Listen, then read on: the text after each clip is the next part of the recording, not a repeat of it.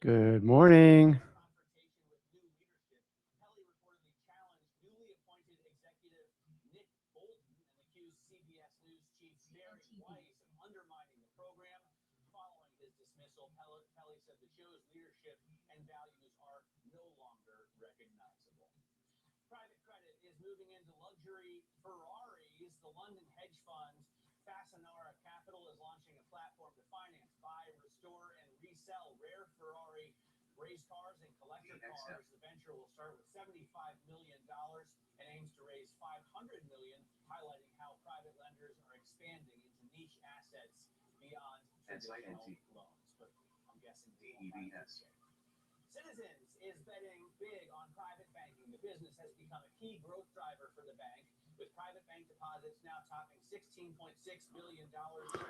All right, just reading through the notes this morning.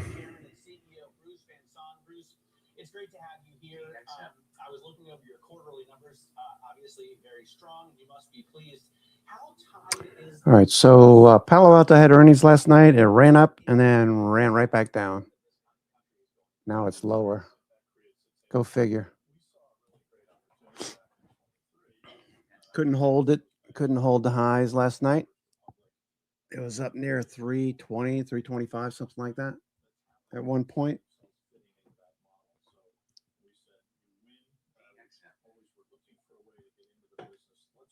Okay, let's see what Trace looks like. Okay, so we have some support around 75.80, resistance around 76.25. So about a 40, 45 point range. Let me just boost this a little bit so I can see it better. A lot of purple, a lot of positive gamma. So you can see the put wall right here. Put wall at 75.90. Okay, we're just above that right now. So there's a 98 percentile, almost 99 percentile, 75.80. So we'll be watching that for more options to trade at this area. Okay. That's 0 day. Okay. What do we got? 10 minutes to go. 10 minutes.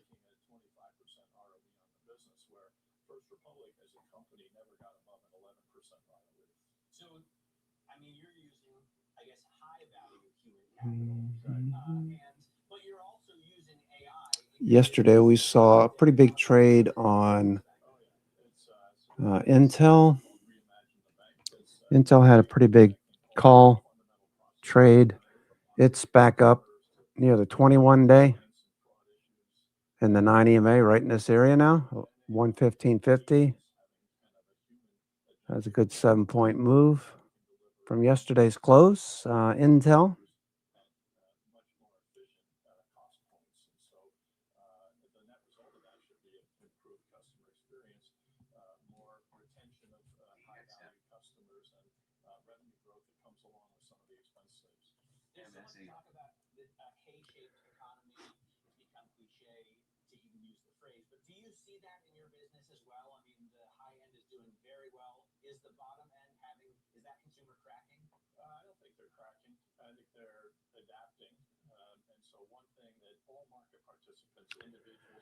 Okay.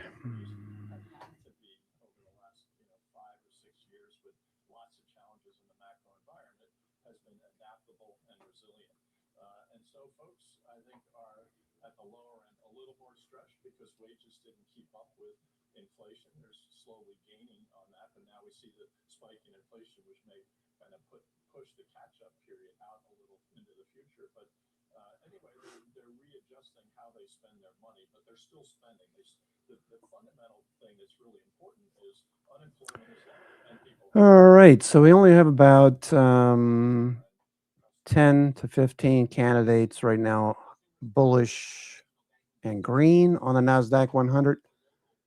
Got about 40 on the S&P 500, green, which means the rest are either unchanged or declining. I can see more than the majority About 60% are declining on the NASDAQ 100 as we speak. Okay, we were down yesterday as well, if you recall, to open.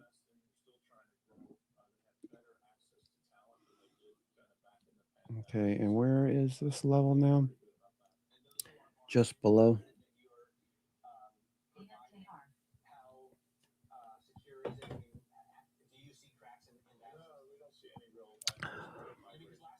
Okay, Core 1M. Let's go see where Core 1M is. Core 1M.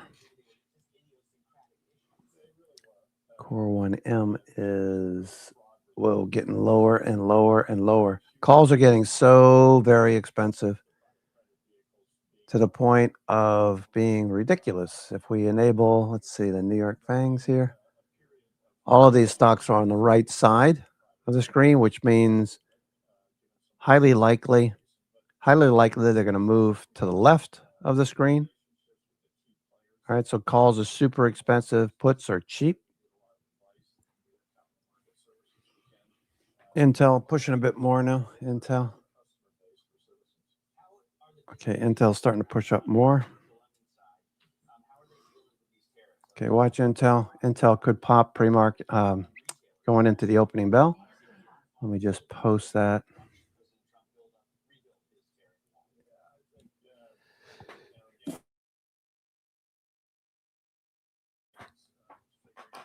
There you go, kitty cat. Want some of these?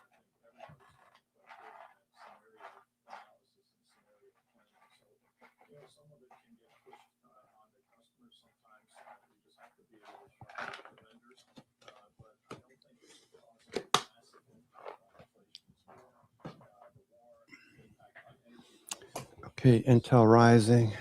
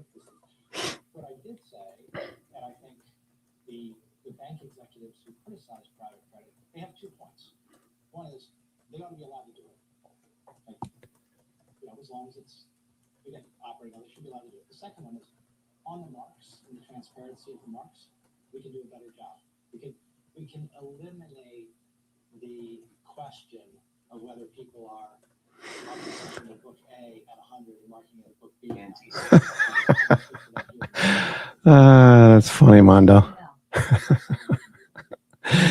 All right, let's get ready for the opening bell. We got about 4 minutes to go.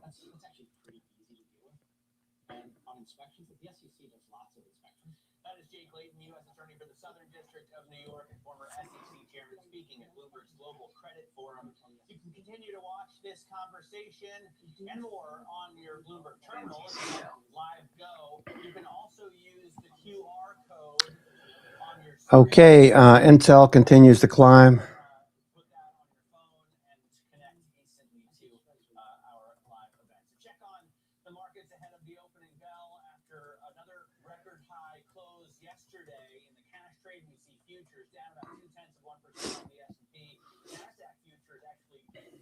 Intel. Probably want to take some profits on Intel into this opening bell. It tends to drop right after the open. So a lot of people are probably aware of that. Let's see, July. All of these are July that I have. One.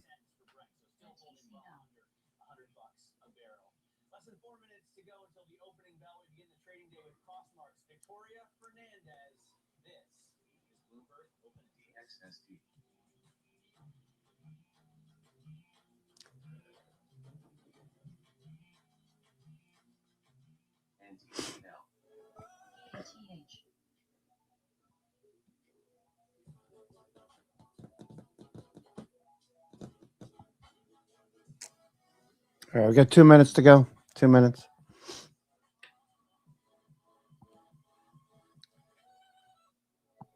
Okay, futures dipped a little bit more. What are we down now? 12, 13 handles? Okay.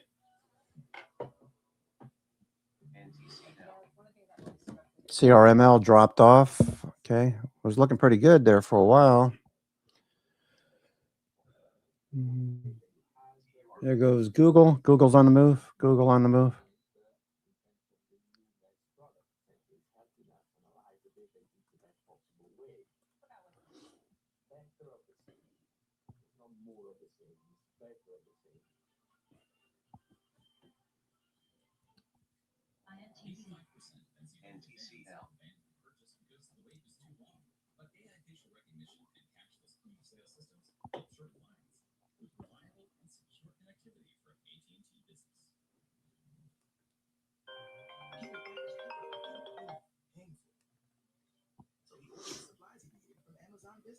All right, there goes Intel.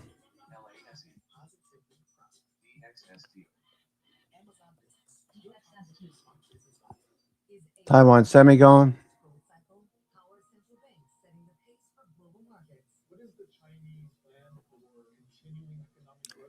All right, Taiwan Semi. Got 60 seconds. TSM. Taiwan Semi.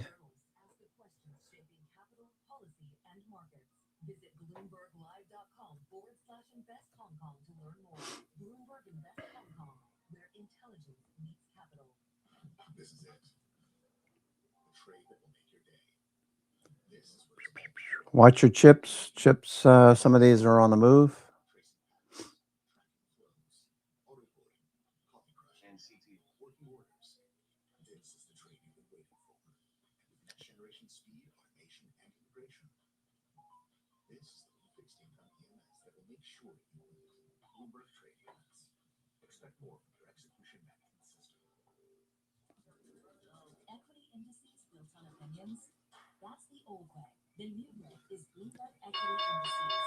Okay, we are up.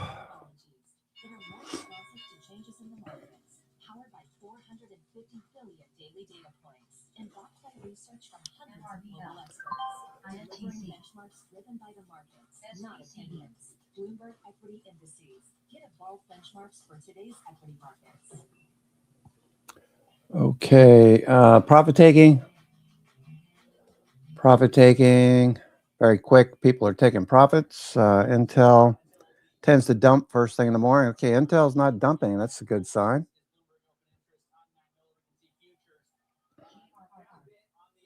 Okay, Apple on the move. Apple on the move. Okay, there goes Google. Apple and Google on the move. Looking good.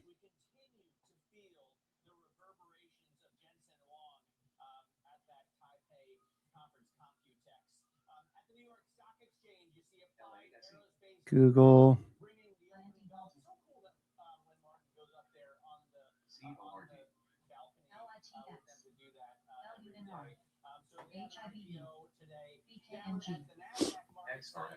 Intel hanging out. Okay, Google looking really good here. Google. Okay, we're adding stocks. We doubled the amount of stocks that are advancing now. Right after the open.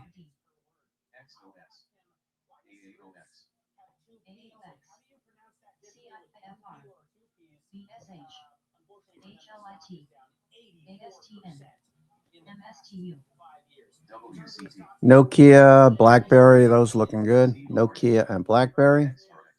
Okay, Nokia continues this ramp higher. Let me just see. Nokia got some nice. Okay, BlackBerry. Okay, here's Nokia. Nokia, BlackBerry. Trending. What was the other one? That's getting into completely change. Oh, CLF, Cleveland Cliffs. All these companies changing business models. Microsoft turning back up. Microsoft. If you're just joining us, I'm your host, Cousin Vinny, coming to you from theclosingprint.com. It is Wednesday, June the 3rd.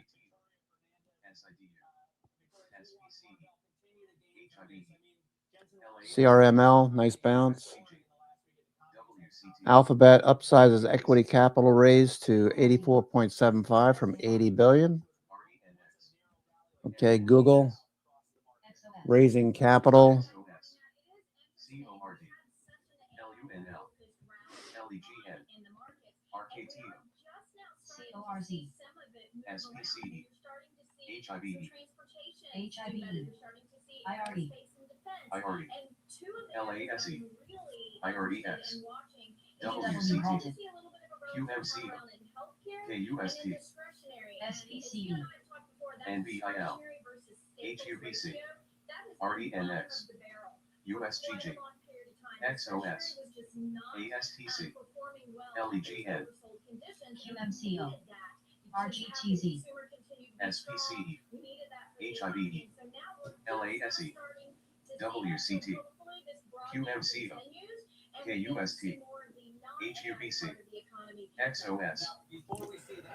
Okay, NVIDIA still not following through. Had a nice day to end the week, Thursday, Friday.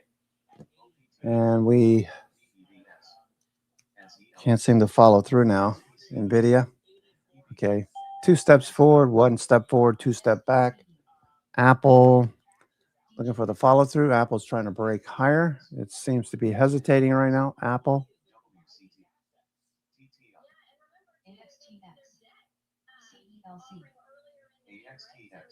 Apple hesitating a little bit.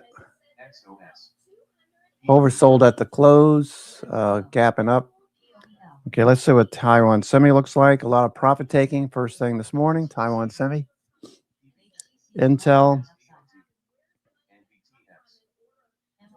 Meta with a bounce. There goes Meta. Meta's on the move.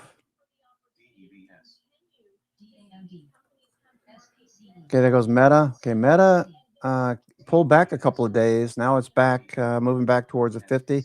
It's ping-ponging inside of Bollinger Bands.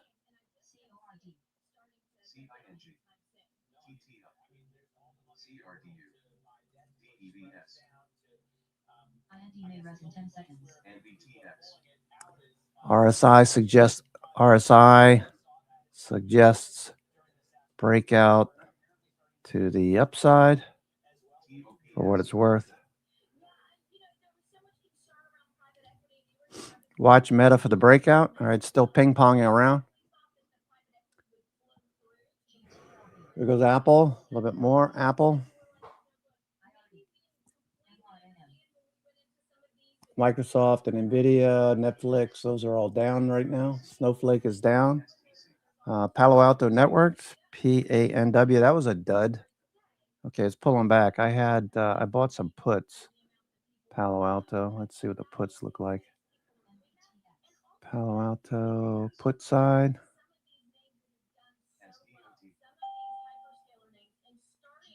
Okay, the puts.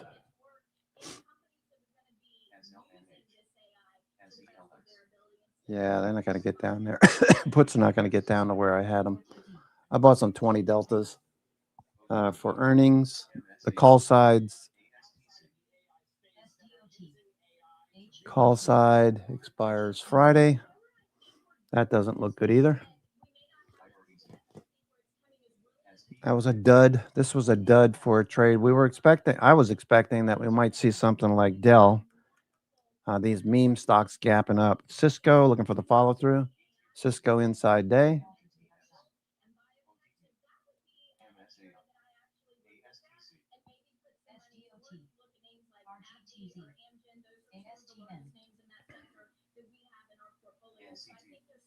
Okay, Core 1M is super weak, down below 7, down in the 6s.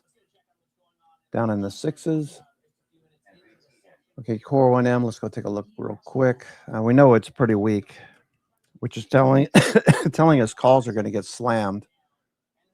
Okay, so if you have open calls and they're short term, we're really extreme. People chasing calls to the upside, they're not going to be happy with the result. You're not going to be happy, ma'am. Okay, Poet. Okay, Meta's still going. Apple's still trying to push. Microsoft and NVIDIA got slammed at the open. Taiwan Semi got slammed. Big drop off. Taiwan Semi, wow. Crushed. Okay, what's Shopify doing? Shopify. Okay, that's pulling back below the 50-day. Shopify, no follow through. Okay, Intel, the number one stock on the NASDAQ 100, Intel. This tends to fade in the opening few minutes, so be aware of it. Are institutions pushing this higher? Let's see if it follows through. Intel, and we'll go check. Flows here. Okay, let me see what the flows look like. Hedge flows. Okay, let me just turn this down. We got a lot of purple gamma. I just want to positive gamma. Okay, let me just turn this down. You can see hedge flows are starting to move lower. We've got a level right here. It's a 98.6 level, close enough to 99 percentile that we could test that first and then bounce. Okay, we're starting to drift a bit lower right now. New York FANGs are all mixed. Let's look at junk bonds real quick. Junk bonds, very early. JNK, junk. Okay, that's gap down again. All right, so when it starts gapping like this, junk bonds start gapping, that's telling you that these traders, most of them have exited, the big pocketed traders. Now you got just small traders playing around in here. We need this to look very strong like it did in the previous weeks. Okay, so this is a negative for the markets. We got junk bonds lower. We've got Core 1M lower. IWM, small caps, looking for a follow through. That means that the 10 years probably moving higher. It is. Okay. So more and more negative signals, folks. You need to start reducing your exposure. Once we get a trend again, then we can start to add back. Okay, there goes Intel. Intel's starting to move more. Intel's moving. Okay, there was a big trade yesterday on Intel, looking good. Intel.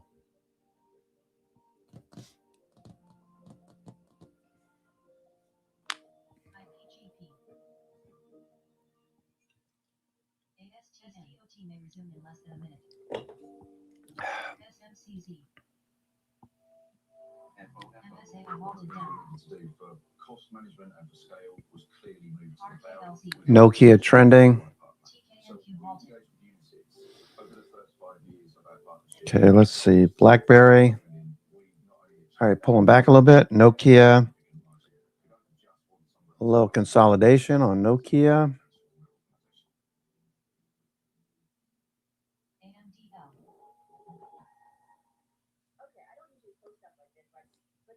Okay, people taking profits. Microsoft, these are down. Microsoft. A third black crow pattern. Okay, that's looking weak. IGV. A lot of people jammed into the IGV, the software group. They chased calls.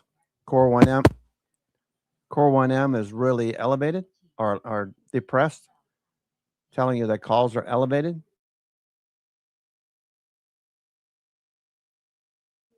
So I'm not surprised to see these getting crushed. They're probably going to bounce. They probably bounce. Okay, Western Digital, our memory. What's Micron doing? Oracle.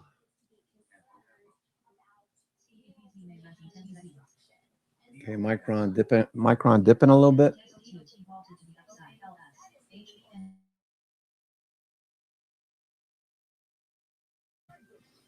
Okay, Intel.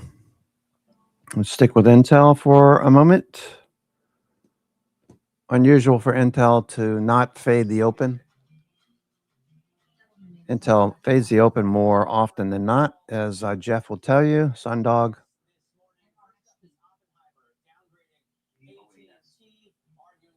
Taiwan Semi. Let's see what Taiwan Semi is going to do here. Taiwan Semi TSM. Okay. Big outside day on Taiwan Semi.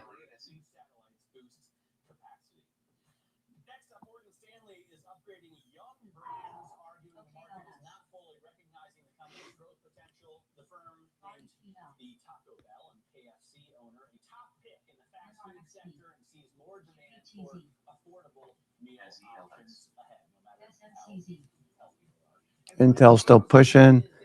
Top 10 stocks on the NASDAQ 100. Intel, Western Digital, MRVL, Fastenal, AMD, Exelon, Meta, Seagate Technologies, Walmart climbing up the list. Well, maybe Walmart's finally based down here near, what was it, the 200 day?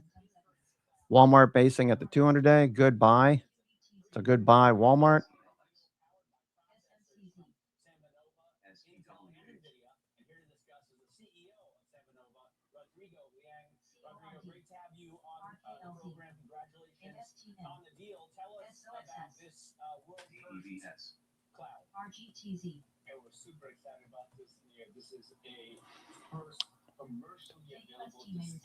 Investors accumulating.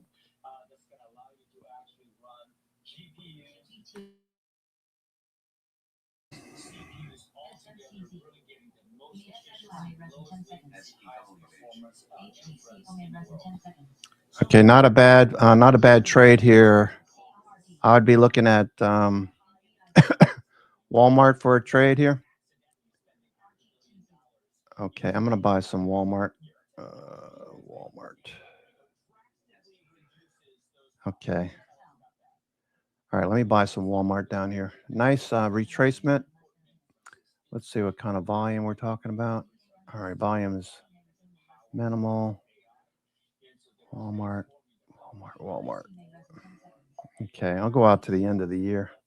Walmart, let's go to December. You know it's going to run up by December, right? End of the year, people always shop at Walmart. Okay, let me go. Let's see. 120 is a 50 delta.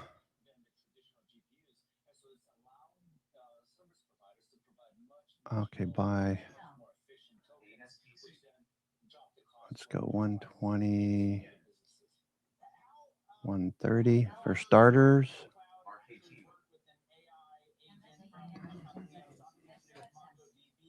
Okay, I bought a 120, 130 call spread on Walmart December.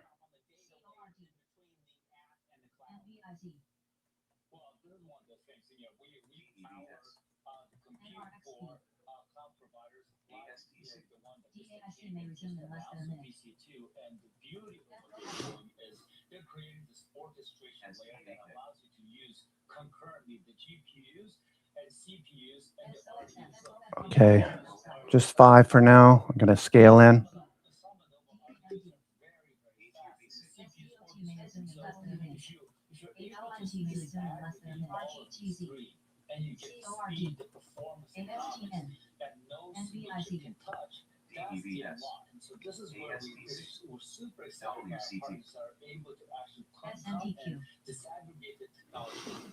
Okay, Walmart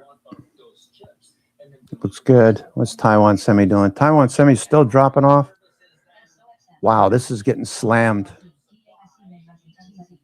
They're crushing Taiwan Semi. Okay, there goes Tesla. All right, Tesla's on the move. Taiwan Semi getting slammed. Wow. I don't know what's going on there. So they did something was said. Jensen's over there. Okay, where'd you go? Where'd you go, TUSM?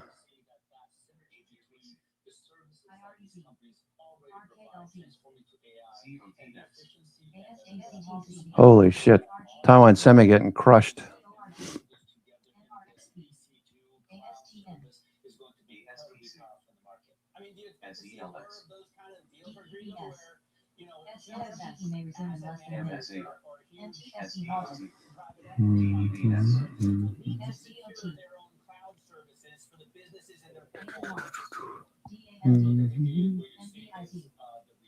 Okay, Tesla, nice move. Tesla. Okay. Tesla 2 days inside of Monday's candle. Okay. So this looks like it could have some legs. Nice volume at the open. Let's see if there's any news here. Okay. Wedbush says greater than 80% chance Tesla merges with SpaceX by 2027, citing closer ties XAI link, SpaceX acquisition of XAI, and joint terafab manufacturing assets. That's what people keep saying. Now it's starting to filter through. Now that they've accumulated some Tesla. Okay, makes sense. All the commentary.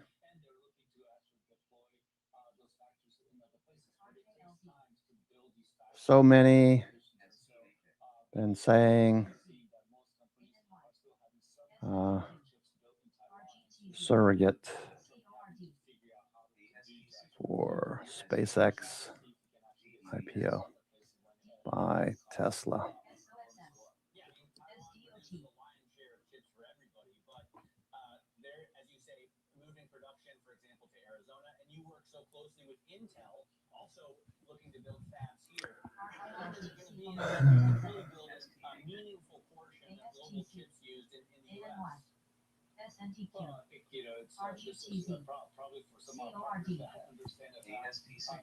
Intel drifting a bit lower right now. Intel.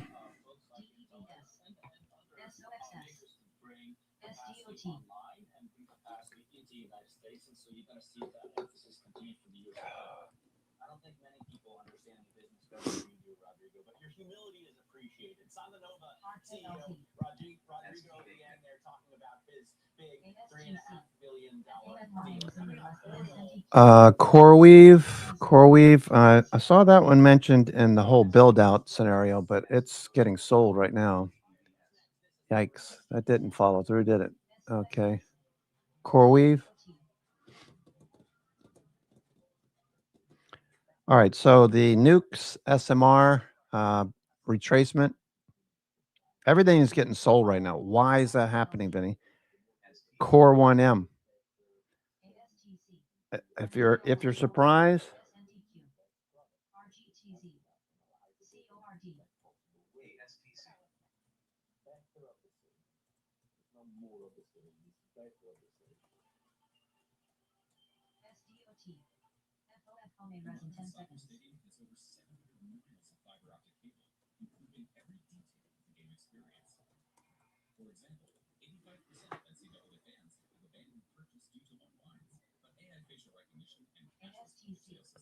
okay, here you go. Levels. All right, there's a level right below 7550. 7550 S1.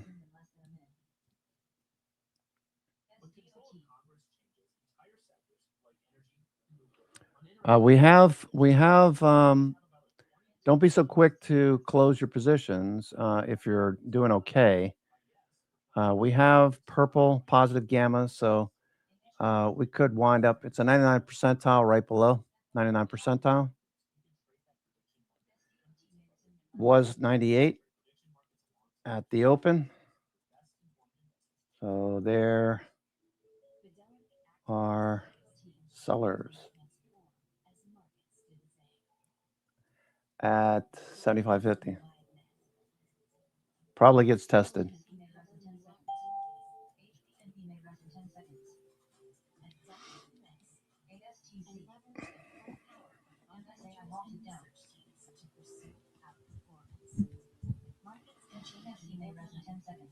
Okay, we test. I'm looking for the bounce. I'll look.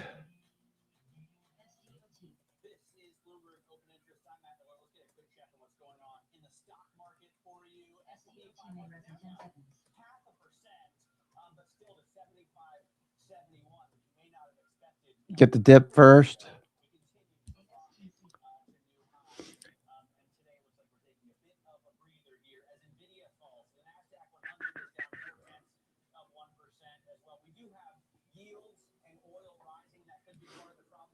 Okay.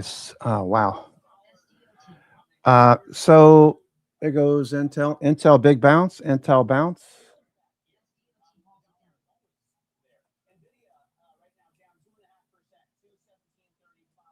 Look for the bounce. Intel, we got the bounce. Okay, here we go. Starting to see a bounce in the S&P. Got positive gamma, so we could see a nice little bounce here.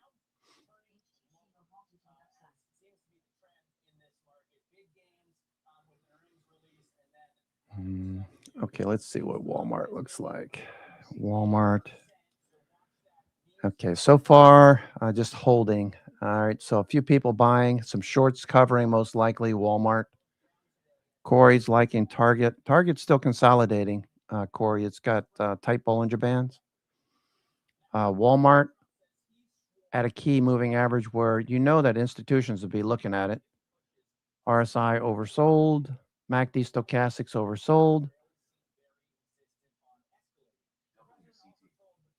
Today is day 9. Walmart, today is day 9.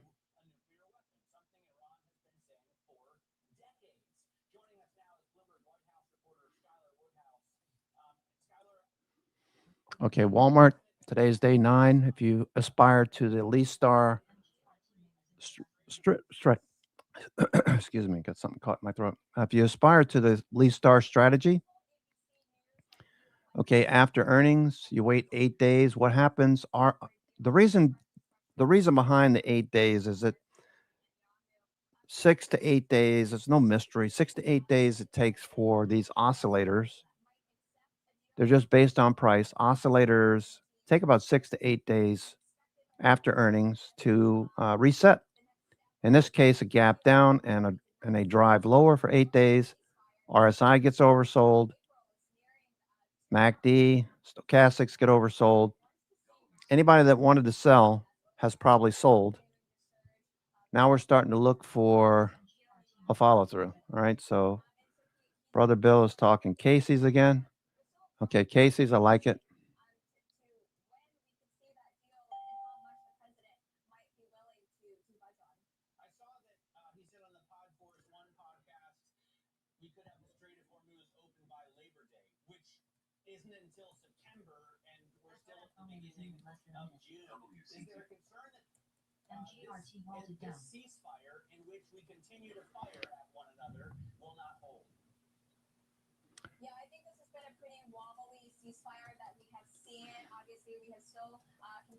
After a pullback, I like Casey's. 50 day, just overhead.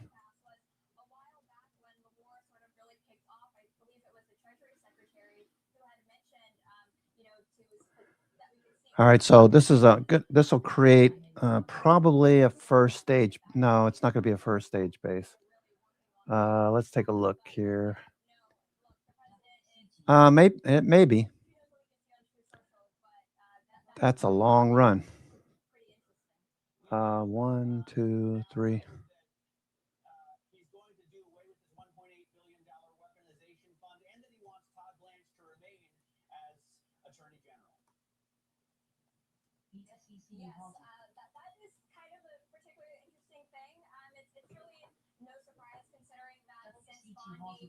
Tesla. Okay, Tesla going. All right, so a lot of people hate Tesla. A lot of people hate Elon. I don't care what the subject is. Whenever I could see a moneymaker and the scenarios are starting to stack up, this makes so much sense what Wed Bush has been talking about.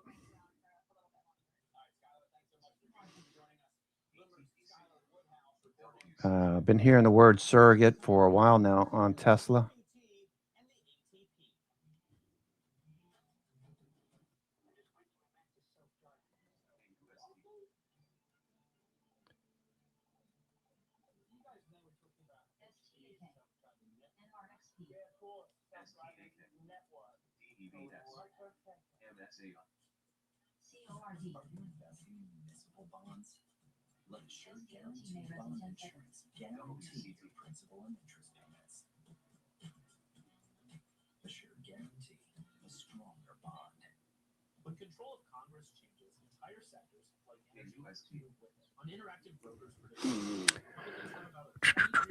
Okay, let me do this. Leader. Tesla. Google's the number one. If you're not in Google, Google's number one on IBD. Makes so much sense. I mean, Warren sees it. There's so many revenue streams. The company just keeps making money over money. If you look at it, the scenarios that what the hell is the guy's name that Warren and Charlie Munger, they used to aspire to an older trader that where is it? There's my chart. I forget the guy's name. It was a strategy. Somebody help me out here. All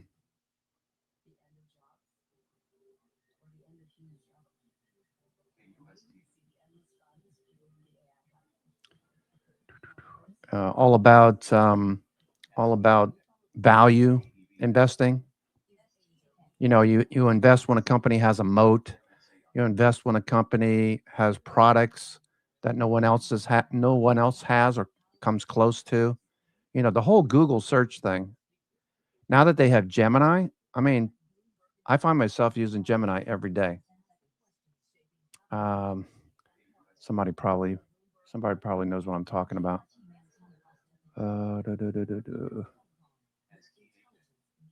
Who was Warren Buffett and Charlie Munger's aspiration? Who was Warren Buffett's mentor? I'll start with that. Mentor. Benjamin Graham. Okay, Benjamin Graham. Google plus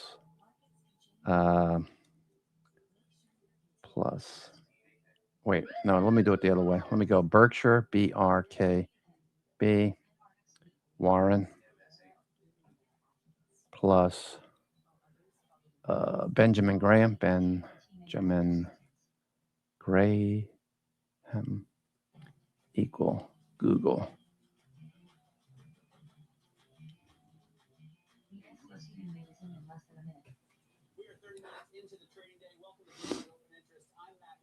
No, not Charlie Munger.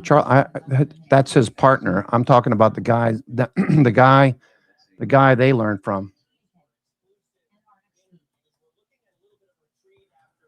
Benjamin Graham.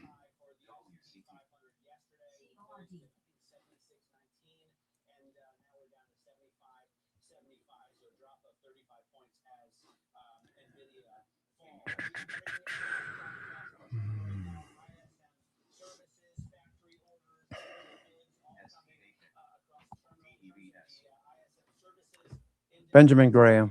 Watch Benjamin Graham.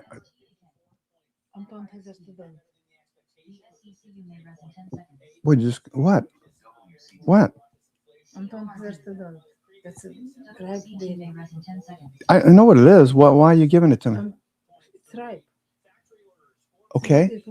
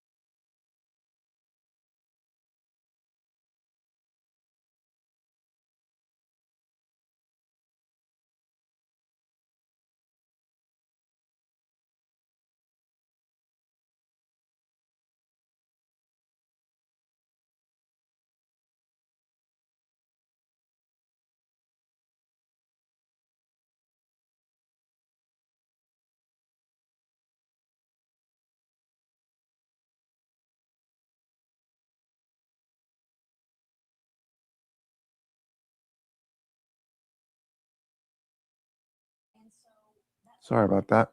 Got interrupted. Tesla on the move.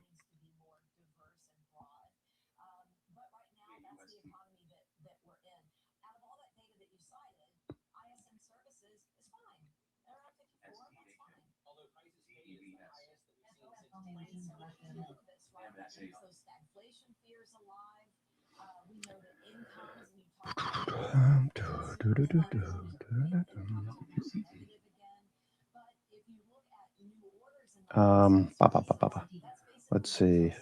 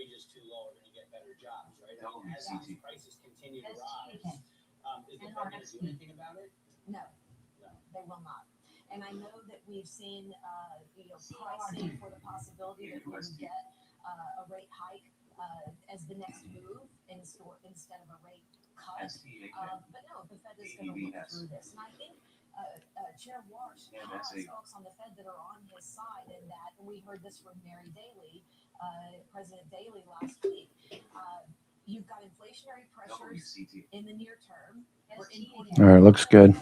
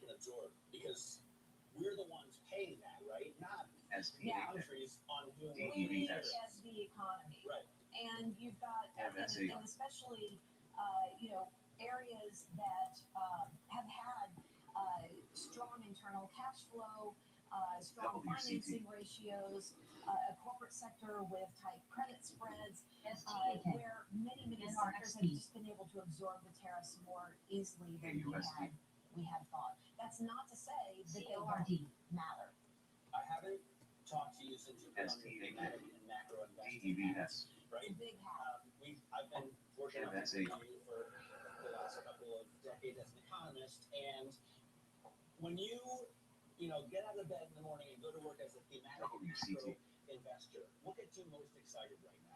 What are you bullish on? I get excited to see all of the priorities that we have, we U.S. government. And when you take those policy priorities and put them against scarcity, right, that's where the capital flows. We are in a two-horse race with China for global AI dominance, and we really Okay. administration. It should be the mindset of the administration. And if that's the case, whereas others might balk at hearing words like hurdle and constraint and choke points and bottlenecks, that gets me even more excited because we need to devote even more capital there in order to overcome those hurdles. And I'm talking specifically about the energy build out. That is one area in that global race where China is winning. There's no NIMBYism in China. Right. There's no regulatory backdrop. Because China, which firmly believes that Taiwan is part of the PRC, right, makes almost all of the chips for the entire world. If they decided to take over that island and stop exporting chips, we would all be hurt. Yeah. So how does that build out? Well, in the geopolitical sphere, this is part of that multipolar thing that Morgan Stanley is Okay. Starting to see a little bounce here. operating on a higher plane of geopolitical uncertainty.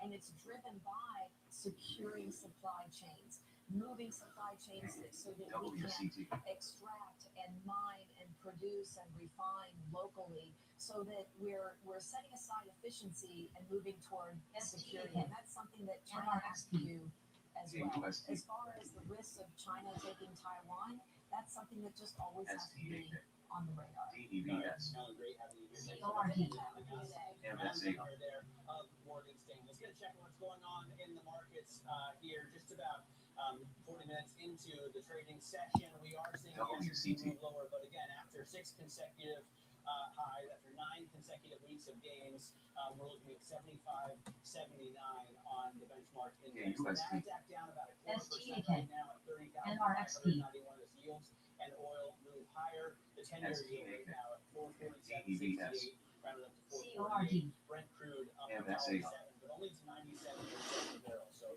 has yet to come back into the hundreds over the last few sessions. Let's get a quick look at some of the single stock stories that we're following for you. The big one has to be Alphabet, the Google parent upsizing its equity capital raise to nearly $85 billion from $80 billion. I forgot to ask Ellen, MRVL shares continuing to rally. Yeah, where is all this money coming from? Good question. CORD. That it will become a $6 trillion company. And Macy's lifted its sales outlook as the company's focus on growing its luxury business and improving its product assortment pays off. But the shares have now, they were up earlier, have now turned lower. Don't miss Romaine Bostic's interview with Macy's CEO Tony Spring. That's at 4:30 p.m. New York time. Coming up, EQT All right, I got Tesla's going. ETC Chairman Andrea Gaudenzi join us from Stockholm for an exclusive interview on their new partnership process. Looking good. Together with global tennis. This is Bloomberg.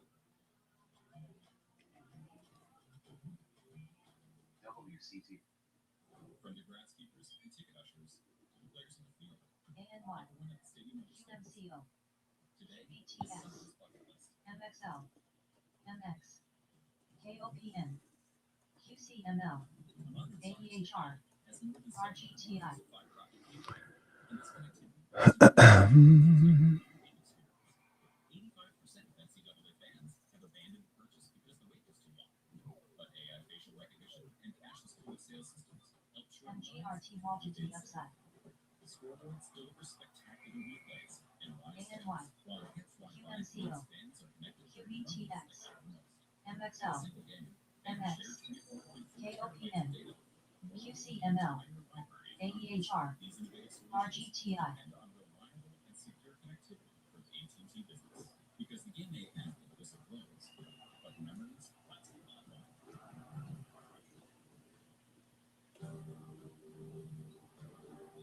Okay. Apple. AN1. Okay. QETX. MXL. MX. KOPN, QCML, AEHR, RGTI.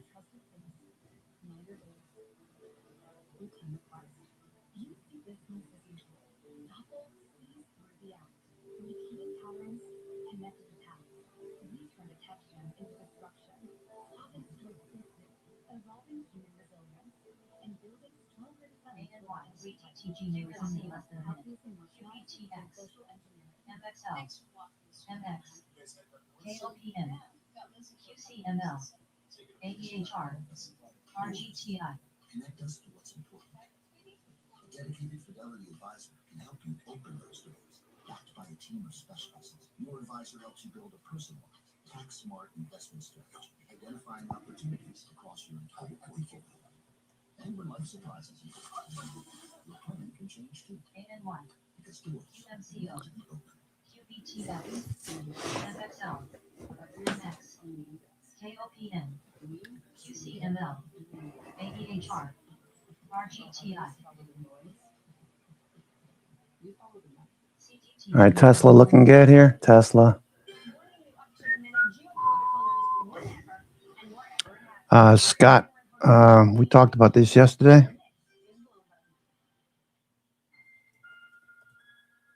AN1, QMCO, QBTX, MXL, KOPN,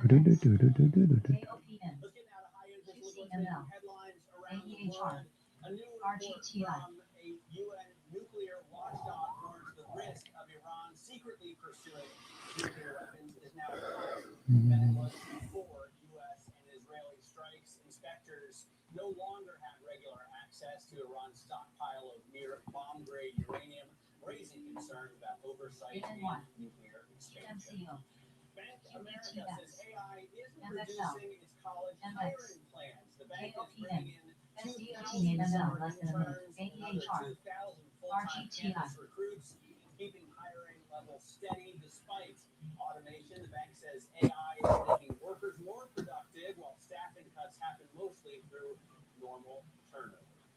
And Partners Group is capping withdrawals at one of its evergreen private equity funds amid heightened redemption pressure. AN1, It's the latest sign that the anxiety that hit private credit QBTX, is spilling over MXL, to other asset MX, classes in private markets. KOPN, I spoke with the CEO of QCML, about the issue. AEHR, We do see RGTI. some of this redemption pressure that started in private credit has started to make its way over into other asset classes. Institutional investors continue to make up 80% of our clients. Individual investors make up about 20% of our client base. And indeed, it's that individual investor segment QTX, where you see most MXL, of this redemption MX, pressure. KOPN, Turning QCML, to deal news, MGHRT may resume in less than a minute. RGTI. Global partnership with MMED. the ATP through 2030, becoming the tennis tour's Okay, Apple turning back up. All right, Tesla's gone.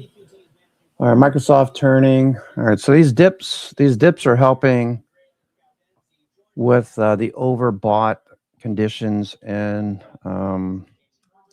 Core 1M. A little spike this morning. Okay, on as the markets drop off and a lot of these calls implode, the value of the intrinsic value implodes a bit, implied volatility implodes a bit. People who chase calls, selling or closing positions because they're working against them. Core 1M moves in the opposite direction. So correlation index measures the difference between the indices and individual stocks, basically. And when calls get way ahead of what the indices are saying, you get Core 1M to drop down below 8. So this is good to know. Good to know.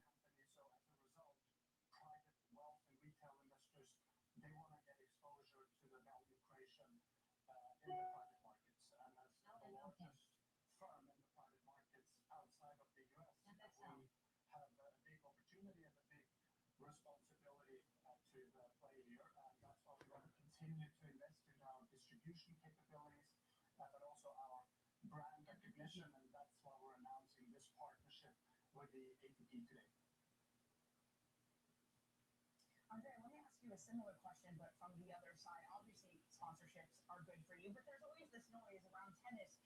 It's such a fragmented business that it could be more efficient. How important is it for you to have these kinds of sponsorships, to have these kinds of deals, to make sure that the ATP continues to be profitable and generate the kind of money that matches the fandom around global tennis? Oh, super important. So fragmentation is definitely a challenge, but we have record numbers. The sport has record numbers across all metrics. We have over 1 billion fans, record revenue, record attendance, record player compensation. So just imagine with an aligned governance and commercial engine, the opportunity is huge. And a smart investor like EQT recognizing that is a All right, Tesla looking good. Okay, Tesla looking good. This is not going to stop. I think this is probably going to work for a few days, few weeks, into next week, into the IPO, and beyond, really. Makes so much sense. See if there's anything else. 80% chance, greater than 80% chance Tesla merges with SpaceX by 2027.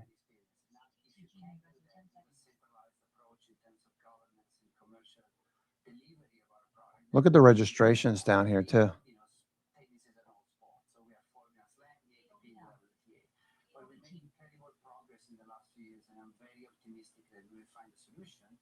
Because ultimately we deserve to be a top tier 1 sport in every market. Well, Pear, I'm surprised with your love for sport and EQT, shall we say, dabbling in sports, that this is at the moment just a sponsorship. Do you think you and Andrea might have a conversation down the road of taking a stake in the ATP, much like CBC has done with the WTA? See that? See this? This is not going to be a one-day thing.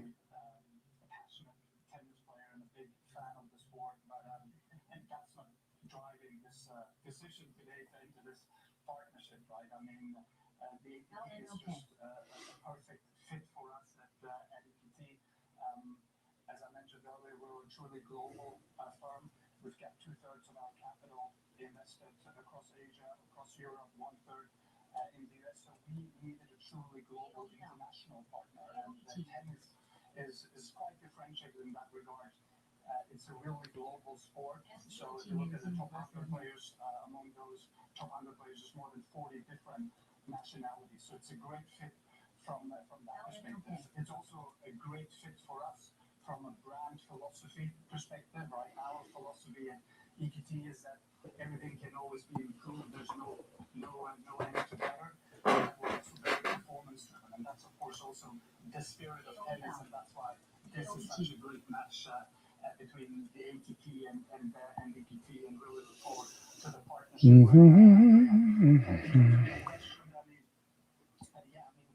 We think sports is an interesting asset class.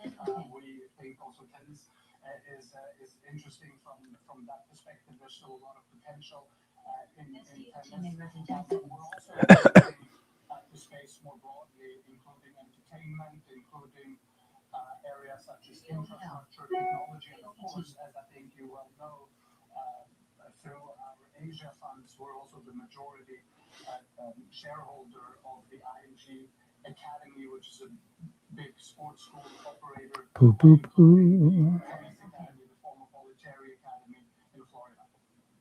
My kid brother went to Bollettieri in Bradenton, Florida. On this tour. Listen, having said that, I'm more of a motorsport guy, right? I spend all of my time watching F1 and MotoGP. So every morning when Danny comes into work, she updates me on the latest tennis details. What's going on with Roland Garros? So the fact that Serena is coming back. And Andrea, that leads me to wonder if you shouldn't really be considering more seriously a merger between. All right, Tesla. Tesla looking good. Much like Liberty has done with MotoGP and F1, to put the two under the same umbrella. I'd love to. That at the core of the one vision plan of ATP, of unified tennis, ATP WTA in the 4 slams in a unified governance and a commercial regulation. It's definitely the goal because that's what the fans want. Tesla looking good. It's a global sport, men and women. That is a unique selling point, and that's going to be what we work on for the next few years. Well, you have to us to get any closer to that pair. In the meantime, this is obviously a partnership, as you mentioned, that's targeted towards wealth, more retail type investors. It's an investor base you and I have talked about. We talked about it, Milken, that the term semi-liquid should retire. There is still stress, and we had news. Matt talked to the Partners Group CEO that on their evergreen funds that they are facing redemption requests because of the short seller. You have a very large evergreen fund in EQT Nexus. Are you feeling any of the same pressure? All right, Tesla. Big move. Big day for Tesla. Big day. Too many things stacking up. They were buying.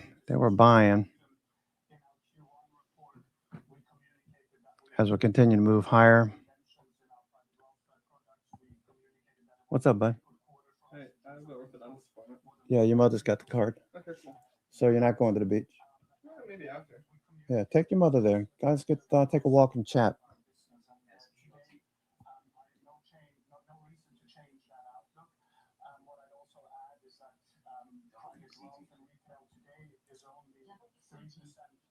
All right, there goes Tesla. Okay, CRML. These are pulling back, but give you an opportunity to get in at a lower price. What's Intel doing? Intel just stalling at the moment. Intel was up this morning. If you're just joining us, I'm your host, Cousin Vinny, coming to you from theclosingprint.com. It's Wednesday, June the 3rd. Let's go see what's happening here. Okay.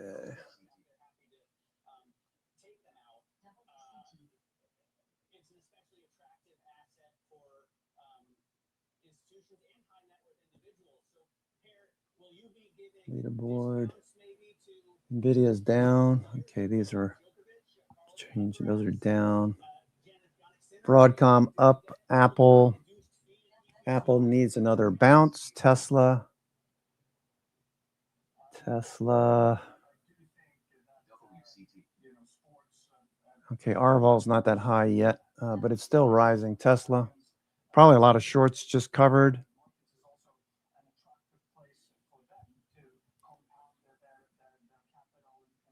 Okay, SOXS. You know what? Let's take a look at hedge flows right now. We've got a 99 percentile level just below 99%. At say 75.50. 75.50.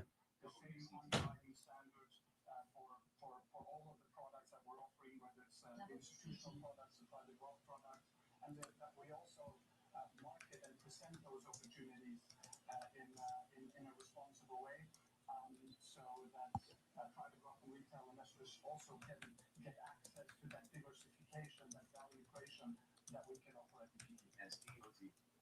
That sounds right. By the way, Matt, I should just point out, not only is he an avid tennis fan, I have it on very good authority that he is an excellent tennis player too, and in fact, maybe one of the best in the finance world. And speaking of the best to go, Andre, I have to ask you, what does it mean to the sport to have Serena coming back? DOCN. It's huge, look, and whatever brings more eyeballs to the sport and attention to tennis, it's amazing. We really wish her well. We'd love her to have her back. She's been so important for the game, and wish her good luck. I think we all join you in that. Okay. S&P.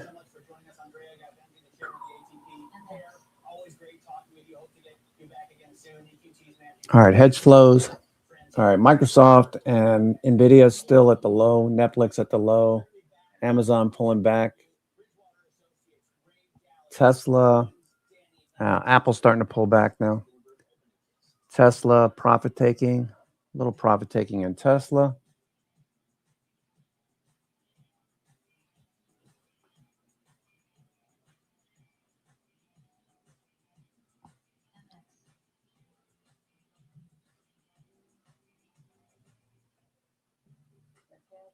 Okay. MACD and stochastics are pulling back a little bit. You want to wait for an opportunity. Let's take a look at a few stocks here and see what's going on. We got MRVL again, day number 2. If you're going to trade this, you need to get yourself a little dip in RSI like we saw earlier. Now it's starting to move. It probably keeps going. MRVL. Okay, RSI oversold and rising. Let's take a look. Intel. Intel.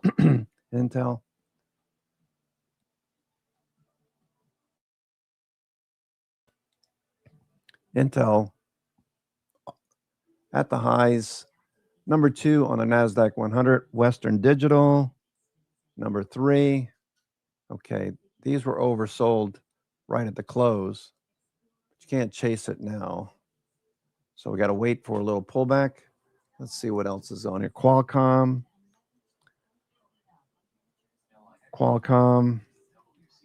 Number 4 on the NASDAQ 100. Got oversold. Oversold at the open. Rising now. Looks like Qualcomm might keep going. If you do get into it when it's pulling back like this, you got to put a stop underneath 248. Look for it to push higher. Okay, MPWR. Okay, Jensen's overseas having conversations affecting a lot of these stocks. Taiwan Semi was up this morning. All right, got oversold very quickly. I do have calls on Taiwan Semi. That was David's call yesterday. All right, so we got oversold at around 950. Starting to rise now. All right, so if you like Taiwan Semi, I like Taiwan Semi. It was a big trade yesterday. Put a stop underneath 439. Okay, $2 stop. Looking for at least $4 upside, 2 to 1. RSI rising. I like using the 1-minute chart. Oversold RSI. Watch MACD. MACD crosses up. Watch the momentum shift. It's shifting up again. These are all good signals. Taiwan Semi. We'll watch this for a minute. Taiwan Semi. This one is, where is it on the NASDAQ 100? It's down the list here.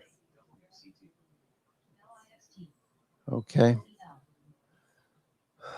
Let's run a scan. Let's run a scan real quick. Let's run a scan. Generac was up yesterday. Okay, let's run the morning scan.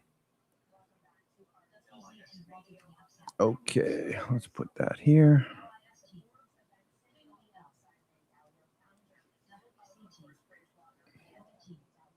Okay, Tesla, Broadcom. Okay, makes sense. Okay.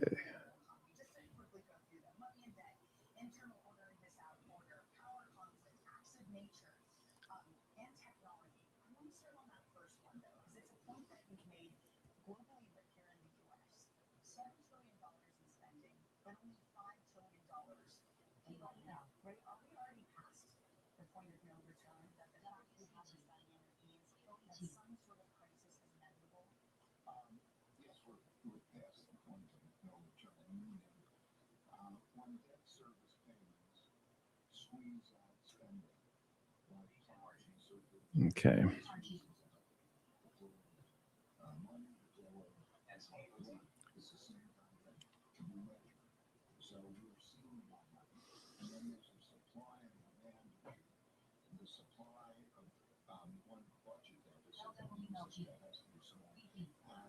Okay, Tesla's still at the high here. We're waiting for a little dip.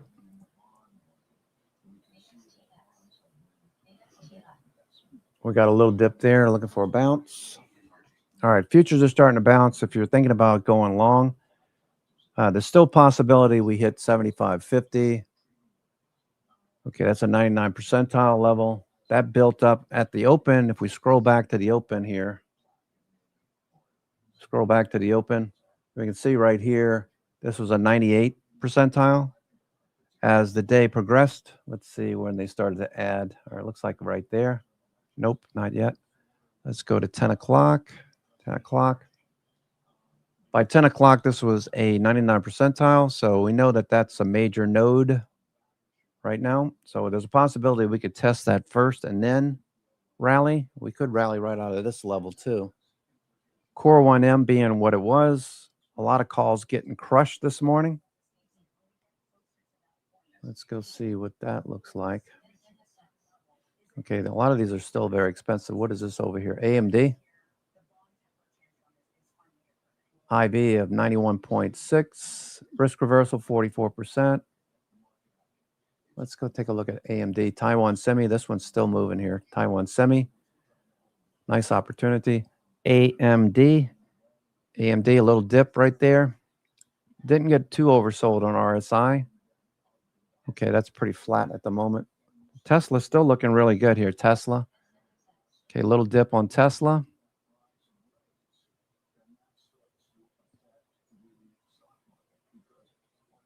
Google, Meta. Let's see what Meta looks like. Meta. META. Meta. Okay, you can trade METU as well. You can trade METU for 25 bucks. Okay, so look at the probabilities here. Okay, we're below the 50 days, so this is still neutral to slightly bullish. We need to get above the 50-day. Fair value, we're at the fair value on the 21-day. Fair value. Looking for this to jump above the 50-day. At 25 bucks, can we get to previous highs at 39.50 or so? Probably, but we need to get above the 50 days. So that's I'd be eyeballing Meta as well. Check the ATR. Check the ATR on Meta. Okay, daily. See what it can do. Okay, it has a possibility of running 17 bucks. Okay. We dipped a little bit into yesterday's price action, so we're already up $19. So that's telling you right now it's a bit overbought, and we're right at the 50-day. Is it going to be an expansion day, or are we going to jump higher? Note the Bollinger Bands. We've been ping-ponging between. Last week, it looked like we're going to follow through. It reminds me of Microsoft. Microsoft was ping-ponging around for a while and finally broke out. Now Microsoft is lower. It's probably shaking some people out, chasing expensive calls. Okay, these calls are expensive over here on the far right. So people are getting their calls crushed. Institutions are sitting here waiting. All right, so Microsoft's still pulling back. Doesn't look good, Microsoft right now. Microsoft's still dropping off here. Tesla's still looking very strong, so looks okay. Okay, going down the list again, we left off at Qualcomm. By the way, Walmart, we bought some Walmart this morning. Walmart was a good trade. Walmart, another good trade. Walmart. Okay, at the 200-day.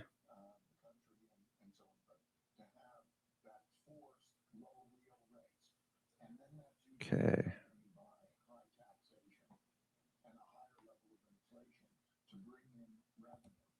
Ray Dalio. Okay, I thought I recognized the voice. Ray Dalio talking. What's he talking about? Bonds have been a bad investment. No kidding. No kidding. You don't have to be a genius to know that you're not going to get paid if you're got a 60-40 portfolio. Especially during an AI revolution like this, with another, 10 years to go. Invest in the bottlenecks. Energy production is a major one. Oklo, SMR, those are pulling back today, so give you an opportunity.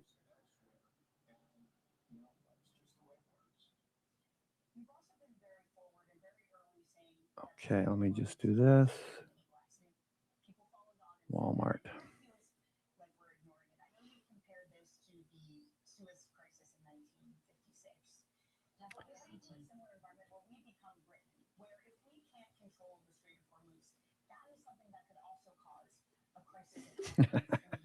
These people over at Bloomberg, they're so self-absorbed with their thoughts and their how the markets are going to operate. Just funny. Okay, this is the first time Walmart has been above the 60-minute 20 EMA. Let me just enable a 20 EMA here. Let's see. Still haven't gotten used to this. MA.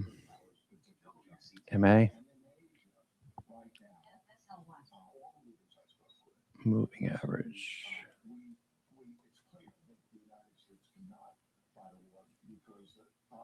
20 period moving average. Okay, I can make that dotted line. Make that make it a pretty green.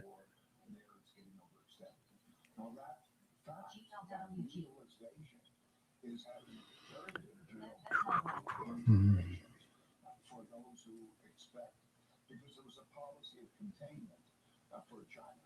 Okay, there's Taiwan issue, and then around the Taiwan issue are questions. First day back above the 20 EMA, 60 minute.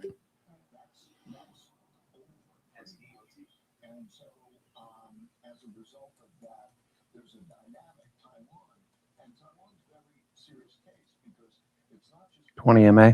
it's chips. And for example, it's entirely within the power of the Chinese government to basically say, let's take Been waiting for this one. and let's have a week of no chips out coming out. Let's just imagine that Walmart. was given to the market, that all the stocks, AI stocks, everything would crash, the stock market would crash. Yes, and considering how high we're coming from, I would kind of love to combine these ideas because on one hand, you have the spending we're already doing. War has been incredibly expensive. That's more spending from the U.S. And then there's AI and the desire for AI sovereignty. Debt markets are being flooded with AI. Alphabet raising their equity offering to $85 billion. Are you concerned that there's a crowding out happening in this market? Can we handle that amount that's coming? All great technology changes produce bubbles. And the reason they produce bubbles is because nobody can get it exactly right. Okay. You have to either spend a ton of money to capture your market share and so on. Target. Let's see. Target. TJ Maxx. FIVE.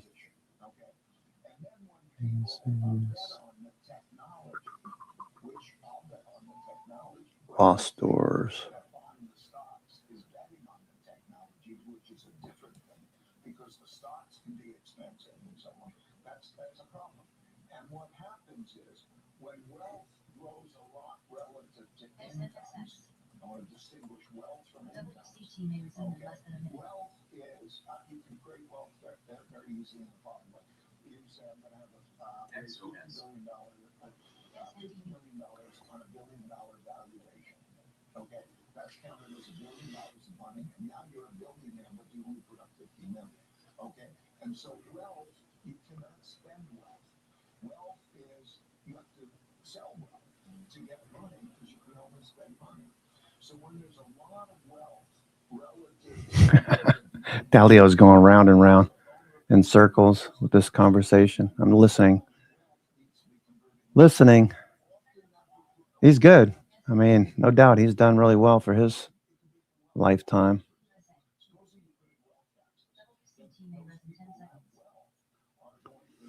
All right, so watching Walmart, this looks really good. Walmart, the 60-minute, first time I'm back above the 20 EMA in this case, 20 EMA.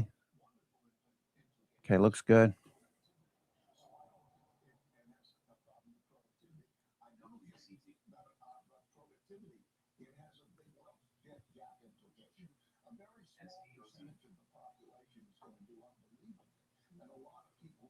So what do we do? Can we work together politically to deal with those issues? Okay, CRML continues to drop off. Okay, they just threw this one away. Okay, Tesla's still pushing the highs. Tesla. Okay, Tesla still at the high. Anyone who bought this morning, there may be some day traders that'll probably take some profits off, but the IPO is on the 12th. They're going to do their roadshow. They start their roadshow today, right? Isn't that right? Tesla, SpaceX, Roadshow.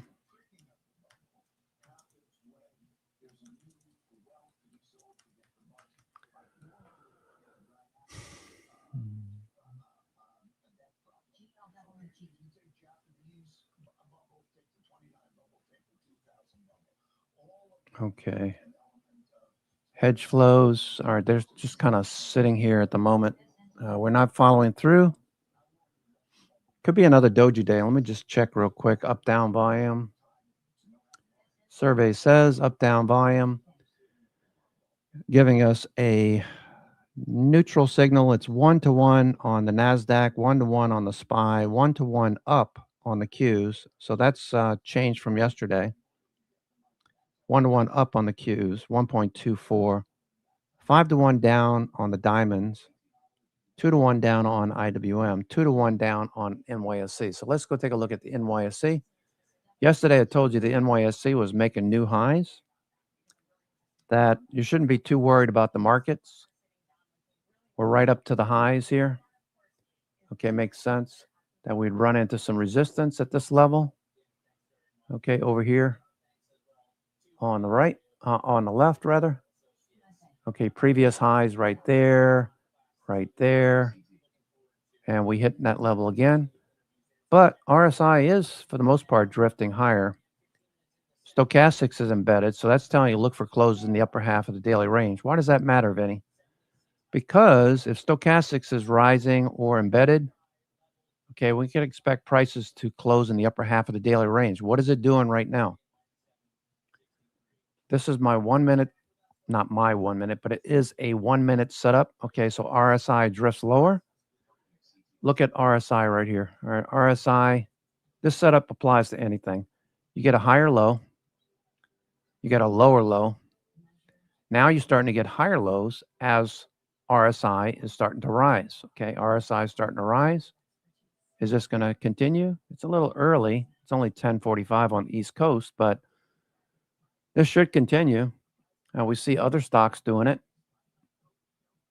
Meta did it, right? Meta did it. Right at the open. There goes Meta, right? Meta right at the open. Oversold at the close yesterday. Immediately we take off to the upside. Meta looks pretty good. We're looking for Meta to get back above the 50-day. I don't think it's going to have as much of a problem as it did in the previous weeks. We spent the whole 3 or 4 weeks below the 50-day consolidating. We popped above, took out some stops, went right back down. So the shorts are still in control until we take out this 643. If we take out 643, you can be pretty assured that this is going to continue. Right now, it's a day trade, so I'd be using the 1 minute chart. Okay. 1 minute looks really good. There goes Meta. Okay. So you could trade Meta. You can trade METU. That's $26 a share. That could get to 30, 35 pretty quickly. You could trade FBL. This is 2 times Facebook. Currently 2 times Meta long. Taking the symbol from FBL, Facebook long. Okay, that looks pretty good. That's $25 too. Okay, let's look at the 60-minute. Okay, so this is a Darvis box, basically. Okay, so the clue here is that we're probably going to take the upside. RSI is rising now. Volume's picking up. During the consolidation, note the volume down here is very low, right? On upward movements, what's happening? Volume is starting to spike, okay? Look at MACD. MACD's turned up. MACD turned up over here, but couldn't get through, went flat for a couple of weeks. Okay, so this is looking really good. Whether it's Meta or FBL or METU, this looks really good. Now, the only caveat is that options are super expensive. Brent pointing out Core 1M. Calls are still super expensive, down below 8. And we can see that very clearly with everything congregated over here on the right. Okay, so these have a high probability of going all the way back to the left, which means the calls that people were chasing are going to evaporate. 100% risk reverse, 100% risk reversal. IB ranks at 89%. Okay, that looks really good. So watching hedge flows here. Okay, it's turning back down. So no real good signal on the S&P. So I'd be trading individual stocks at the moment. Okay, what's the other thing? By the way, the other thing about the markets right now, what's the other thing? Let me increase the brightness here. Everything's purple. So we got a lot of support below, a lot of resistance overhead. You got red over here towards the close. And if we go out to next week, Wednesday, we can see all this purple below. So this is all positive gamma right below price action. Put wall is right here at 75.90. Okay, 75.90. And the S&P is just below that at 75.76 right now. Okay, so just below this level. But there's a lot of support. So if this screen was all red, I'd be a lot more concerned. I'd also be paying a lot of attention to New York Stock Exchange. If everything starts to turn red, New York Stock Exchange is just sitting up here at the highs. Okay, it ran into resistance. So right now you should just be waiting. Watch the stocks that are showing relative strength. Apple just pulled back. Okay, inside day. Tesla, though. Tesla has a lot of reasons to rally. Will it rally? Can I will it to rally? No, but RSI, everything looks pretty good. Could look better. We took out Monday's high. I like the 1 minute chart. It's a little bit overbought, but it's got room to the upside. RSI. We could see 432 again. I wouldn't be buying up here at the high. I'd be waiting for a dip. If you didn't get in earlier this morning when we first mentioned Tesla and when Mondo was getting in and a few other people, if you didn't get in at the open, it was 417 at the time. All right, you want to buy it with, 13 points into the highs here, off the low. Okay, Meta, watching Meta too. Meta. Okay, don't buy it up here. Wait for the dip. All right, S&P is starting to show signs of a pullback. Okay, rolling over. Go back to trace. Okay, so hedge flows are turned down. Probably going to go down and touch this level. Maybe. No reason to do anything right now. Let's see. I will say that there's a lot of retail stocks that have pulled back, like Casey's. Casey's had a multi-year run. All right, so you need to pay attention to Casey's, in my opinion. Brother Bill's been all over this one. This has been a runner for a while. Okay, so multi-year run since 2018. This just keeps making higher highs and higher lows. This is the first major pullback.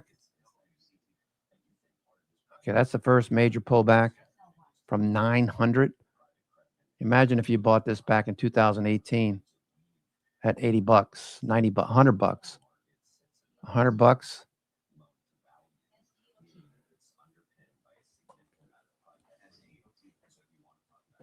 Okay, here goes Tesla again. Tesla's starting to go. Okay, I got a feeling Tesla's going to be the one that we'll be talking about all day today. Maybe. Tesla. Again, you don't want to chase Tesla up here. Okay, so it's hard. It's hard not to want to buy. It's hard not to want to buy here at the high today, but that would be a mistake. Wait for RSI to get oversold again. It's possible that we could see a B and C pivot. If you don't know what I'm talking about, we look for this every day. ABCD pattern. Why does that happen? It happens because the people on the West Coast get up early, 5 o'clock, 6 o'clock. By 6:30, they're ready to trade the open. Okay, they're 3 hours behind us. They're ready to trade the open at 6:30, 9:30 our time.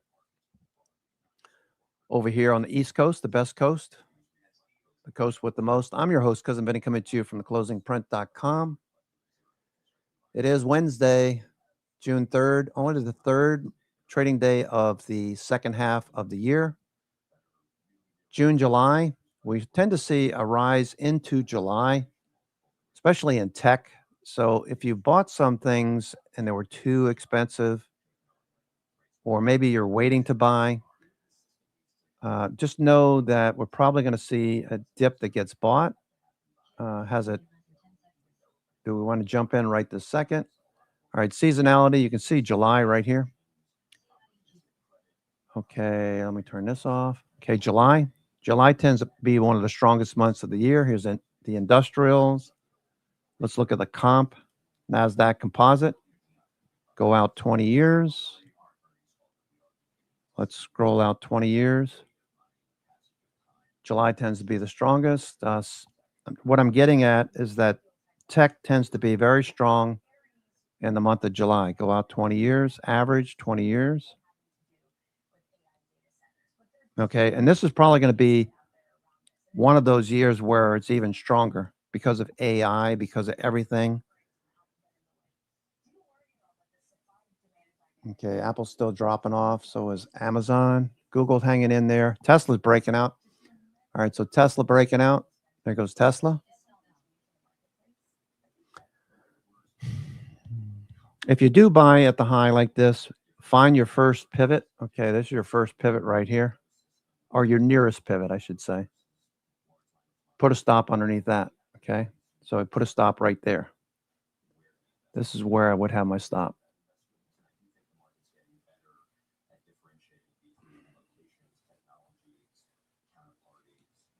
Okay, but that's the high of the day there. Making new highs. Volume coming in.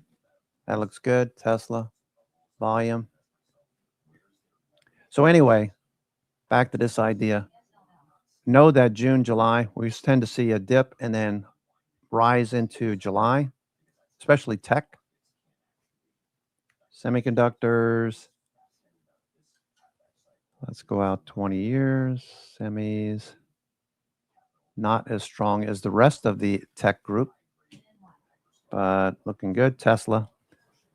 Tesla looking nice off the 200-day. Don't forget Walmart. Not as sexy as Tesla, but Walmart is on the move here, folks. Okay, Walmart's on the move. So is Casey's. Casey's been running since 2018, an 8-year run. First major pullback in Casey's. TJ Maxx, one of my favorite stores to go shopping at. I love buying $20 Ralph Lauren polo shirts. Went to the outlet, Tanger Outlets here in Myrtle Beach. I went into the polo store, $128 for a linen button down, white. My son loved it. I said, "There's no way I'm buying, no way I'm paying $128 for that shirt. I can afford it. I just don't like throwing money away." So you go to TJ Maxx. That's one of my favorites. You can buy shirts. I've been finding out lately that some of the local golf shops, they go to TJ Maxx. They buy all of these, short sleeve, collared polo shirts. They buy them cheap and they sell them in their golf shops, and they mark them up. Wow, that's a good way to make money, huh? I mean, you're in a hurry. You need to change your shirt for whatever reason. You guys are going out after playing golf. You run into the bathroom. You can buy a brand new shirt. You're good to go. But TJ Maxx, you can get these things for cheap. The bottom line is this is a good stock to buy on dips. Ross stores, same thing. Not the cleanest stores. Kind of reminds me of a Kmart back in the day. But this has been on a run. Okay, this has been running higher all since middle of last year. First consolidation. All right, so this is a second stage base up here. Okay. Second stage base is building. Tesla's still going. All right, so I don't mean to ignore Tesla, but there's other things besides Tesla trading. Okay, MRVL. Okay, that's coming back. Taiwan Semi, that dipped this morning. Taiwan Semi. Okay, shaking people out. Taiwan Semi, Western Digital, WDC at the highs. Fastenal, FAST. Whoa, look at Fastenal go. Fastenal.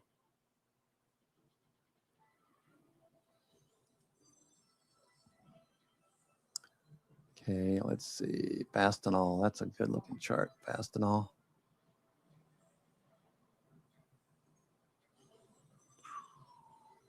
Mm-hmm.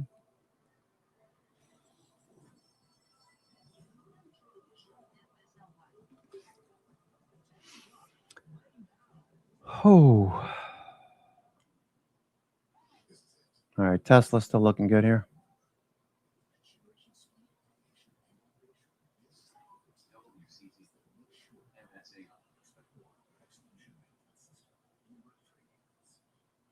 Okay, the top 10 on the S&P 500.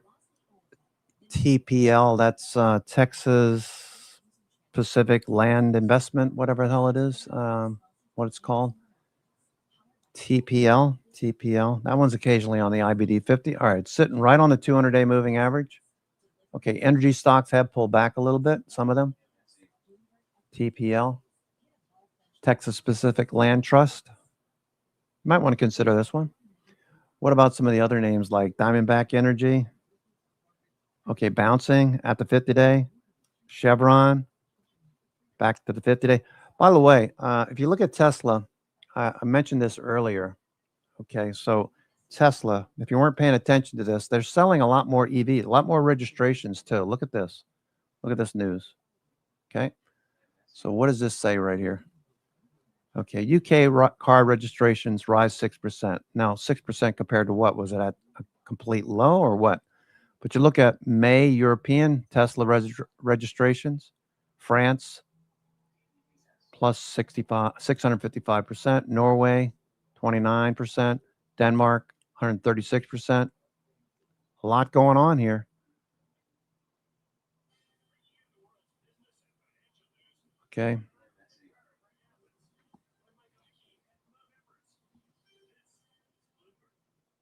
So no surprise that Tesla, among other reasons, Tesla's rising here.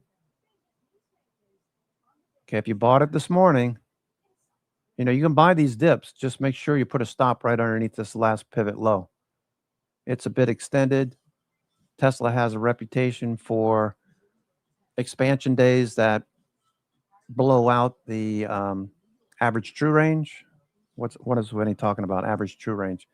If you enable average true range on your chart, okay, you can see $9.26 for Tesla. If you come down here and you look at the average true range, $15. So you could see another $6 on this, possibly, right?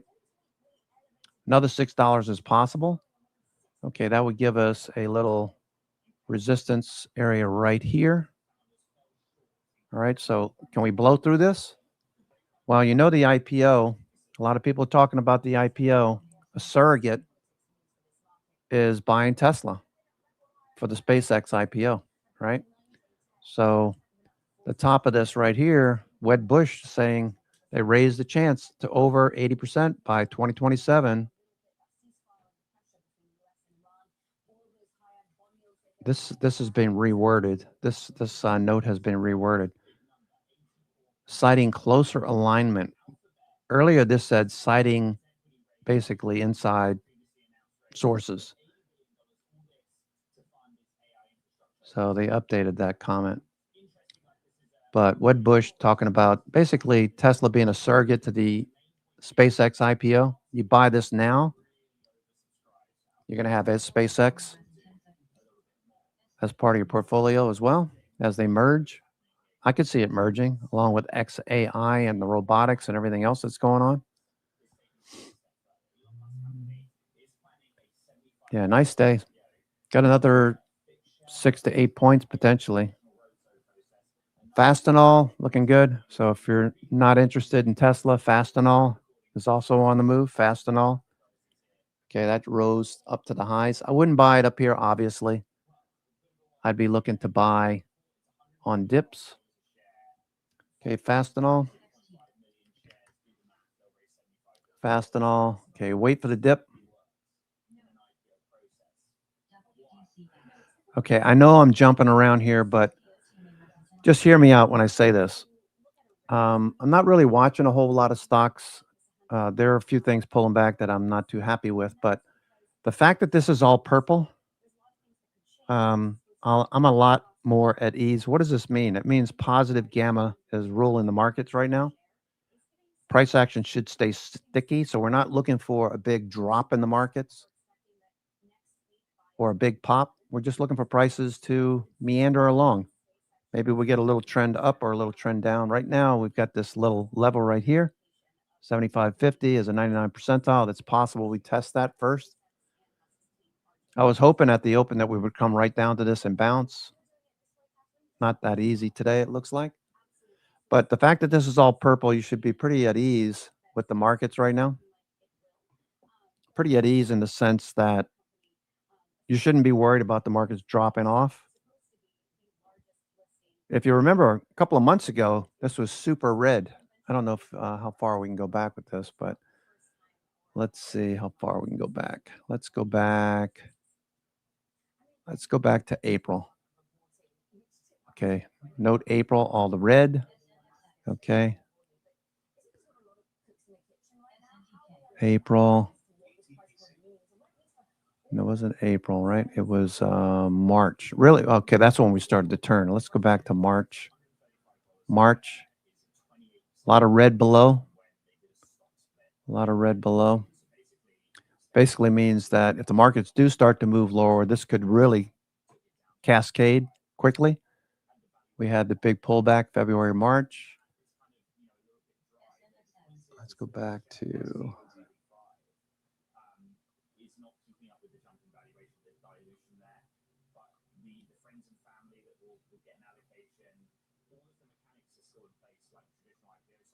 March. Can we get back to February? Okay, February, that's when we started the whole Iran thing. Okay.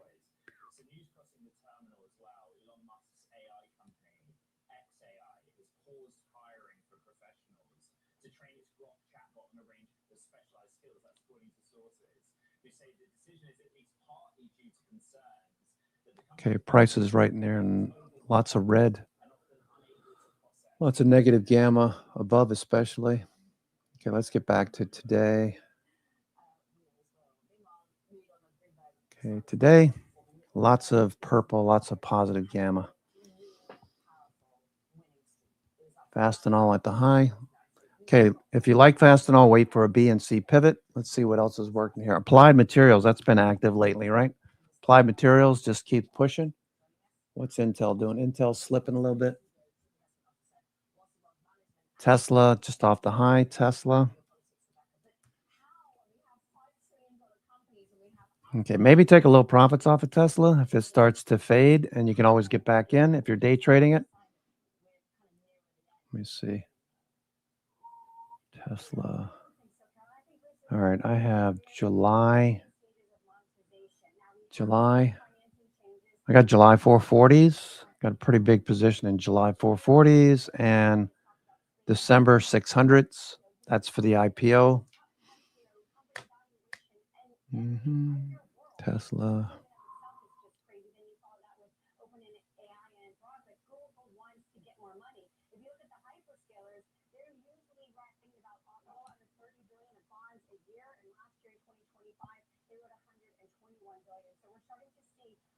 SoFi pulled back. SoFi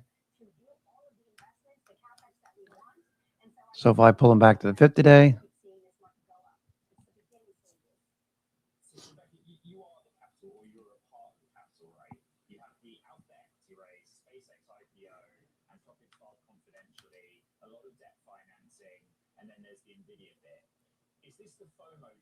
Tesla back up to the high. Apple pulling back. Apple. Okay, this is oversold, so we're looking for a 1 minute oversold condition to buy. We had that pullback to start the week.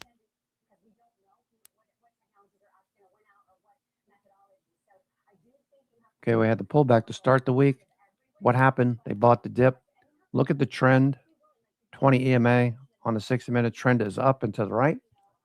Walmart just changed direction. All right, so when you see a stock do this, move back above the 20 EMA and the 20 EMA starts to move up and to the right, you know you got a pretty good entry.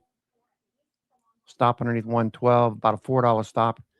Can we see $8 to $10 upside? Absolutely. Will it happen? I have no idea. But we're at the 200-day moving average. So the longer term fair value, we're right at long-term fair value. We pull back below the 920 50-day. Long-term fair value, RSI oversold. This looks really good. Started the position. I have 5 calls out in December. I'll start adding to it. I want to get up to like 25, 30 maybe of these going into the year end. Should be a really good trade. You know, Walmart does good during the not only does school start August, September, but you also have the holidays, all of the holidays, right? Congregated back in the last quarter. Last quarter, what does that mean? Okay. So when we look at the second half of the year, we look at the second half.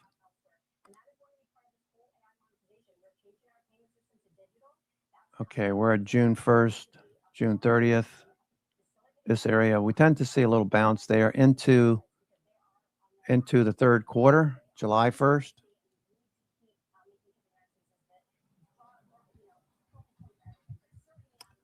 All right. And then into the fourth quarter. Fourth quarter tends to be the major wins. Okay.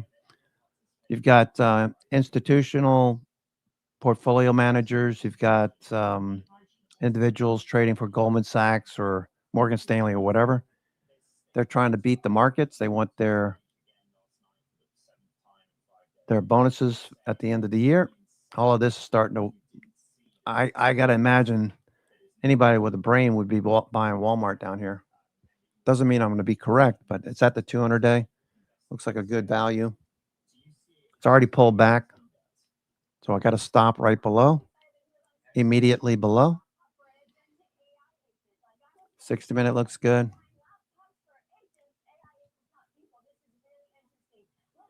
God, lady, you had too much coffee. Thought I was bad. Okay, back to Tesla. Tesla's still hanging out at the high of the day. Meta. Okay, Meta still looks pretty good, right? Meta back to the 50-day. Now, I wouldn't buy Meta at the high of the day right now, but it certainly looks pretty good. Will it break out above this level? Or will it stay below this for now? Okay, let's look at the trace again. Hedge flows flat. So immediately when I see this, when I see a flat hedge flow line, immediately what I do is I go over to my VOLD, my bold, and my up-down volume indicators, and I look at them. They're still pretty much 1-to-1. So it makes sense. Purple background, positive gamma, should be pretty sticky. It's not 10-to-1 down volume. It's 1-to-1 down volume. And we know that the NYSE is at the highs. Okay. Just got rejected. Yesterday was pretty epic. If you were trading yesterday, NYSE ran right up to the highs. Okay. 60 minutes trending. All we need to do is break out to new highs. I don't think it's going to be that easy, but that's what we need to see. All right. Monday and Tuesday were trend up days. New York Stock Exchange. There are buyers at the low of the day, so that's a good signal. Fastenal still moving. Okay, let's look at some of these names on the NASDAQ 100. Applied Materials, 3 days in a row, off the 9 EMA. Look at the weekly. Extended. Look at the 60-minute. Extended. You want to buy when it's close to the moving averages, either on the 60, the daily, the weekly, whatever, obviously. So that broke out. Let's look at some more. Here's Meta's on the list. Empower. Walmart, we just talked about. Seagate Technologies, STX. Seagate's nice little trend, right? It doesn't get too far extended, mainly because it's a $1,000 stock. It's just riding that upper Bollinger Band. Note the lower band starting to open up, so volatility is starting to pick up again. We got a lower high technically. You see that? Got a lower high in RSI, so you got some divergence. You got a higher high in price and a lower high in RSI that tells you to be cautious.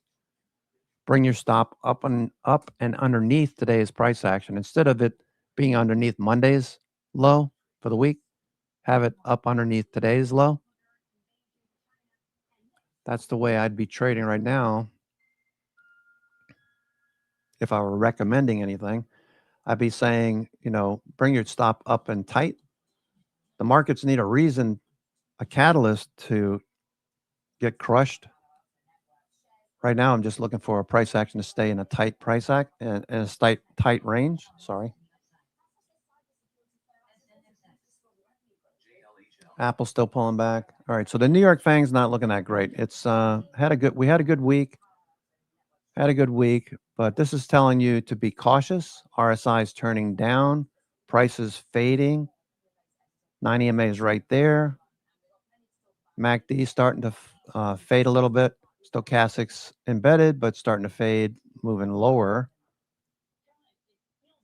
Still, we got stocks that are like Fastenal that just keep moving here. Fastenal, this is the first day out of the squeeze. So Fastenal is only a $45 stock, right? So what's the potential here? Potential is we could get back to the high. So you got another 10%. You got a 10% move here in the making. So do I want to buy some Fastenal? I won't buy it at the high of the day, but I would definitely like some Fastenal. What's Taiwan Semi doing? Taiwan Semi, I have a position, I have to monitor Taiwan Semi. Weekly looks okay. Daily, okay, buyers stepping up at the low of the day. That's a good sign. Okay, you got oversold on the 1 minute. So why is this important, Vinny?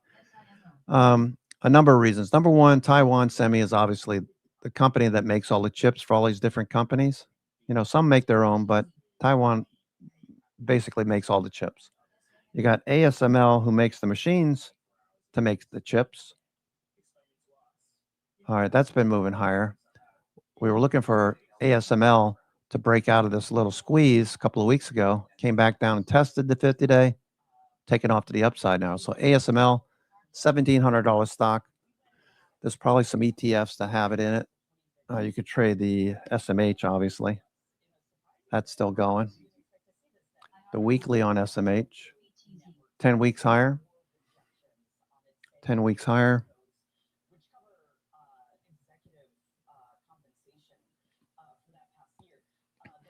So what else can we trade? Okay, if we go over the S&P 500, let's see. Teradyne's just now starting to break out. Okay, note the Bollinger Bands, all right? So let's say you're thinking about buying a stock. This is a good candidate. So is Walmart. I mean, two different industries, obviously, but they're good for different reasons. RSI is turning up. Walmart looks.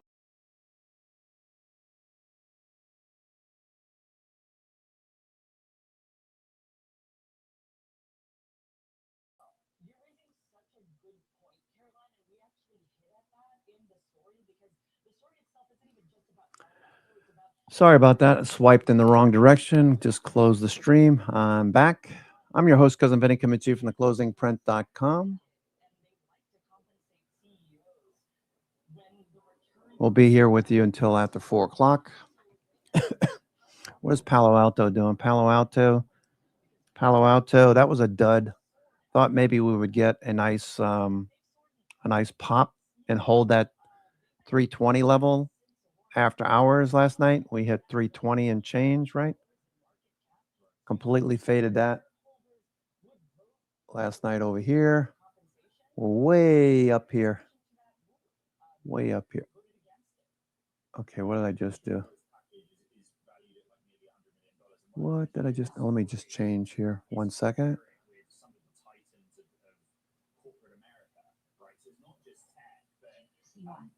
Okay. All right, there we go. Meta. Meta's still diddling here. Tesla's starting to fade a bit. Fastenal looks good. Lind. I forget exactly what they do. Lind. Don't they? They have a lot to do with the gas, right? They make the gas that ASML uses to make the chips. There's a lot of gas that it makes, chemicals and energy. I forget exactly. Let me just real quick here. LIN. What chemicals are used in AI? Lind. Okay. Ultra high purity gases, Lind's core AI tailwinds. Or a lot of people don't realize this is what the company is producing: nitrogen, ultra pure nitrogen, hydrogen, fluorine, argon. Sounds like a conversation with my son. He knows all this stuff. Chemicals. 15 years old. Silicon tetrachloride. Semiconductor substrates and dopants. Okay, so watch Lind. Lind. I thought this was the chocolate company, to be honest, at one point. Wasn't really paying attention to it until recently, in the last couple of years, when AI started becoming more ubiquitous in the conversations.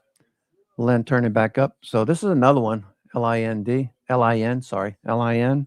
Look at the Bollinger Bands. Okay, this is still pretty tight. So it's been consolidating for the last 3 months.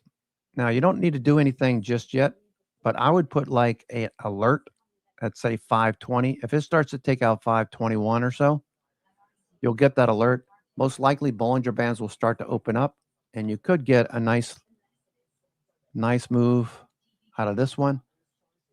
Technically, I guess you could call this a volatility contraction pattern. Mark Minervini. You get the initial run up. Let me just zoom out a little bit here. Zoom out. Need to see a nice run up into. Okay, there's your nice run up. Let's go 1 year. Okay, you get the nice run up into the consolidation. You need the run up first. You need the consolidation. And basically what you need is a flat top. Okay, you get the initial pullbacks. They become less and less. Okay. And then eventually the stock breaks out. Okay, so you put an alert here at 520, 521, say 522. Put an alert on your chart at 522. If it hits that in the near future, you don't have to sit here and wait for this consolidation to break out. Much like EWC. Yesterday I pointed that out. Over the weekend, EWC looked like it was going to break out. Okay, it's trying to go. This is another volatility contraction pattern. You get the initial moves. You can see the big run up. Okay, here's the run up over here on the left. Run up, consolidation. All right, so I don't want to do that. I want to go to 9 months. All right, so basically you have this for EWC, the Canada ETF. Okay, you got the highs. Okay, you got the highs. You get these pullbacks become less and less severe. And then eventually the stock breaks out, or in this case, an ETF, it breaks out. Started breaking out yesterday. EWC is probably going to keep going. I started the position yesterday. Canada, a lot of natural resources in Canada. Consolidating for the last 3 months. Cup and handle, everything you want to see. Okay, that's not Tesla. Okay, Tesla's starting to fade right now. Okay, so it looks like the markets are just kind of hanging out at this level. No follow through.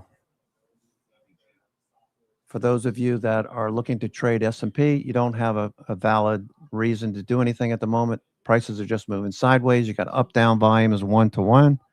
It's actually starting to get a little bit more bearish. Okay, it's 1.6 down on the NASDAQ composite, 2-to-1 down on the New York Stock Exchange. 1.75 down. These started out at 1-to-1. The Qs were 1-to-1 up. They're now 1.23 down. While it's not a lot, it's not a lot to be concerned about. We do have a slight bias, negative bias at the moment.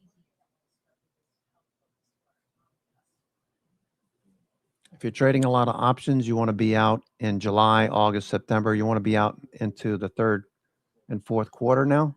You don't want to.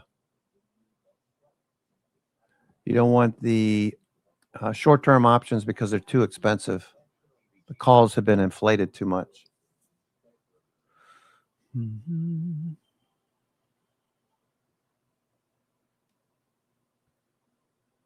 Okay, Microsoft looking like a little short covering. All right, so if we're lucky, we'll see the second half of the day into noon and 2 o'clock. We'll see some dip buying if we're lucky. Okay, right now, a lot of stocks have run up.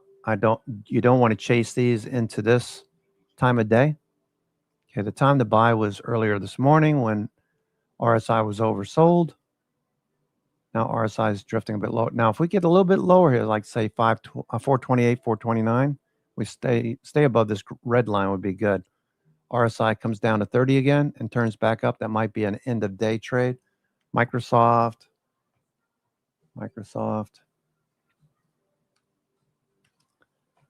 Okay, oversold. Okay, you got a lower low, higher low in RSI. Maybe this turns.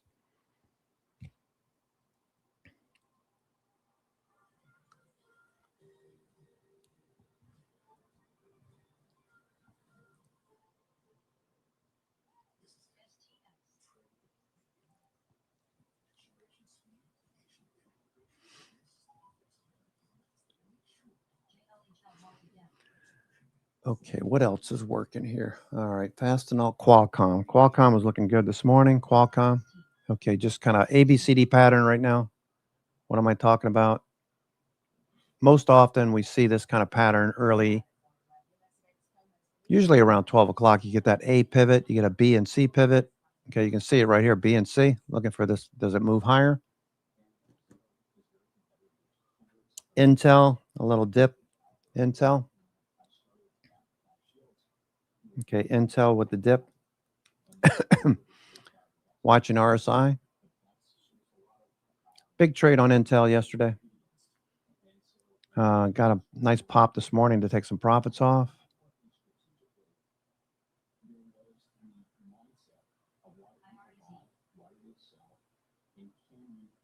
Oh, okay.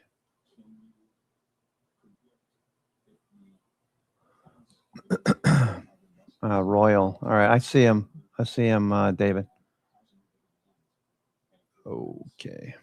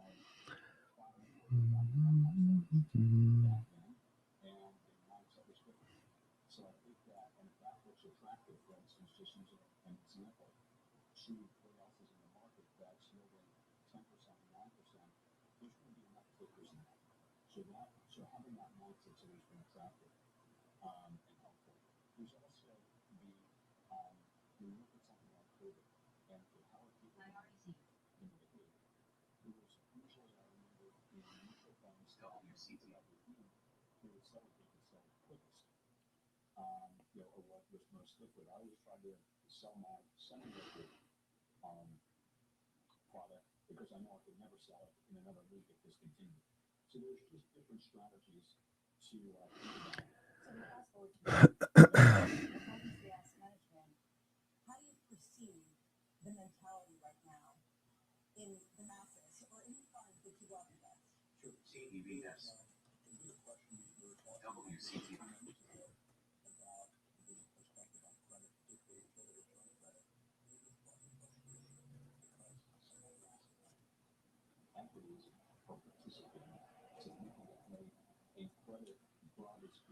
is in the low single digits. So there's frustration and anxiousness. How do I capture returns? Against that backdrop, we have great current yields and still values subtract out versus defaults that justify being in credit. Just to have everybody participate, this is a great time to bring in our question, which is how we position in credit for the remainder of this year. And I would love for you all to weigh in, defensive, neutral, or risk on. From your perspective, how are you positioned? I mean, right now, do you want to take more risk? Are you looking for yield, or are you looking for defense ahead of greater opportunities? So when we spoke in January at Davos, I mentioned how the setup was poor for credit and good for equities. All right, so watch Intel. A lot of people would stray away from this particular setup. Watch Fastenal too. Fastenal looks like it's going to go again. Fastenal, it just keeps going here. All right, it's day one. Your choice. Day one on Fastenal. Okay, it's most likely going to see maybe inside day or whatever tomorrow, but you got room. You got about a 10% move up to the high. If you buy shares, if you buy options, I'd buy in the money.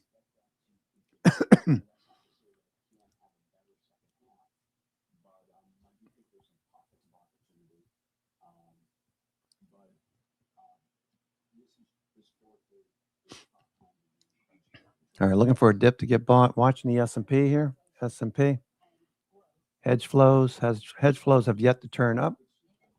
It's 1-to-1, really 1-to-1 down for the most part. So we have a bias to the downside. Watching a 0-day setup on S&P.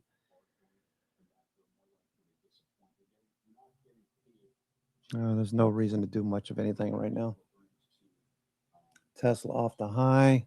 All right, let's just keep going through these stocks that look good. Fastenal is one. We'll look at that tomorrow as well. Johnson Controls. Traffic signals, all kinds of traffic infrastructure components. That the local and the federal transportation, Department of Transportation, local and federal. Okay, they use all of the products that JCI produces. Let me just go check real quick, see if they haven't changed. Johnson Controls. Okay, Johnson Controls reports again August 5th. Johnson Controls 45% earnings growth, 8% revenue growth. Okay. Creates products, services, solutions to optimize energy and operational efficiencies of buildings, lead, acid, automotive. I didn't know they did the batteries and advanced batteries for hybrid.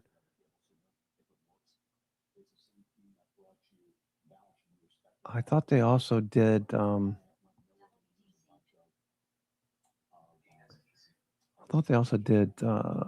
Department of Transportation type things.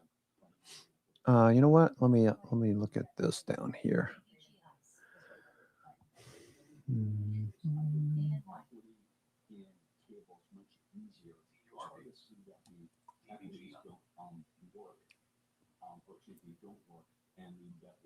So I think that relationship's kind of interesting.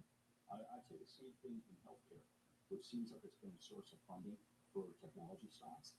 And there's certain companies like Tenet, which strike me as very reasonable value. Sure, there's been cash flow. Okay. Very credible, top-notch management team. And I think the equity market, the credit markets would finance the entire market cap. More broadly, you started by talking about the frustration felt by a number of credit fund managers, because right now this isn't an asset class that tends to work that well or give that many give outsized returns given the scenario we're in. And yet people are pouring trillions of dollars into AI infrastructure. Does that worry you, excite you for the potential down the line? Well, when you look at that was in the details in terms of what the terms are. Okay, I'll come back to this. Find out more about them. Tesla, still fading a bit. Okay, Fastenal, Not stopping. Fastenal continues. Driving higher. Okay. That squeeze continues. Okay, we've got NVIDIA starting to turn here, all right? NVIDIA starting to turn. Watch NVIDIA. NVIDIA setting up.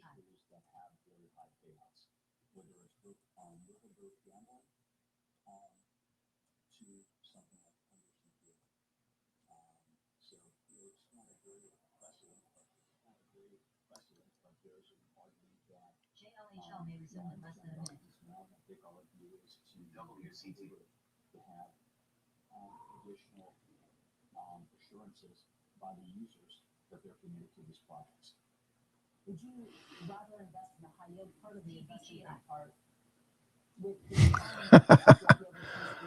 Oh, geez. maturity in the high yield but higher risk, investment grade longer duration but has very Is at different points in this funding, you're going to get high yield type of spreads in the investment grade market. So the issue is, what you do in between them.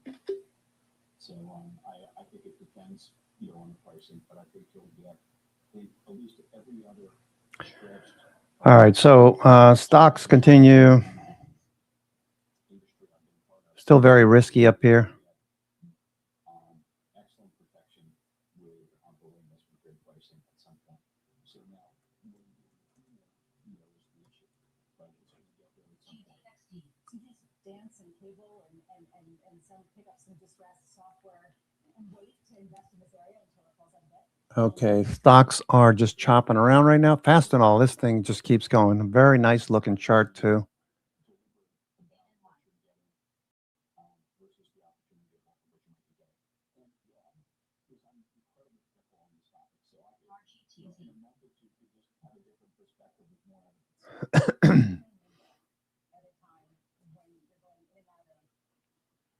Sometimes less liquid instruments. First is, you got to assume something in the less likely instruments. And lower prices brings in illiquidity, higher prices brings in confidence. So that's kind of the way the credit markets work. Just trying to ask as many questions and focus on what we think are the key variables. And something like AI, you can be overwhelmed by so much. So try and look at some of the larger issues and just focus on that and be able to, because there's so much supply, the idea of going to run out of opportunities isn't that's not realistic. There's going to be something to do in the space, particularly as continue to be successful. Right now, would you rather be in public securities or private securities? This is a rule. All right, looking good. Micron, another day higher without a consolidation, just keeps going. Well, it consolidated a couple of weeks ago. So Micron, one of David Tepper's favorite positions, according to his own commentary. I do like Walmart. I mean, it's not sexy like everything else, but Walmart at the 200-day. It's got to hold the 200-day. If it follows through tomorrow, that'll be a confirmation. Right now, it's still holding on. It's doing chin-ups on the 200-day, that red line on the right. Okay. CLAC, KLAC. Let's see some of these other names.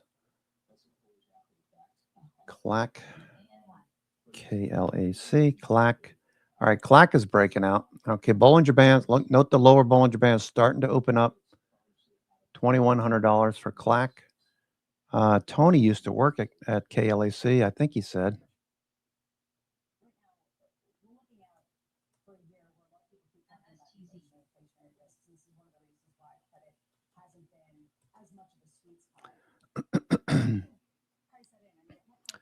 Clack KLAC. I believe Tony used to work there. Tony from the West Coast. Meta. All right, let's see what Meta's doing. Meta.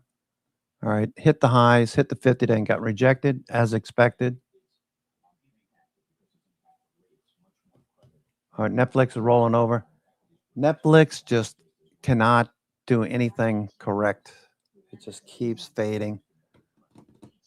People have lost interest in Netflix. Old Dominion Freight continues higher. What are the Oklos doing? Oklo, SMR, these pulling back. Nanonuclear. Those all pull back. So much for that. Look pretty good to start the week. PACCAR, PCAR, PACCAR. Okay, tight Bollinger Bands opening up. Last time it did this over here, it hit that upper Bollinger Band. It went from 120 to 128. Okay, PACCAR looks okay. Ross Stores, we talked about retail. Ross Stores bouncing at the 50-day. TJ Maxx, summertime, stores get really busy. TJ Maxx. I actually like Ross a little better just from a technical point of view. Dollar Tree, that one had a nice pop end last week, sitting on top of the 200-day. Dollar Tree, Dollar General, moving lower. What's AEO,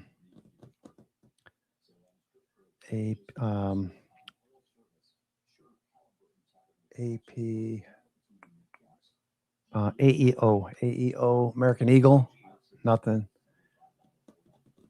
Gap Stores, GP.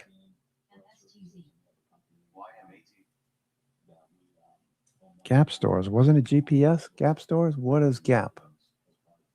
They changed the symbol? Cap? No, it's Gap. Okay, duh. Guess, what's Guess doing? GES, right? What happened to Guess Jeans? Guess Jeans?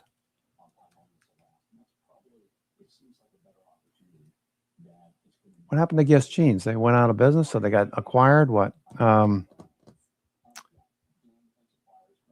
TP. Tapestry, TPR. Didn't Michael Kors, didn't he acquire Tapestry or CP? Anyway, retailers, check out your favorite retailers. Keurig Dr. Pepper, breaking out. Note all of these Bollinger Band squeezes, right? They're breaking out. Regeneron, Biotech's coming off the low. AMD, Analog Devices, and AMD. Analog Devices looks like it's about ready to work, breakout. Let's see what ADI looks like. ADI. It hasn't moved yet with the rest. They beat expectations last time. 67% earnings growth. That's really good. That's really good in this industry. Okay, Analog Devices, semiconductor leader. Okay, there's another one that David mentioned yesterday, STM. Okay, ST Microelectronics, semiconductors.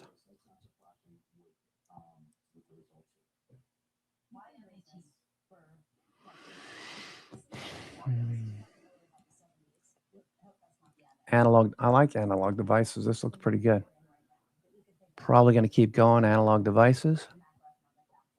MACD stochastics turning up.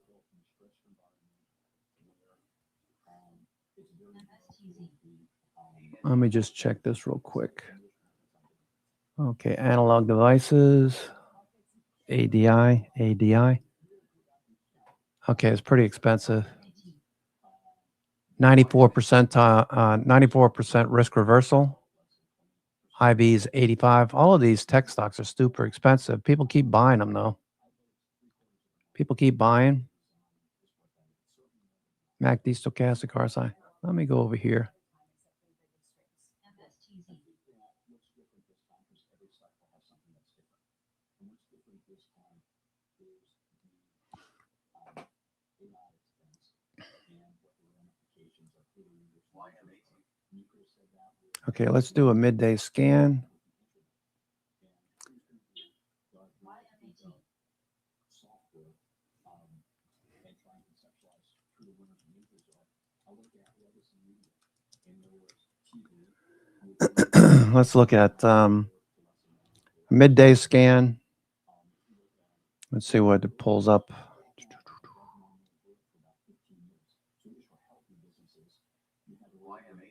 That called by 2008 or 9 seemed to really be a more marginal by the late teens really in trouble. And then you have newspapers which really peaked about I'm trying to think of the main transaction of 2006, 2007, and I think 2005 or after 2005, you really began to be disintermediated. So where does some of these industries fall with that methodology? Okay, so we just mentioned this one, midday breakout leaders, produces the gases used in all these tech chips.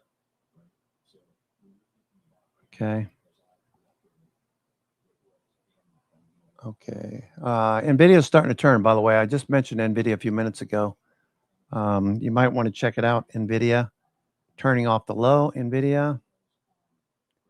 Let's see, NVIDIA. Let me look at it on the 1 minute chart. NVIDIA. Okay, watch NVIDIA. Okay, NVIDIA coming off the low. Okay, I'm going to buy some NVIDIA here. Let me just go to my, see what I've got here. NVIDIA.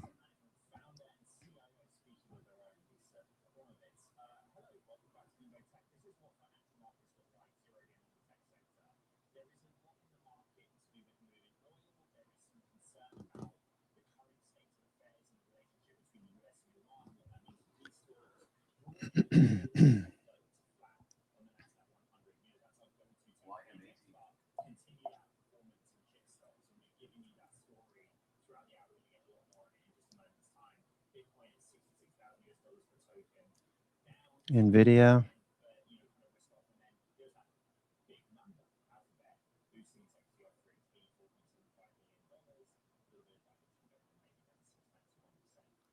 NVIDIA, I'm looking at July.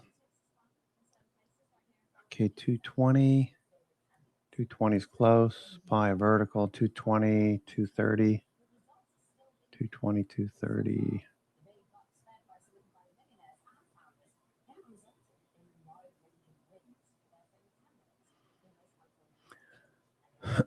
All right, I bought some 220, 230 NVIDIA. Looking for this to turn.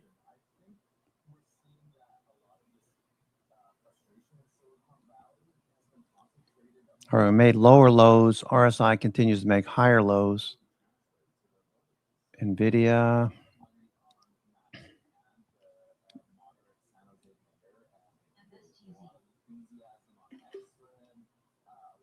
NVIDIA.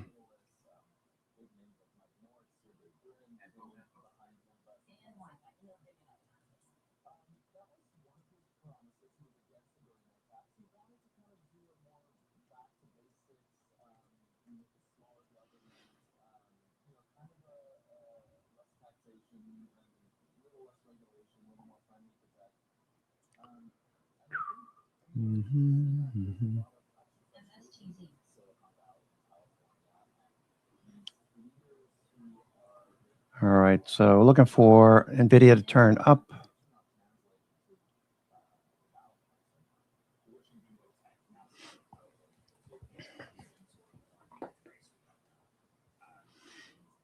Tesla, Tesla fading from the high of the day. Futures continue to fade.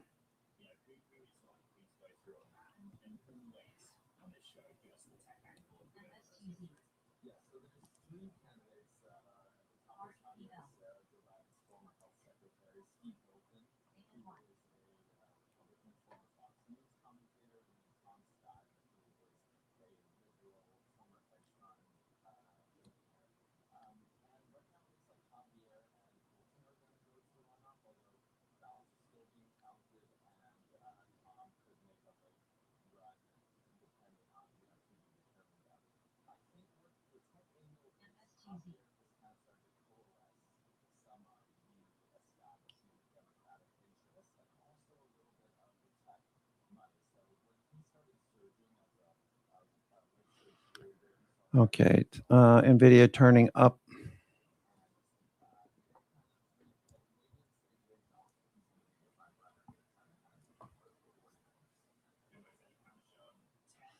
All the New York FANGs are starting to see some short covering.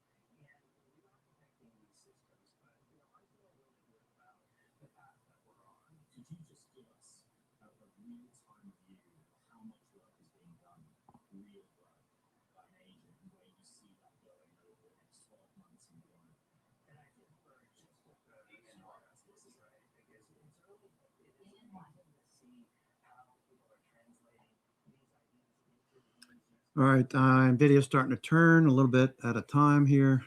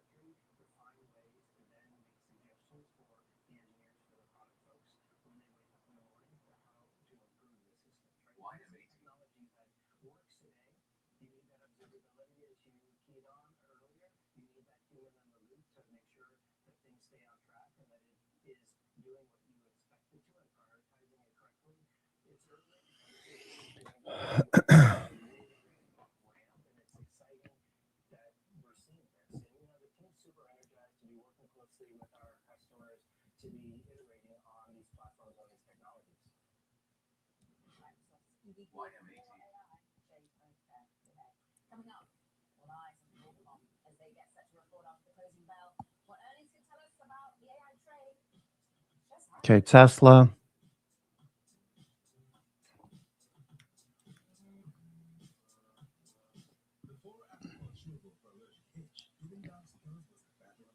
Okay, let's look at the S&P. S&P hedge flows. We need those to turn up coming into 12 o'clock. And it just feels like one of those days where waiting until, if you wait until after 12, 1 o'clock, you're going to get a better entry for a 30 to 60-minute trade back in the other direction. Up, down volume.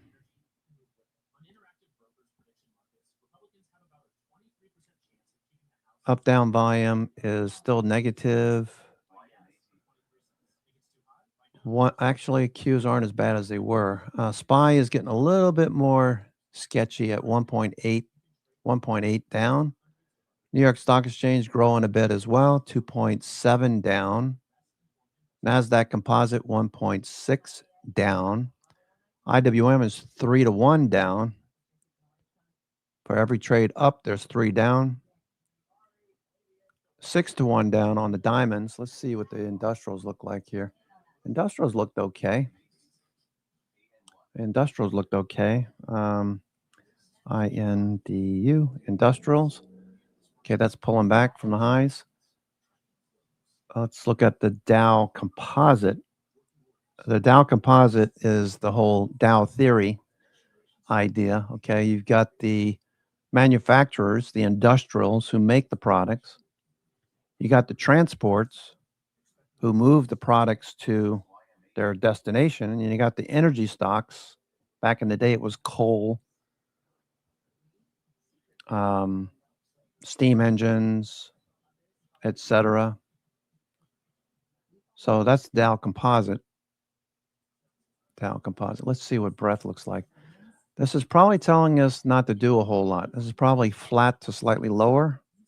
Okay, flat to slightly lower. Yep. Slightly lower, slightly lower. So what this is telling me is that, as far as percentages, on a scale of 1 to 10, right now we're at a 5. Could go either way. Could go either way. Up, we start to get a little bit higher percentage. Down, we get a lower percentage. We've got core 1M. So what it looks like to me is that core 1M, all right, it's starting to rise. So why is that, Benny? Because the calls that were super expensive are losing value. As the calls lose value, they start to move back towards where the indices are. All right. If you look at this, hopefully this makes sense because it makes so much sense to me. Okay. I'm going to put SPY on here. Now watch where SPY shows up. Okay. Look where SPY is. See where it is? Right there. Okay. So look at everything else. This is the New York FANG components. Okay. All the New York FANG components, look where they are. They're jammed to the right. So super expensive. Tesla's a 99% risk reversal, which means it could go to the left. Hasn't done so yet. But if we zoom out and we add SPY, you can see where it is, right in the middle. Okay, it hasn't changed much. Implied volatility yesterday was 13%. Now it's 14%. So it's starting to get a little rich. But what this also tells you is that big portfolio managers, they're selling premium overhead. They're selling calls overhead because you got a 14% IV rank. That's low. That's really low.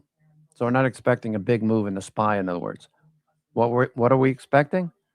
When you got a purple background, we're expecting not much. We're just expecting prices to be sticky and supportive. We could touch that level right there. We could touch this level, 75.50. But given everything we just talked about, my guess is that we're doing nothing right now. There's a few outliers that are doing very well. I'm sorry if you can't get every single one of these in a trade today. Let's look at Gilead. Gilead, Gild, Gilead at the 200-day. Walmart looks good. Walmart, I think a lot of people are not paying attention to Walmart. Walmart's starting to make even higher highs. Okay, so we bought Walmart over here this morning as it started to rise. What about Wells Fargo? Wells Fargo was a trade yesterday. That pulled back today. Okay, Wells Fargo. Okay, it's trying to get above the 50-day. It was above the 50-day at the close yesterday. Look for Walmart. Not Walmart. Look for Wells Fargo, Goldman Sachs. These are all pulling back a little bit today. Morgan Stanley. If you were looking for Morgan Stanley as an opportunity, you don't want to buy the high, you want to buy the pullback. So right now it's pulling back. It's going to give us an opportunity, most likely. Remember, June 12th is the IPO, right? June 12th, SpaceX IPO.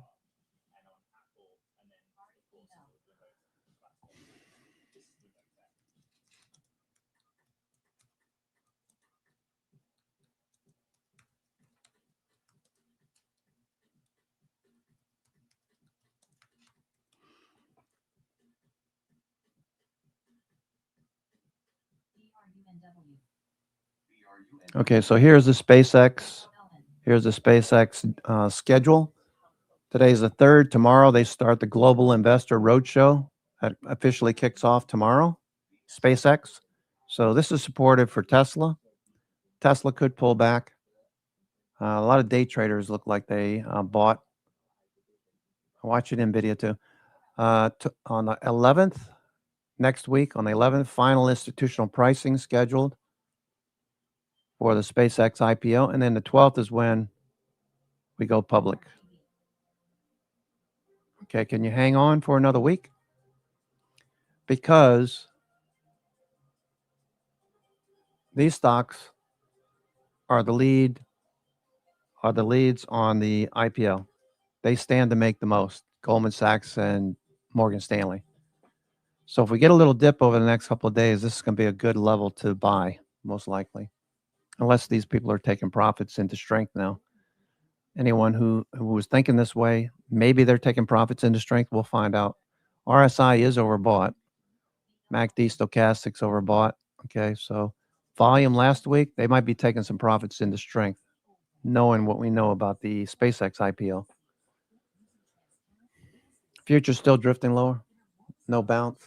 Netflix still low. I can't believe Netflix is just a dog.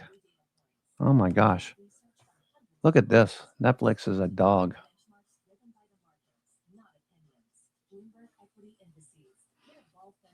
You got this one wrong. I know Brother Bill was talking about this. Not being a good area for a base. It didn't hold the 50 days, so I would agree with you. Once it lost the 50-day, all hands off. But it continues to move along. It's probably headed down to this double bottom. Okay, until it gets there and we start to see some either a higher low or a double bottom. Netflix is out of the question right now. Microsoft had a nice run up and then all the hoopla, pull back the breakout, back into the range. So very quickly got overbought. A lot of people were talking about software, how it was so undervalued. Everybody rushed into it.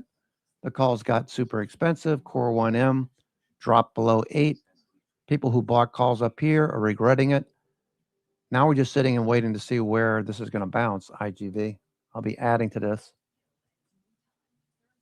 Nothing to do right now unless you're trading individual names. If you're trading individual names, MRVL, continuation, Cisco, continuation,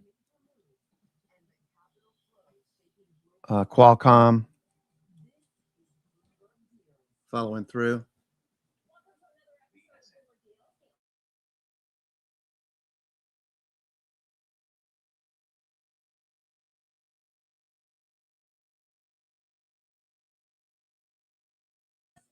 Okay, I got to make a quick phone call. Give me 5. I'll be right back.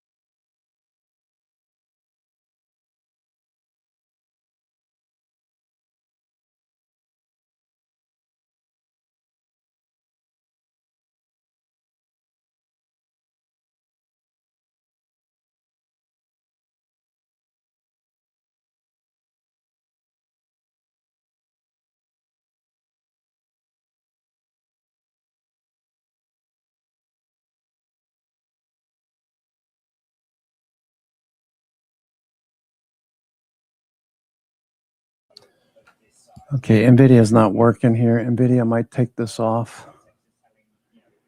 NVIDIA. All right, it's got to bounce. It's got to stay above this red line. If it doesn't, I'll take it off. Oh, boy.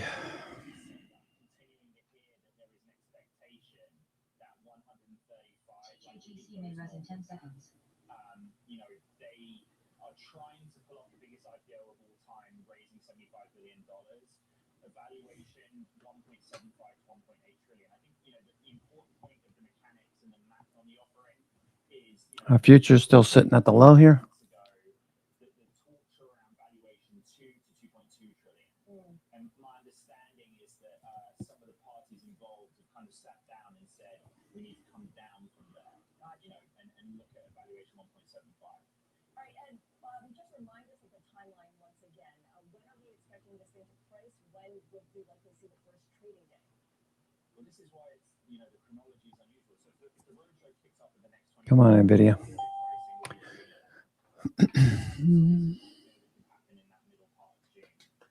There are certainly factors that could delay that by a few days, but this is NVIDIA. within a 14-day window. Okay, let's look at a few things here. There's really a lack of volume. You can see it's not moving them. I'm going ahead and take this off. It's probably going to take off to the upside right when I do it. That's okay. I'm flat. I'm flat on NVIDIA. Okay, I'm flat. Let's see if I get filled here.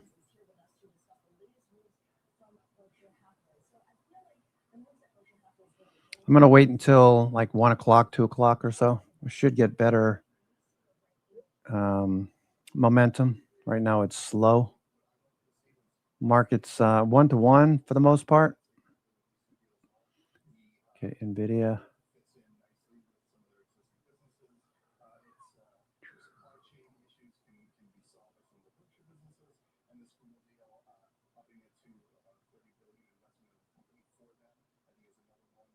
All right, NVIDIA, I'm flat. NVIDIA, I'm flat.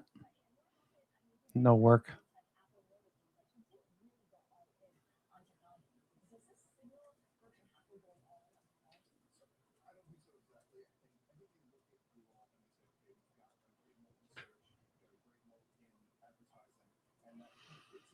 All right, NVIDIA, I'm out.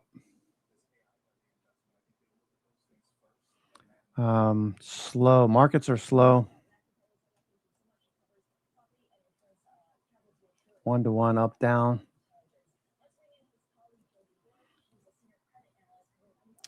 Let's see. Tesla. Okay. Amazon at the low. Okay, notice all of these on the right over here. Below, below, above, above. Broadcom, Qualcomm. Okay. CIFR.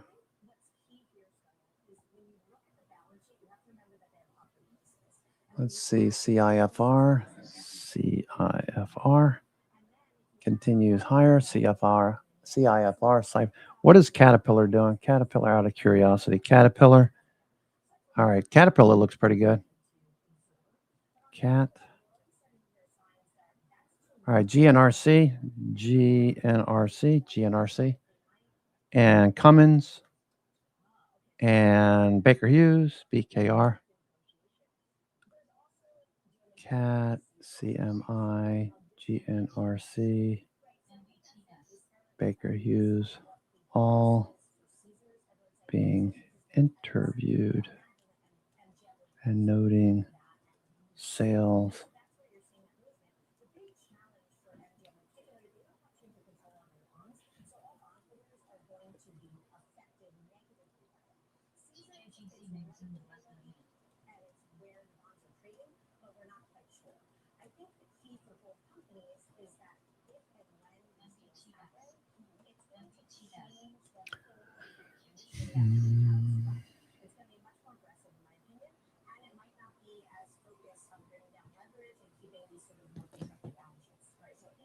Intel.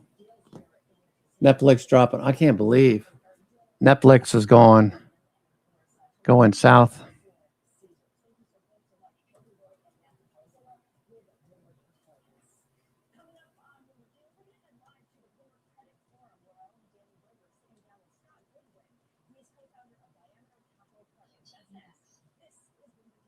TJGC may rest in 10 seconds.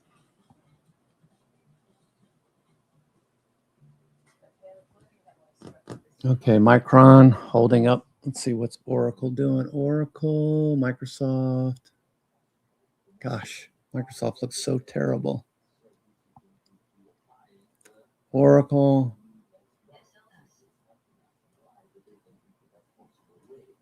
Okay, Oracle, big red day. Everybody got excited. You could see exactly what happened.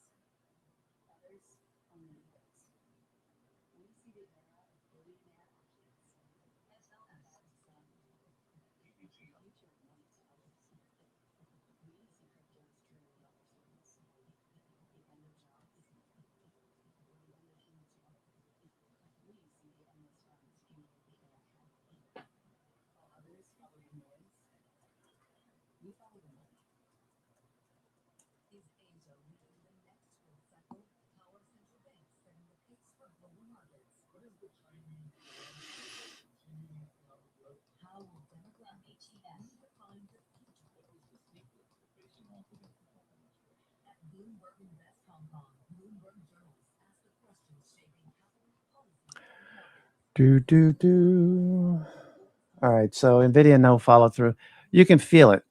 There's really a lack of interest right now. There's a lack of interest. I would not put money to work right this second unless you're chasing. I mean, unless you're running something higher, you're probably going to get A pivots right here anyway. So.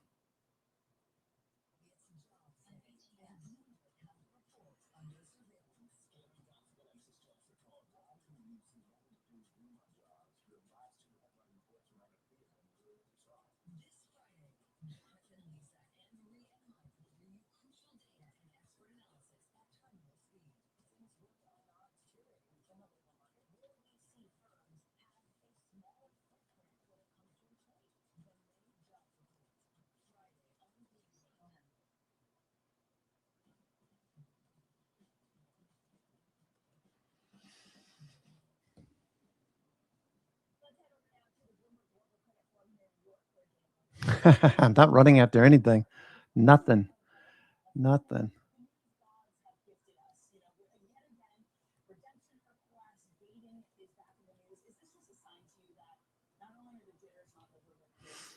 All right. So my feeling after 2 p.m.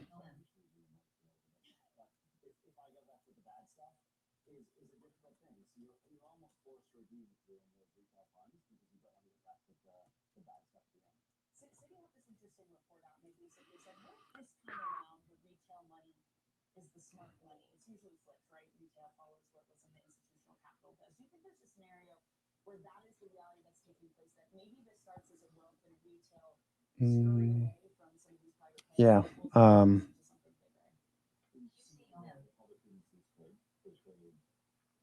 Let's see. XLE, energy.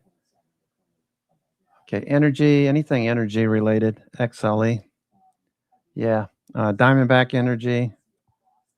Okay, Vistra, VIST. Vistra.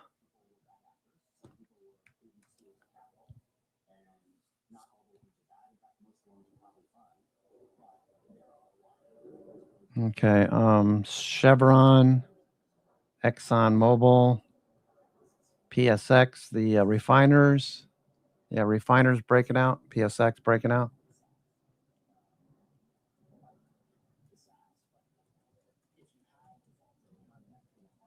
What's MPC? MPC is a, don't they refine too? MPC. MPC. What's the Delek? Delek, DELEK. They're from Delek. I believe they're out of Texas, right? Delek, DELEK, DK. Or DK, yeah, DK.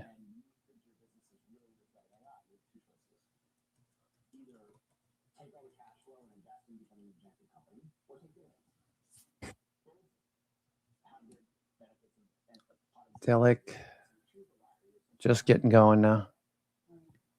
By the way, I think this is probably a good point to bring up the poll that we had. Speaking of defaults, and we were talking about recoveries. We have a poll. If you all want to get out your phone and scan the QR code. By year in 2027, what will the 12-month default rate be among leveraged loan borrowers in the software sector? And I do want to say Scott gets to define the terms of this question as to what it is. Yep. Yeah. Same thing here. All purple.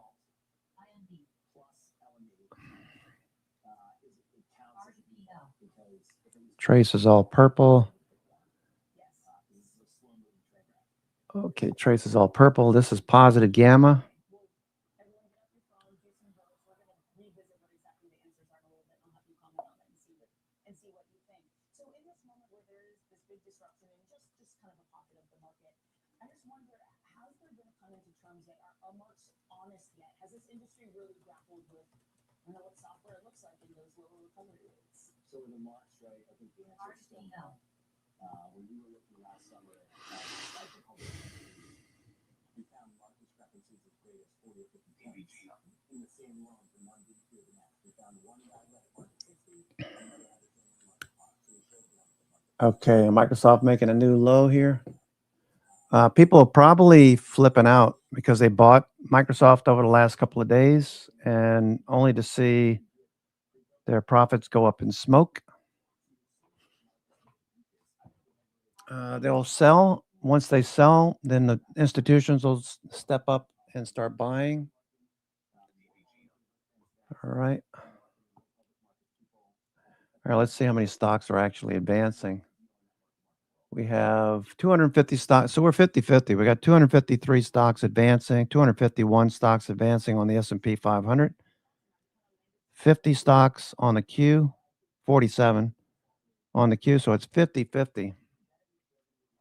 All right. And NIMO's turning down.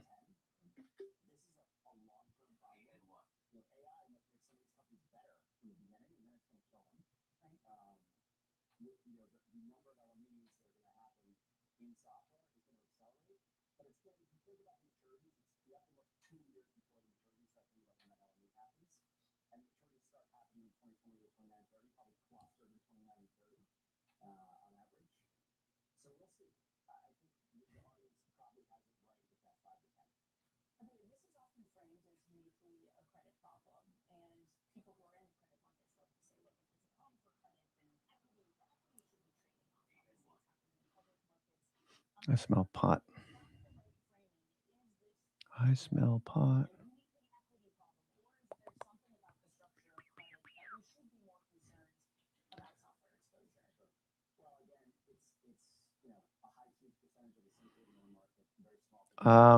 You see that level right there, Paolo? 75.50. 75.50 is a 99 percentile level. Okay.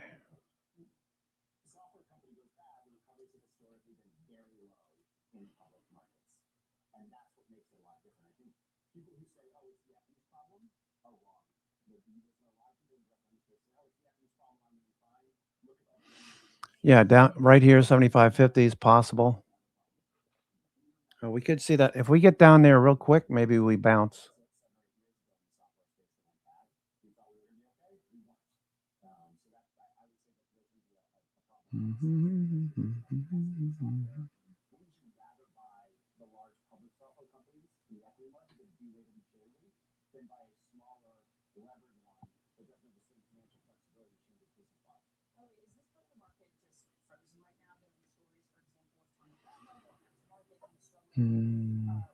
Fastenal. I would sit tight. Let me just tune into CNBC and see what they have to say. You know, Wapner's going to be jump up and down. I say, I told you, at top of the market, 10 weeks. We can't keep going up. Everybody knows we're up 10 weeks. You should expect a pullback. So Apple's It was a good while it wasn't in the Jones. that is correct, but we got ahead of that, Scott. So it is right now becoming more momentum oriented than it is fundamental. We know the story. I'm not buying anymore. I made my last purchase. I'm comfortable with what I have. We'll see what delivers next week when you're out there. Yeah, there's been some good momentum now in some parts of software. Core 1M with a little bounce. Cyber. The 10-year, US 10-year yield. We have another big earnings report coming up. It's CrowdStrike. Okay, so this is not, US 10-year is higher over here on the right, you can see. US 10-year back to 4.5%. That's not good for IWM or for tech. Okay, so I think more appropriately how these software companies are Qs. utilize AI. And All right, so we're taking a break. We've been up for 10 weeks. We were talking about the importance of cybersecurity. We're still in a geopolitically tense environment that, to Steve's point, isn't getting any better anytime soon. So I do think there's going to start to be some appropriate differentiation and dispersion. And so, I think cyber is an area where you should feel pretty comfortable, even from a company perspective, that you can't replace CrowdStrike with, Anthropic for most companies. Well, CrowdStrike's up 65%. Yeah. I know the chips are getting all the conversation. 65% in a month is CrowdStrike. Palo Alto 57. Fortinet 70. You own the bug, which obviously contains a lot of these.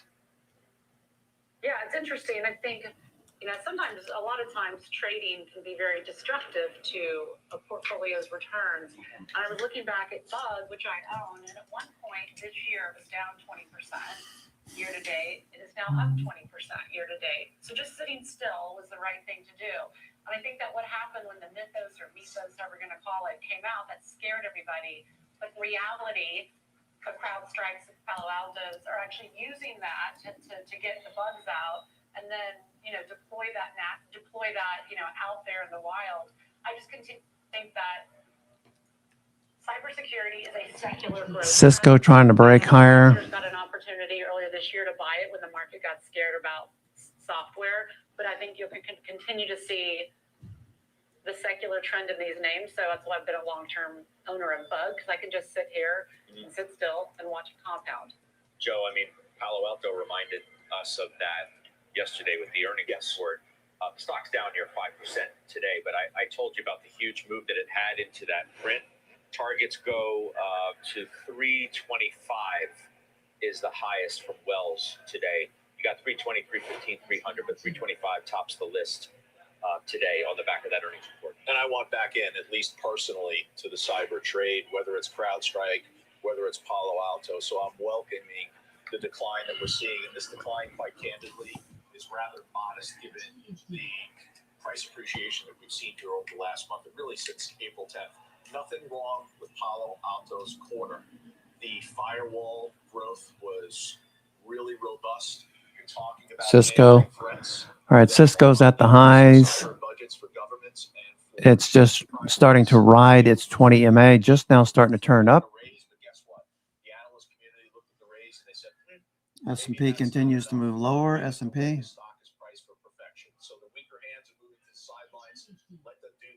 Apple pulling back. Somewhere here in Palo Alto or CrowdStrike, because I think it's a secular story. Why don't you have any exposure here? I don't, but I'd like to get in. It's time further. Obviously, I missed it. What I like about the group is that there's a moat around the incumbents, because that's one place you're not going to trust a new entry into the group. That's the last place you're going to trust in cyber, number one.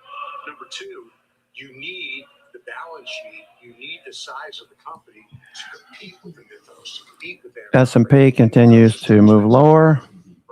Okay, we're losing the 20 EMA.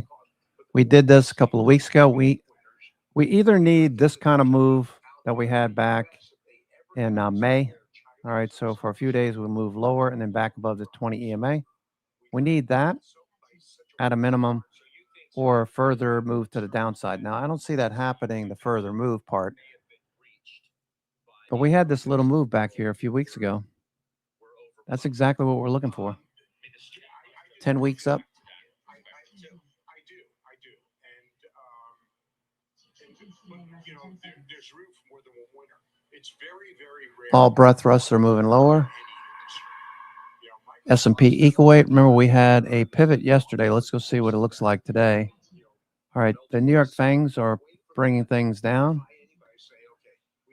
We're still up here at the highs. Number of stocks above the 20-day starting to flatten out a little bit, but that's telling me the New York Fangs are the culprit. 37% of the weight of the S&P is in these names. So when they're not working, you can bet the markets are not going to follow through. Is the equal weight breaking down? No, not yet. This actually looks pretty strong. Our SP as well. Okay, RSP, inside day.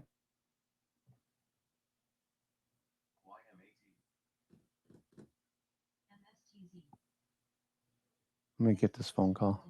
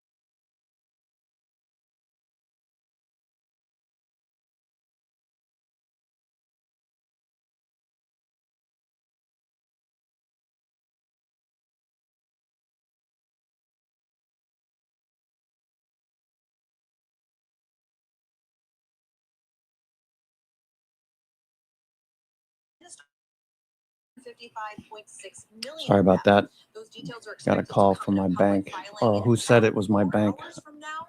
The total Sounds like a offering size fraudulent grows to $75 billion, which would be triple that of Alibaba, the current phone market call here. leader. Let's see. Let me just check a couple of things. $35 price tag implies a fully diluted valuation of $1.75 trillion. That valuation would include consideration from the EchoStar agreement to purchase spectrum licenses, as well as a potential acquisition of Cursor. I'm told it does not include much of the $1 billion performance-based shares granted to Musk that vest when the company establishes a permanent human colony on Mars with at least 1 million inhabitants. I'm told that the fixed price was chosen in lieu of a range due to the depth of the testing the waters process with institutional investors in recent weeks. But the big wild card, of course, will be retail, which is expected to comprise about 30% of the offering. That feedback will be collected when the roadshow kicks off, although it can be harder to assess because that cohort is so fragmented. Scott. We're still thinking late next week is what the market is sort of. Oh, yeah. We would expect an official price. This seems like the fixed price. It is subject to change, though. They could still opt to move it up or down based on that feedback that they get during the roadshow. But the official price should come next Thursday with trading on and its debut on Friday. And of course, this one's listed at the NASDAQ. What do you make of the fixed price? I mean, you've taken a lot of companies public in your day. Yeah. On your well-seasoned day. Look, it's we're talking to a lot of SpaceX investors, of which I'm not one, unfortunately. It's not we do that, in terms of buying privates that we can't value, and that's probably you can't value this. There's no way. It's a question of always who's the marginal buyer when you price. Now, everybody that I talk to, pretty much, not 100%, but most, by a overwhelming majority, are looking for an exit when lockup's over. So when it goes into the index, it's not as if these large mutual funds don't have an ownership stake in SpaceX already. So the add-on buying for it to go in the index, because so many have already bought it. Exactly, in the privates. Right, so we don't know what the appetite is when it goes into the index. Now, it could be in different funds, of course, and likely is. So I think that buying will have to drive it. So look, it really is a crapshoot how this one trades. Anything you say is a guess. We've never seen anything close to a $75 billion IPO. I think the largest we've seen before is $10 billion, with a large part of the constituents who would buy this stuff already having bought it. There's been unending opportunities to do that. You talked to David Solomon yesterday about the absorption of these IPOs. Yes. Right. What was the gist of what he told you about that? Well, he basically said that there's more greed than fear out there, kind of talking about just this insatiable demand for all of these equity issuances, not just these mega IPOs that we're talking about, but also Alphabet, which just this morning upsized its equity offering to be about $85 billion. So you got $85 billion there, $75 billion from SpaceX. We don't know at this point what Anthropic or potentially OpenAI will look to raise, but that's a lot of supply hitting the market. And I asked him, is there essentially demand? What do you think is the impact of all this? And he said, well, there's more greed out there than fear. So that would suggest yes. But then I followed up and I said, but how quickly can something like that turn? Because that's market psychology. And he said very quickly. Yeah, and if you take a look at, if you take a look at the biotech industry, every time it's had a big bull cycle, it's always killed it with supply coming on. Number one thing. So we just don't know. This is going to, and then we have Anthropic and OpenAI. Well, that's why there's the race to be in the front of the line, or at least towards the front. You don't want to be in the back of the line after maybe sentiment has turned and these mega deals have been absorbed, and then you're sitting there at the end of the line saying, hey, don't forget about me. I think the important point here, though, is that if you think about the institutional lockups that Steve Okay, was Qs continue to move a bit lower. IWM. is likely to hit its full position in the S&P 500. Okay, we're sitting at the lows. S&P. So what you could see is Okay, S&P. Getting really near this level here. Watch for a bounce. Watch for a bounce and a reversal near 75.50. Yeah, I think the difficulty here is going to be for portfolio managers, because this is going to make a narrow market even more narrower. So it is going to be incredibly concentrated because here you are adding another technology conglomerate. And I think the other story is just going to be, does Elon Musk become a trillionaire off of this? I think $138 is the figure that it has to get to make him a trillionaire. So I'm sure that'll be a headline in the story. Yeah. Oh, I'm sure it will. Leslie, thank you very much. It's good having you here as we continue to chase this story. Again, we'll be speaking with John Waldron of Goldman coming up on Closing Bell. I'm looking forward to that. I was looking for this stat, but I can't pull it up. I can't pull it up quickly enough. Angelica Peebles has the CNBC News update. Hey, Scott. Israeli Prime Minister Benjamin Netanyahu downplayed any tension with President Trump, telling our Sarah Eisen today that he and the president have tactical disagreements but agree on the main things, including preventing Iran from getting a nuclear weapon. We've always found a way. We have so many agreements. We agree on the main things. We want to get Iran, the nuclear program in Iran, finished.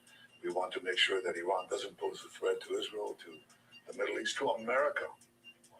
Ukrainian drones struck an oil terminal in St. Petersburg, Russia overnight, just hours before President Vladimir Putin's signature economic forum in the city. Okay, watching for a bounce down here. Watch for 75.50. Claiming to have struck a naval warship and other key assets across the country.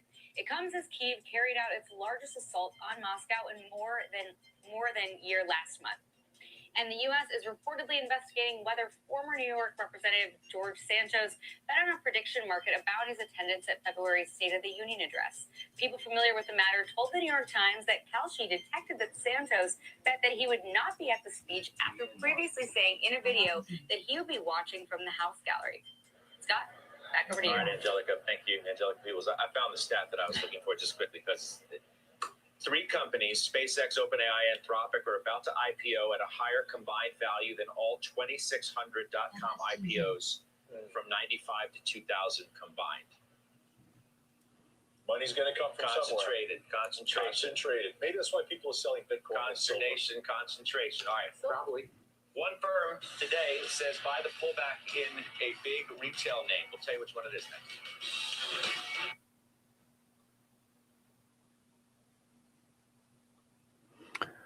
All right, 75.50.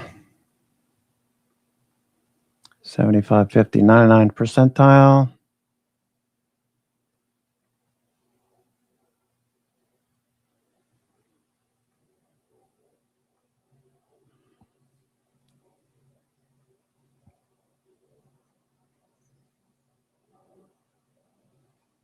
All right, there's 13 billion right there. They added 4 billion.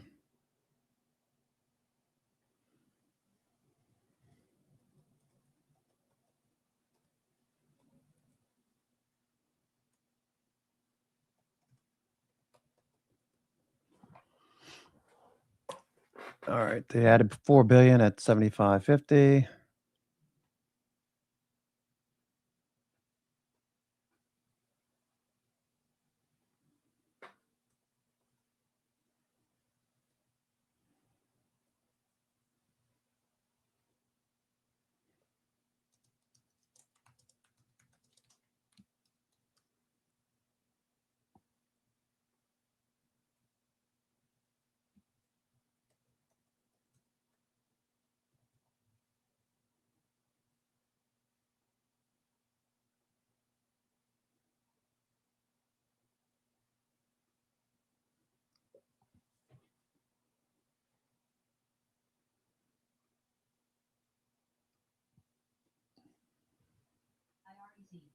All right, looking for a bounce here soon. Got to get the bounce first. You can't just jump into this feet first because I got to see this reverse S&P. And it's pretty risky to boot because the markets are due for a dip.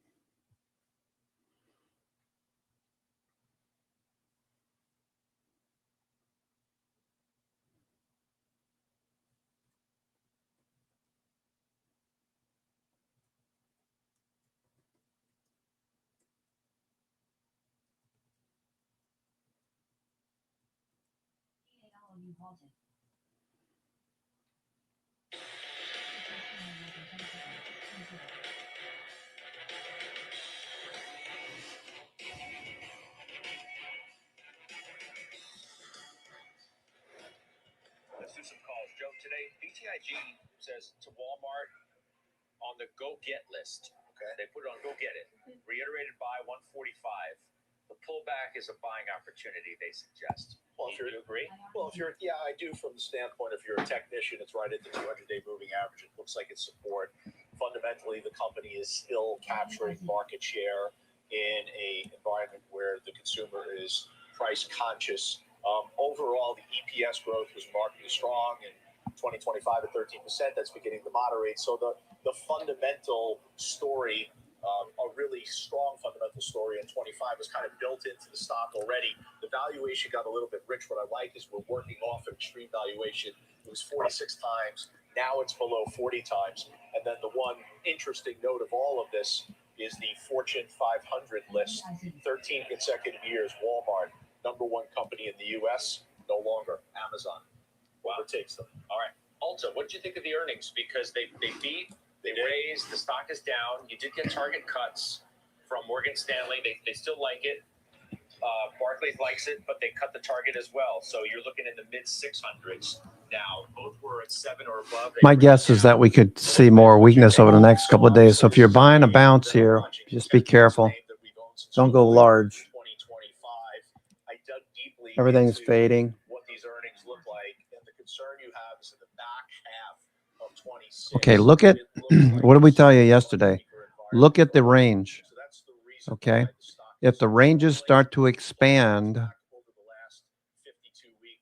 we need to pay close attention. The ranges have been pretty narrow. When you're looking at Markov chains,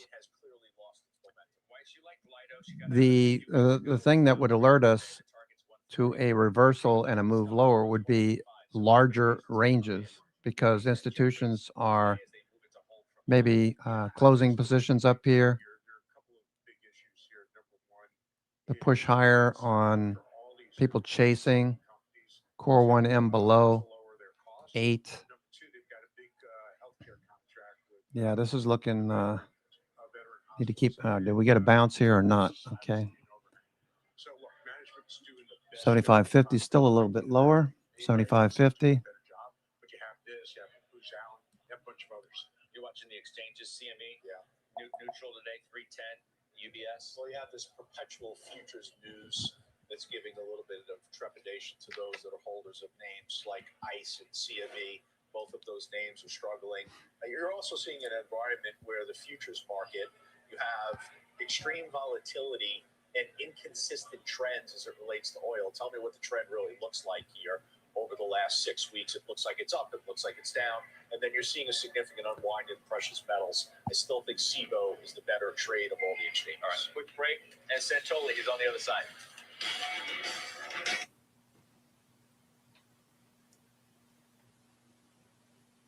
Okay, watching this for a bounce.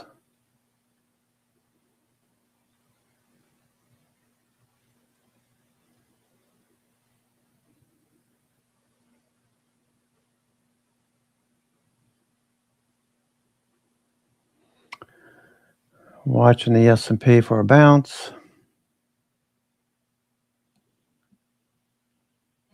Okay, watch these hedge flows. Watch your hedge flows starting to turn. Hedge flows are starting to turn. The purple in here, this is support.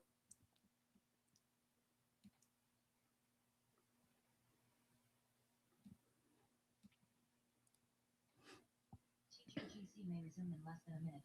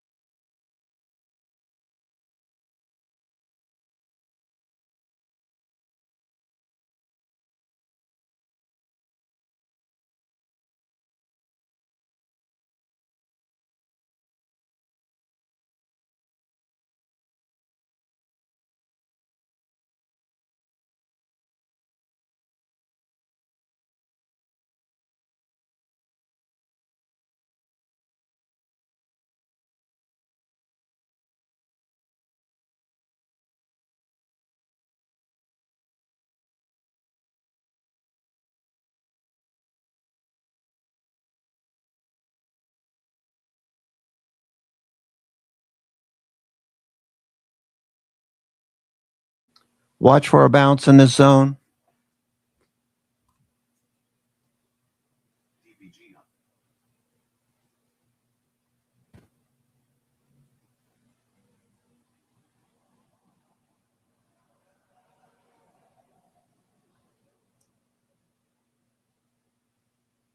WCT.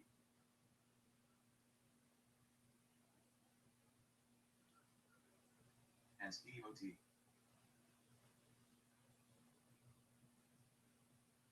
23 points, that's 0.8% at 50,884. The NASDAQ 100 down 0.5%, 30,509. And the Russell losing 1.5%. We're watching CrowdStrike. It's set to report its latest quarterly results after the bell today. And the stock is looking for adjusted EPS of $1.07 on revenue of $1.36 billion. CrowdStrike has been on the tear since hitting its 52-week low in late February. In fact, the stock is up 120% since. Let's break it down, and we bring in senior markets correspondent George Sillis to take a look at CrowdStrike ahead of the company's earnings. Good afternoon, George. Your thoughts on CrowdStrike? Well, I mean, there's a lot going on with these names, Nicole. If we consider first off Palo Alto as a main competitor, they actually posted some really good numbers both on sales and earnings, and even operating income actually improved. The stock is trading to the downside just slightly today. So this may be indicative of a little bit of a soft, trading session for the software and networking names and the cybersecurity names for that matter.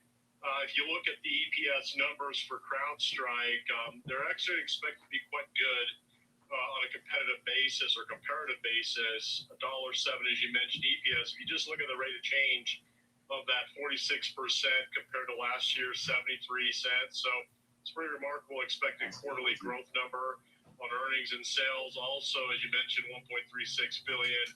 That number is expected to be higher by 23% compared to the $1.10 or a 1.1 billion, forgive me, for the same quarter last year. I think if you look at what's been going on with artificial intelligence, it seems to be that cybersecurity is something that cannot be substituted by AI, and it's more of a complementary technology. Considering, of course, these cloud native SaaS cybersecurity names like CrowdStrike and Palo Alto are certainly needed because of things like Starting to see a little bounce here. S&P. So maybe there was a little bit of an overblown, fear associated with cybersecurity names moving lower alongside the software names. The market seems to, of course,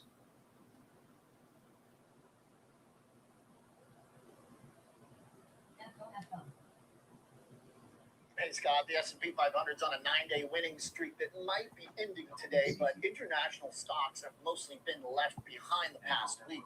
The ex-US and Canada fund EFA is stuck below highs first made in February. China stocks have had a half dozen false starts all year, and Brazilian stocks, which were up 80% S&P with a bounce. into April, have shaved off most of those gains.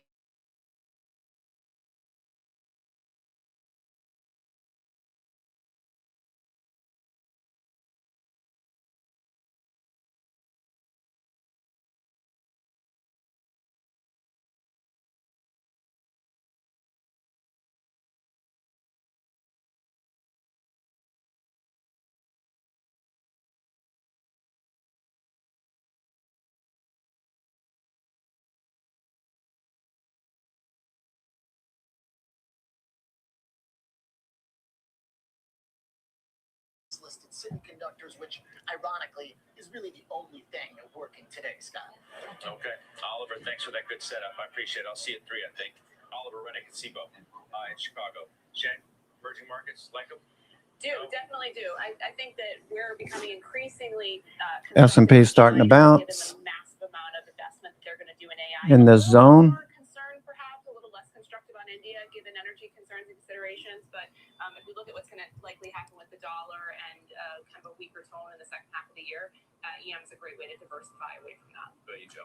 Brazil's rolled over. The real emerging market to stay focused on is obviously the Kospi.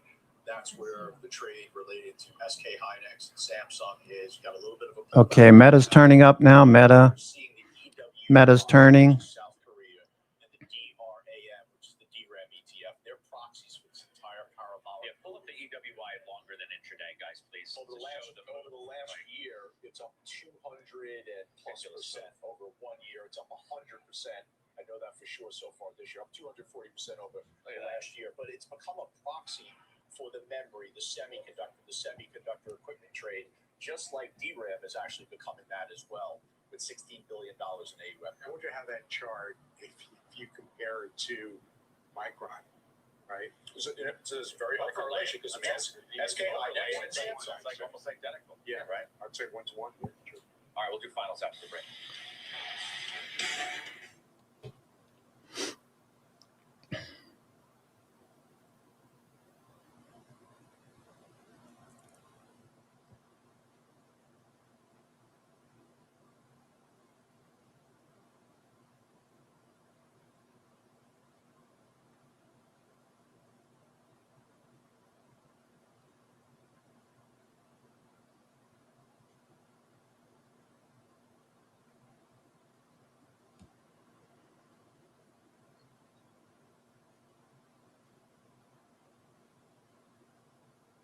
Okay, S&P trying to bounce here.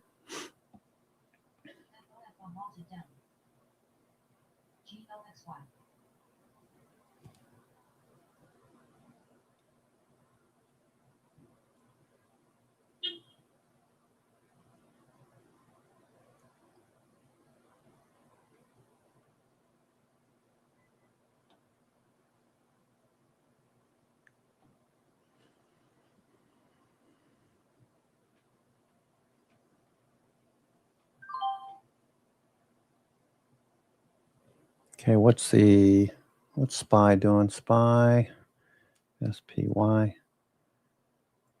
Okay. I have 750s. Those expire on Friday. I took those last week, if you recall.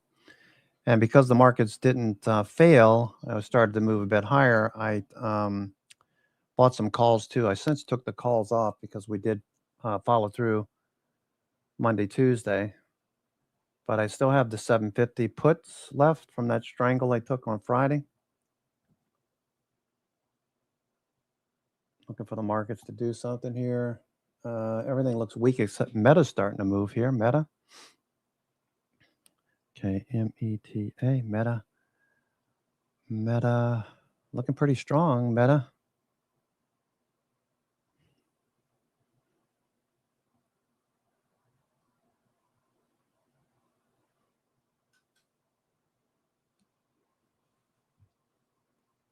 Still looking for the 7550 level to get tested. S&P 500.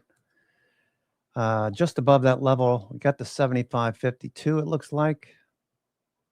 7550 is a level. 7550 is right there.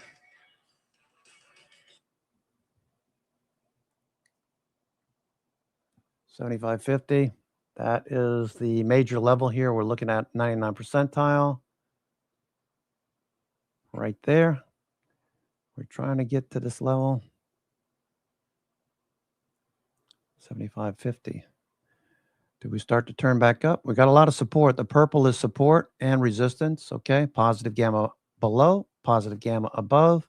And we got all this red to the right towards the end of the day. We could see this run pretty quick.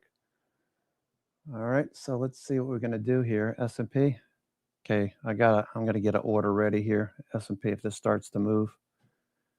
S&P for tomorrow's expiration, not 0 day. I'll do tomorrow. 75.70, 75.70, vertical 75.70, 75.80 maybe. 75.70, 75.80. Let's see what that's going for. 75.70, 75.80 for tomorrow. That's going for 475. Not worth it. Not worth it.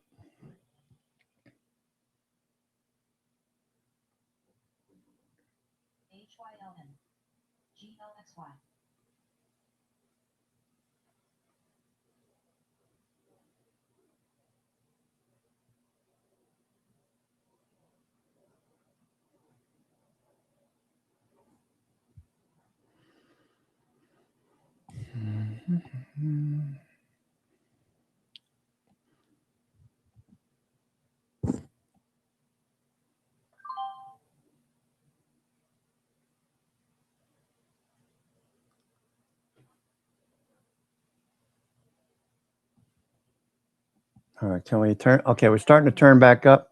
Okay.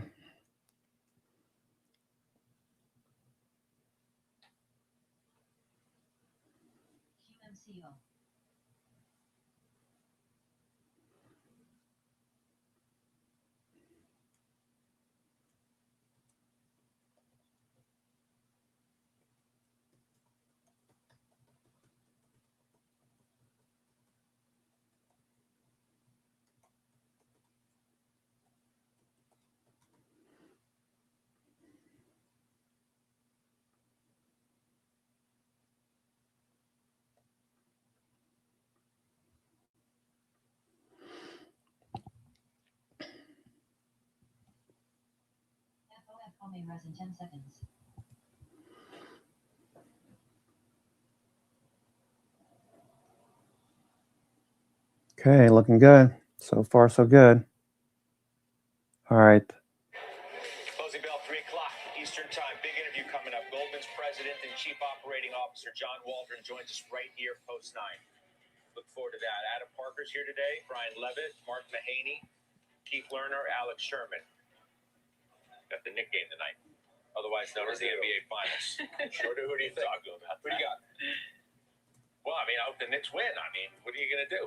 Okay. New York's a better place when the Knicks are great. Okay. All right. I'm going with his heart. I'm just going to throw that on the table. But the Spurs are great too. I mean, it's good. I hope it's a good series. Sure. Weiss, final trade. Yeah, I'm going with Goldman Sachs. I think when analysts came with their estimates, they didn't count on them winning the SpaceX IPO, the aftermarket Google, and the open Meta breaking higher, Meta. goes down dropping. So that's the story. Brent, what do you have? Spurs and then AbbVie. AbbVie, the stock's breaking out, up 6% over the last month. I think it's going back to 232. All right, I like Brent representing down in the great state of Texas. What do you got, Shannon? Energy, we think that there's going to continue to be earnings growth there. All right, Joey. Old Dominion Transports. All right, we'll see you at 3.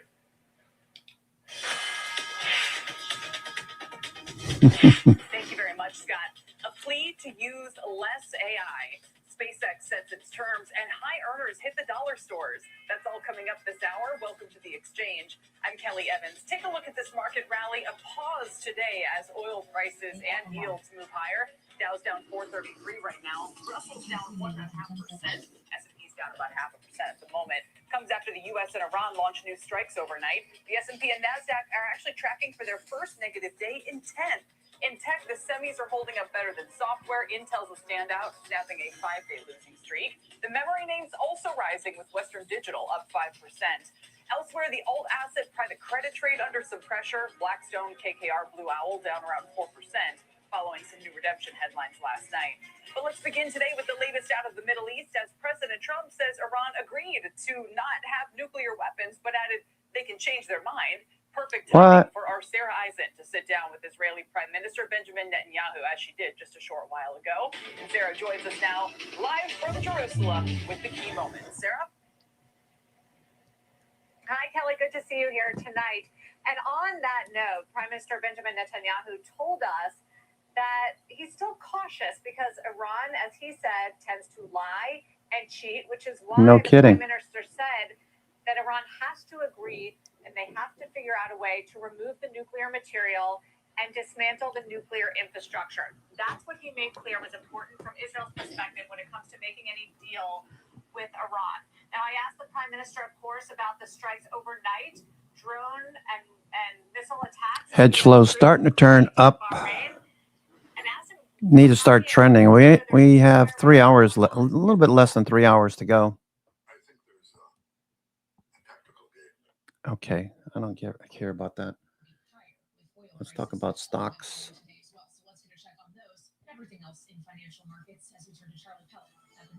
Tick cumulative still lower. Okay, we are anticipating that we could have a few days of bearish conditions. We are down 45 points yesterday. You recall we had a close above 7,600 at a record. S&P today down by 0.6%. The Dow down 427 points now, down 0.8%. The Nasdaq Composite Index down 2. NVIDIA double bottom on the 1-minute chart, looking for a bounce. Meta's still rising. Meta. Okay, S&P, no follow through yet.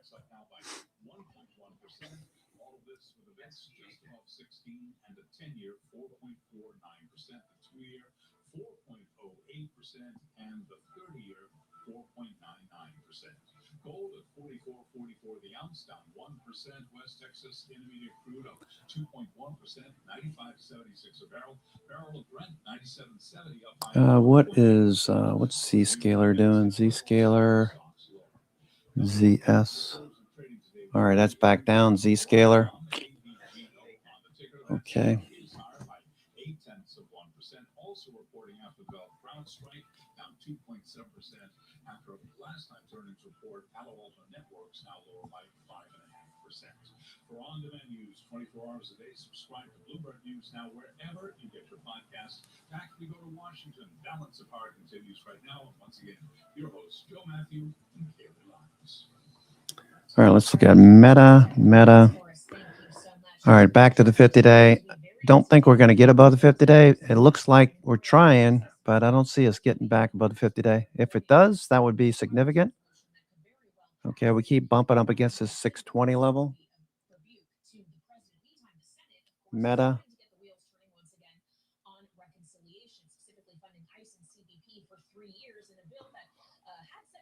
No follow through, Meta. All right, if we have a shot, it's going to happen in the evening session.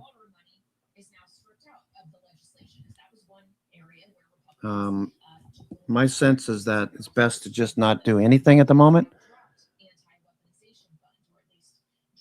until we see the S&P can it follow through, because right now it's just a little bit of short covering, it feels like. No significant buys. A significant buy would shoot this back up in the opposite direction. Right now, this could roll over. I'm watching this hedge flow. We got this level right here. We almost got down and touched it. Do we have to touch it? Don't make me touch it. Touch it, touch it. Things have changed, as Kaylee mentioned, to the point where we now have what appears to be the skinny reconciliation bill that John Thune preferred. Now, ahead of our conversation that we're about to bring you with Georgia's Governor Brian Kemp, we assemble our political panel for their take on this breaking story. Bloomberg Politics contributors Rick Davis and Jeannie Shanzano are with us. Jeannie is our Democratic analyst and democracy visiting fellow at Harvard Kennedy School's Ash Center. Rick is a Republican strategist, of course, partner at Stone Court Capital. I'll start with you, Rick, as our Republican here. Did John Thune just get everything he needs to make this happen? Yeah, I think the coast is clear. He's got the votes for. Looking for that hedge flow line to turn up decisively and start trending. We need that hedge flow line to turn up and start trending upward decisively. So you can see it's just kind of fading still. Early this year after a record shutdown. So now the cycle will be complete. My guess is they'll try to do so tonight while they have everybody and can still keep the coalition together that's willing to vote yes. Well, so when we consider the people who are willing to vote yes on the actual package, Jeannie, they may still ask for votes on other things. We actually heard this. Our colleagues on Capitol Hill. Netflix turning off the low. Looks like a few shorts covering, but nothing more than that. Meta, we got rejected at 620. We're due for a few days like this, I would imagine, after being up 10 weeks straight. Really too much to expect that we're just going to keep going up and up and up. Unrelenting. Hey, anything's possible. Okay, S&P. Meta. Okay, we're trying to get through 620. If Meta gets through 620, I might add to FBL. I have FBL shares and have Meta calls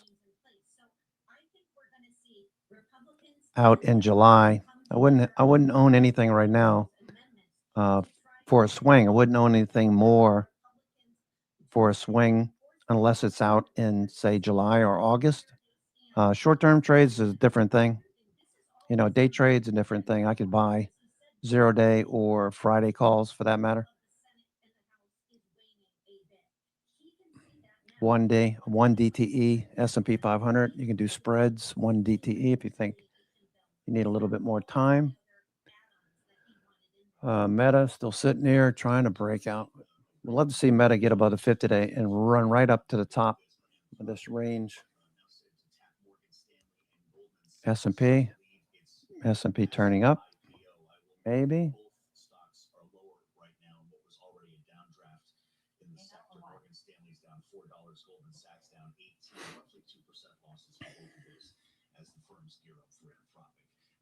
Is the mood music actually changing for Donald Trump on Capitol Hill when you consider the War Powers vote that's about to pass, albeit symbolically, in the House? When you consider the pushback on the ballroom, which, by the way, was supposed to include security money for the White House, the visceral reaction that Republican senators had to this anti-weaponization fund, how do you characterize it? Well, there's definitely a little more chippy mood amongst Republican members about Trump. But remember, I mean, the ballroom was thrown out of this reconciliation bill because it didn't meet the parliamentary standards. So the parliamentary and the Senate really stripped it out. It wasn't angry Republicans. And that's another thing, too. I mean, a lot of these amendments Gene was talking about regarding this bill may not be germane to a reconciliation bill. So as much as they want these sort of performative votes, it doesn't mean they're actually going to make them the bill. That's the trouble with reconciliation. But that being said, I mean, the War Powers Act, I mean, you know, it's a privileged motion. They're going to vote on it. They tried to avoid it in the House, but the leadership had to cave to the procedures. There's just hardly any volume here. Not seeing a whole lot of volume. They want to register their opposition to this war. It may not have anything to do with actually stopping the war, but to insulate themselves from a pretty grumpy public in their districts who are saying, what the heck are we doing here? This goes on and on and on. And from what we've heard from the White House today in an interview with Donald Trump, it doesn't sound like there's any short-term reconciliation of this conflict in the Strait of Hormuz. So everyone can now expect this to be a major political issue when it comes to the midterm elections. Well, of course, President Seems like the likelihood of this failing is much greater than it had been in the previous weeks as we were running up. This is our first down day. Do we bounce here? It's hard to see this follow through at this point.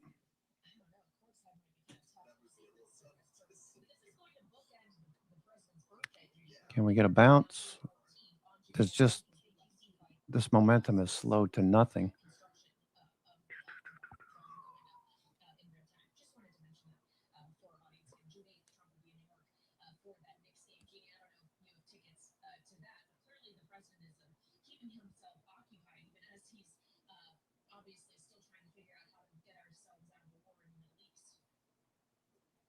Come on, let's go.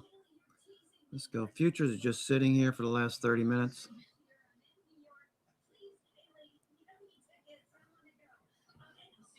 Oh, you guys are getting annoying now. It's like a coffee clutch, you know? Let's talk about markets.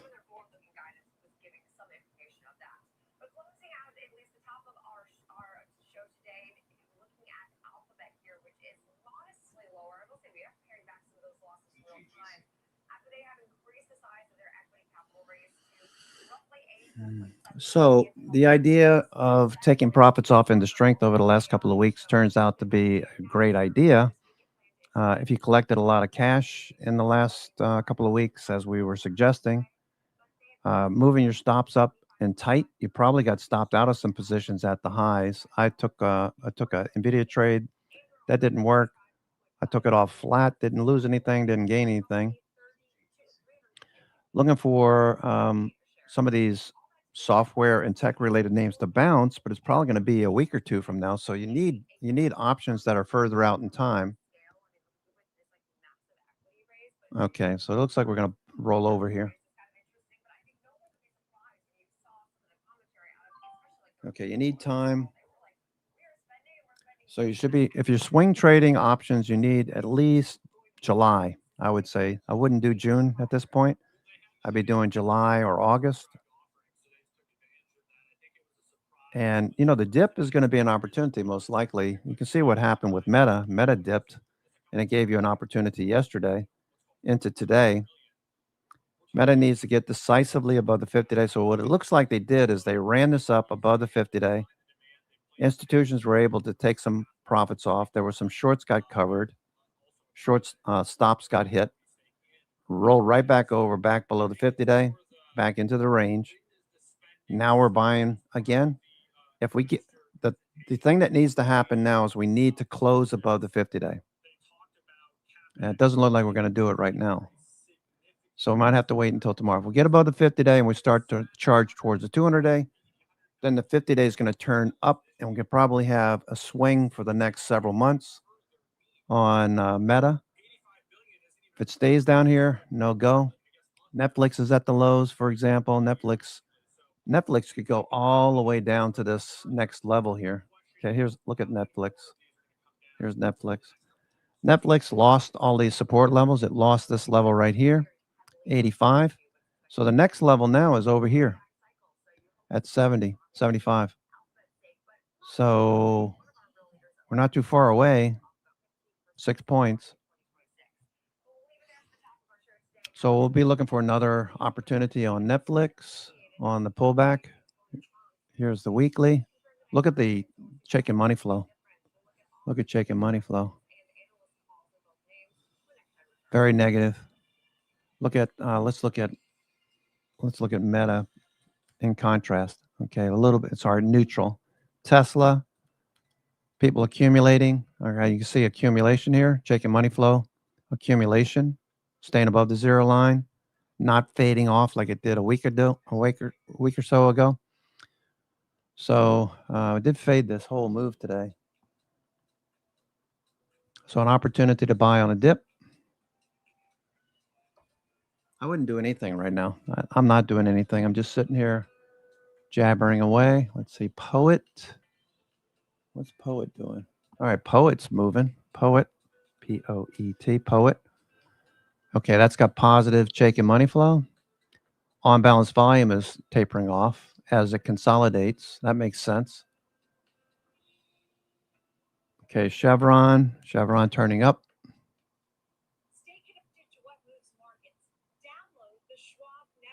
I'm not comfortable doing a whole lot right now. I want to see what this rotation brings.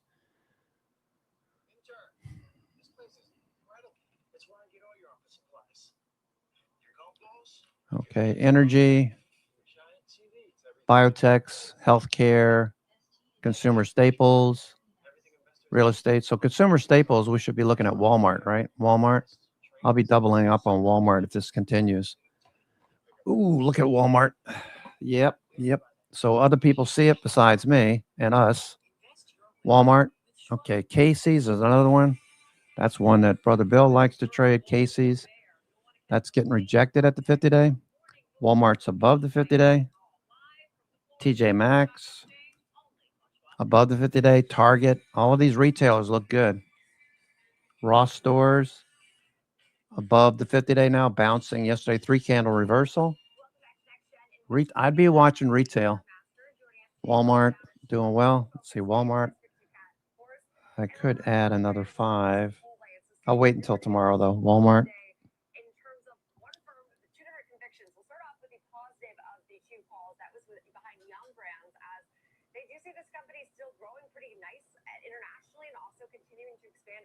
Google. All right, Google. We're thinking that it could get down to the 50-day before it creates this base to push off. A lot of people know that Berkshire Hathaway has been acquiring shares. If you think about Benjamin Graham, you're talking about margin of safety. You're talking about moats. The company has a moat. I mean, you could say that, what is it? Rumble has, some following, Rumble. But YouTube has such a vast amount of people they're doing feature movies now on YouTube. Young people are making their own movies. What was the name of that movie? In the Jersey?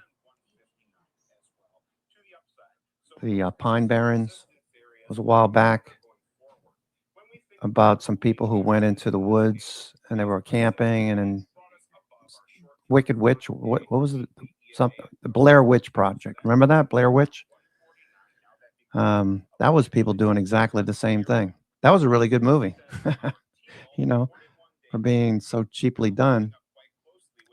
So YouTube has a lot. You know, they have Gemini search engine. I would use Gemini before I'd use ChatGPT. Grok, maybe it's getting better. I don't know. I haven't used Grok. Gemini, Claude for coding.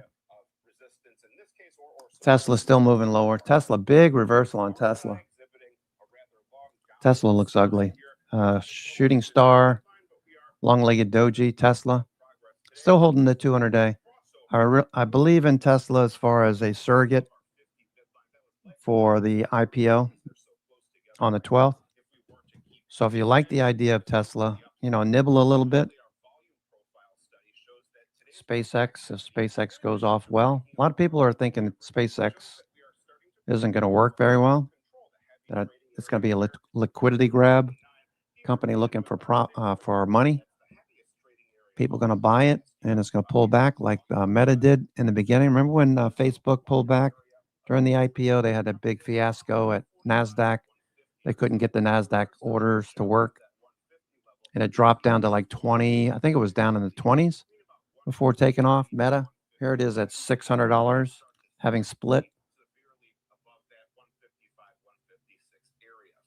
So if you go all the way back to Meta's beginning,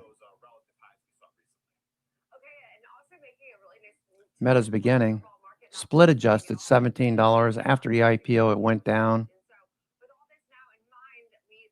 And then finally turned back up. I know a lot of people who made a lot of money off of this. I had some shares, but I wound up selling it.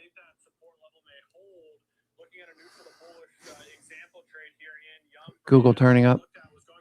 Google. So Google has a lot going for it. Okay, got a higher low on S&P now, a higher low. Watch Meta. If it gets above 620, that could be a good one.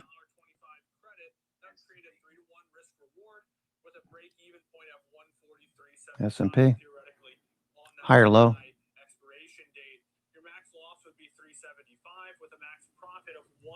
Trace. Okay, I got to take a little break here. Elongated Z risk profile here. Stay above 145. These options could expire worthless through expiration. That's how you make max profit. If it sells off, goes below 140, you can see the max loss is capped off. So risk defined, profit defined. Yeah, and obviously does play into the fact that we are again risk defined, but betting on some further upside here and some more continuation of at least today's nice move. But now to shift into what was the lesser favorite. What is Bitcoin doing? Bitcoin still moving lower. BTC, USD. A lot of people are figuring that people are taking profits in Bitcoin or taking assets out of Bitcoin to trade the SpaceX IPO. I don't know about that. Maybe, I guess. I don't know. I don't know anybody personally that's selling Bitcoin to buy SpaceX.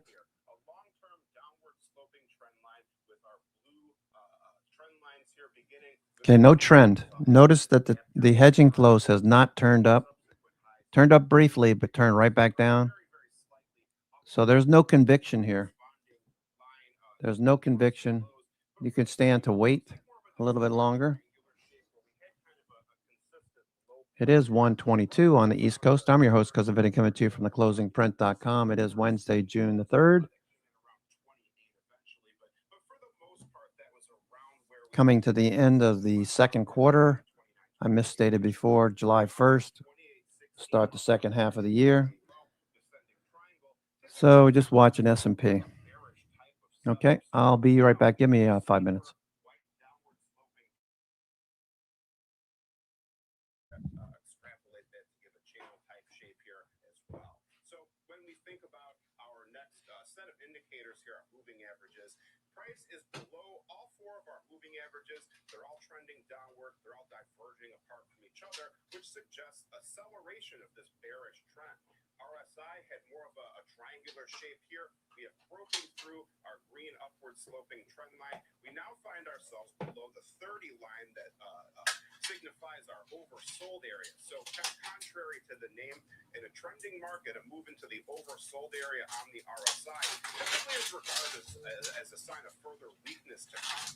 So if we were more in a range-bound type of market and we were approaching the lows and the RSI got oversold, then it would be more of how the term suggests that we perhaps will be due for a bounce. Then that's kind of typically how RSI is interpreted. So this would be more of a bearish signal here, this move below that 30 threshold. So in this case as well, we can see that we had a heavy amount of volume activity here at these lows. Our node in question kind of lines up with a lot of the time where price spent bouncing around between 3150 to 3450, our point of control, came in at 3224. So when we have a heavy volume node at low levels, it's often interpreted as a sign that this is a notable area of concentration here. This is a significant low that we've reached, and a breach below this level certainly does not really bode well. This now stands out as a resistance area to the upside here. If we do start to bounce once more, that level between about 30 to 32 would stand out as an area the bulls would need to clear in order to hope at reestablishing some kind of uptrend here. You know, absolutely. And today we're also seeing some of that weakness. We only are down about 0.75%, but it's had a really hard time breaking out of this recent lower range. So appreciate it. Rick Ducat for all of that technical setup. Now, as we do think through trading this day here, for example purposes, Alex, I mean, obviously it's been a story of more consistent downside, but say, looking for more and just continuation or resumption of this trend. Yeah, this is a contrarian look at this, given the fact that this stock has been under pressure. It's on its lows. Yeah, you could certainly get bearish here, but could have been bearish this whole time, I guess. So this is more the neutral to bullish, dip buyer type of an example, but also acknowledging that there is still a ton of overhead supply, not necessarily looking for a bounce, but rather stabilization. Selling a put vertical below the market just goes out to June. It's a $1 wide spread, so it's actually a smaller trade than we oftentimes talk about. It's a 28-27 June 18th expiration, collecting 33 cents. It's pretty close to a third the width of the strike, so it's pretty close to a 2-to-1 risk reward, where a trader would risk $67 per spread here. They'd have a break even of 27.67. They could make 33 per spread. So neutral to bullish, but really looking for stabilization, Jenny. No more downside. Don't necessarily care if it goes up or not. Just don't go down any further. Okay, and I think that stabilization would definitely be welcomed by many, at least the bulls in this day that have been seeing some pain for quite some time now. But we'll leave it there, though, for Chartmaster today. Coming up next, we will look at the movement we are seeing today in Palo Alto Networks, which is giving some pretty mixed signals over the cybersecurity space, as shares are now down about 6.2%, seeing actually some steepening as the day has gone on post its earnings.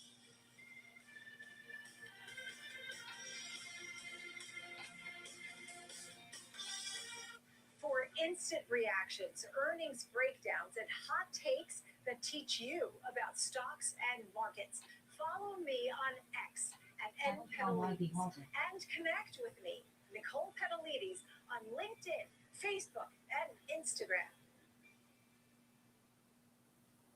Trading at Schwab is powered by Ameritrade, unlocking the power of Thinkorswim, the award-winning trading platforms. Bring your trades into focus on Thinkorswim Desktop with robust charting and analysis tools, including over 400 technical studies. Tailor the platforms to your unique needs with nearly endless customization, and track market trends with up-to-the-minute news and insights.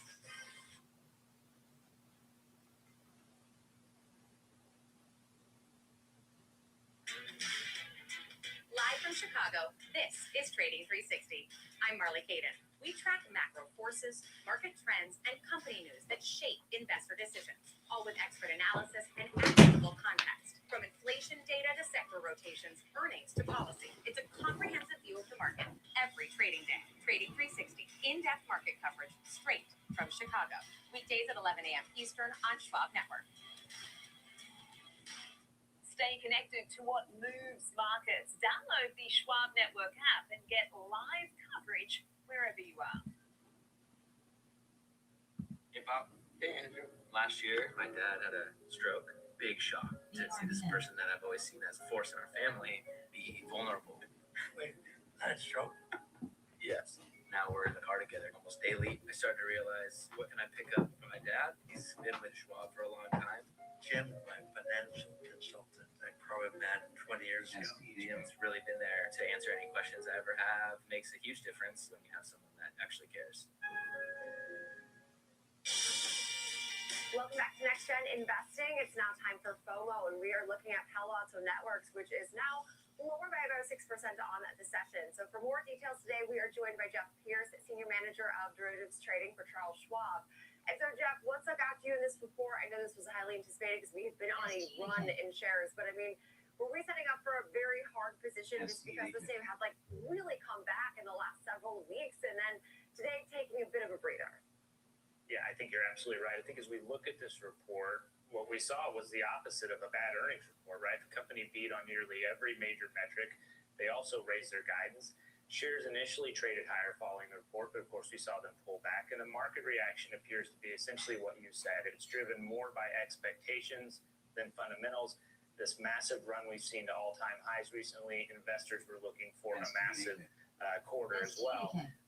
This also creates the opportunity for profit taking, which we I think is what a little bit of what we're seeing here as we dig into a few different reasons why the reaction is what it is. Of course, it's that 60+% move from April lows to those all-time highs.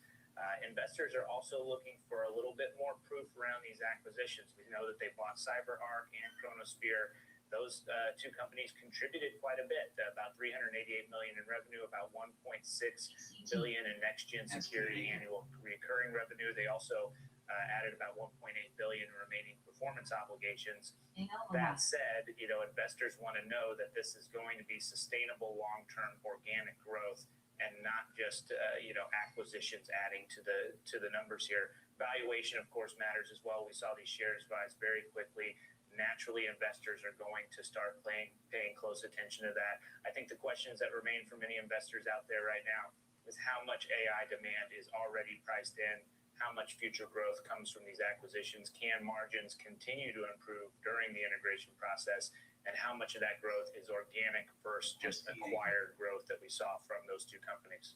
Jeff, when you look at this name and you look at its performance, I mean, it's almost like a blip on the chart. It doesn't really seem to do a ton to change the overall picture, even with an over 6% decline. Is this one of those situations where you look at the overall market and you start to see a lot of these charts, turning? Is this, something we're due for? Or is this a situation where, it's a buy the rumor, sell the news, and then, things can kind of continue to the upside? Yeah, I don't know that it's a situation where these companies are due for this type of pullback. I think to your point, we're seeing this chart, and by the way, Palo Alto is not the only name on this in cybersecurity that has seen this type of reaction over the last month or so. But there's been a shift in how these companies are viewed. Prior to this, a lot of these companies were, the question was, is AI going to replace cybersecurity? And really now they're being looked at as more of an AI play because cybersecurity is going to play such a big role as we continue to see these AI models, agents, these cloud workloads create more and more potential for attacks.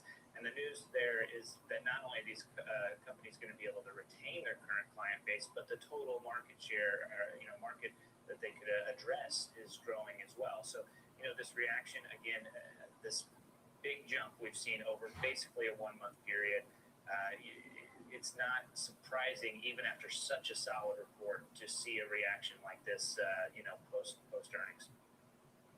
No, absolutely. And I would also say that, the move today has been, again, I think really indicative of some of the comeback we've seen in broader software. But when you look at some of the competition and its push specifically to platformization, it's expensive, and the cost of growing AI is also expensive. And so is that setting them up for success in this environment, or does that then also further weaken the competitive moat that so many are worried about these cybersecurity software companies really starting to lose? Although I don't think these numbers were yet indicative of that. Right, they're not yet indicative of it, and I think what we're seeing here is a challenge around that moat, right? Specifically within these names. One of the strongest themes in cybersecurity right now is vendor consolidation. A lot of these big companies are increasingly want fewer and fewer vendors. They want more integrated platforms. names like Palo Alto, names like CrowdStrike, they are positioning to be kind of that one-stop cybersecurity platform. So when we see a company like this out there acquiring new companies, integrating their capabilities into their software, it is because they're trying to, be the leader of the pack here. And of course, that comes with cost. I think if you're looking at the numbers, of course, we saw them beat on revenue and earnings. The GAAP net income number showed a loss of $177 million. A lot of that is acquisition related. But also, if you look at the adjusted free cash flow, that came in up 57% year over year at $910 million. That shows, we got almost $1 billion in cash during the quarter. Jeff, so we got a stock that's pulling back. We now have two major cybersecurity players that have sold off on earnings. I know Fortinet kind of earlier in the quarter did a little bit better, so I guess we can say we're 1 for 2. We have CrowdStrike after the close today. That could be another catalyst for the whole space. If you're looking at an example trade today, we're sort of mid-range for the session, down 6%.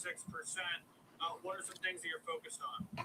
Yeah, I think, for this example, I was coming from the view that the earnings report was fundamentally strong. The company beat on revenue, they beat on earnings, they raised guidance. The sell-off appears to be, of course, more related to the valuation and expectation part of things rather than just the underlying business suffering. Investors might need some time to digest this big run in this report.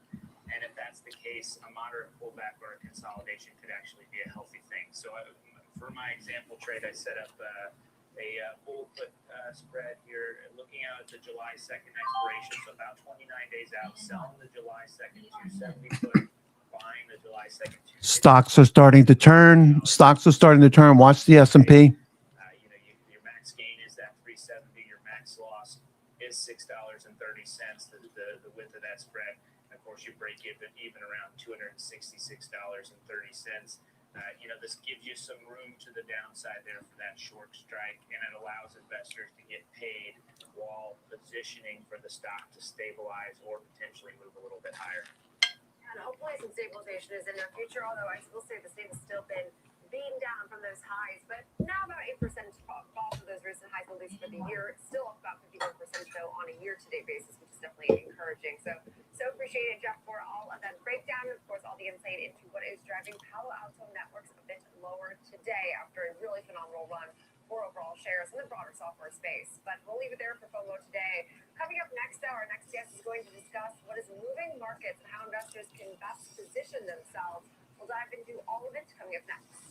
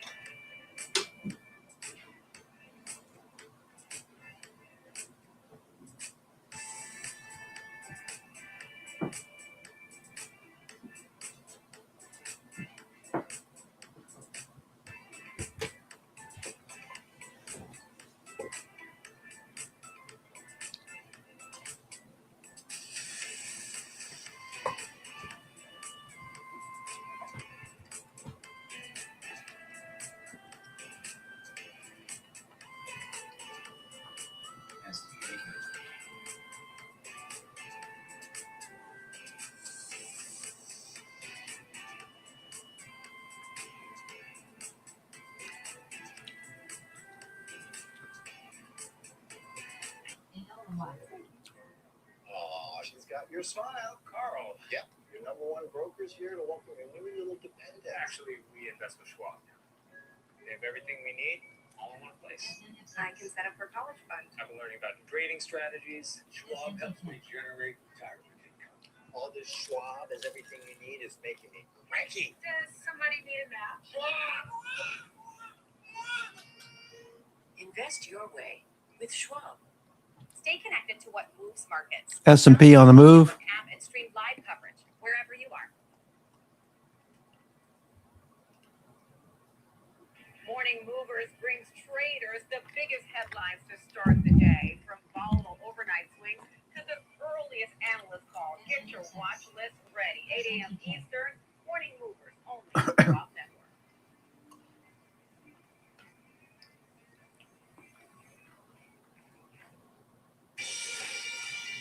Welcome back to Next Gen Investing. Now we are taking a closer look at the forces shaping this overall market. market from the AI-driven surge in semiconductors to the growing influence of global policy and currency moves.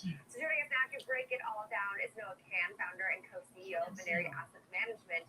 Noah, thank you so much for joining the show today. You have argued that memory chips are becoming as strategic as oil. So what has to go right for that?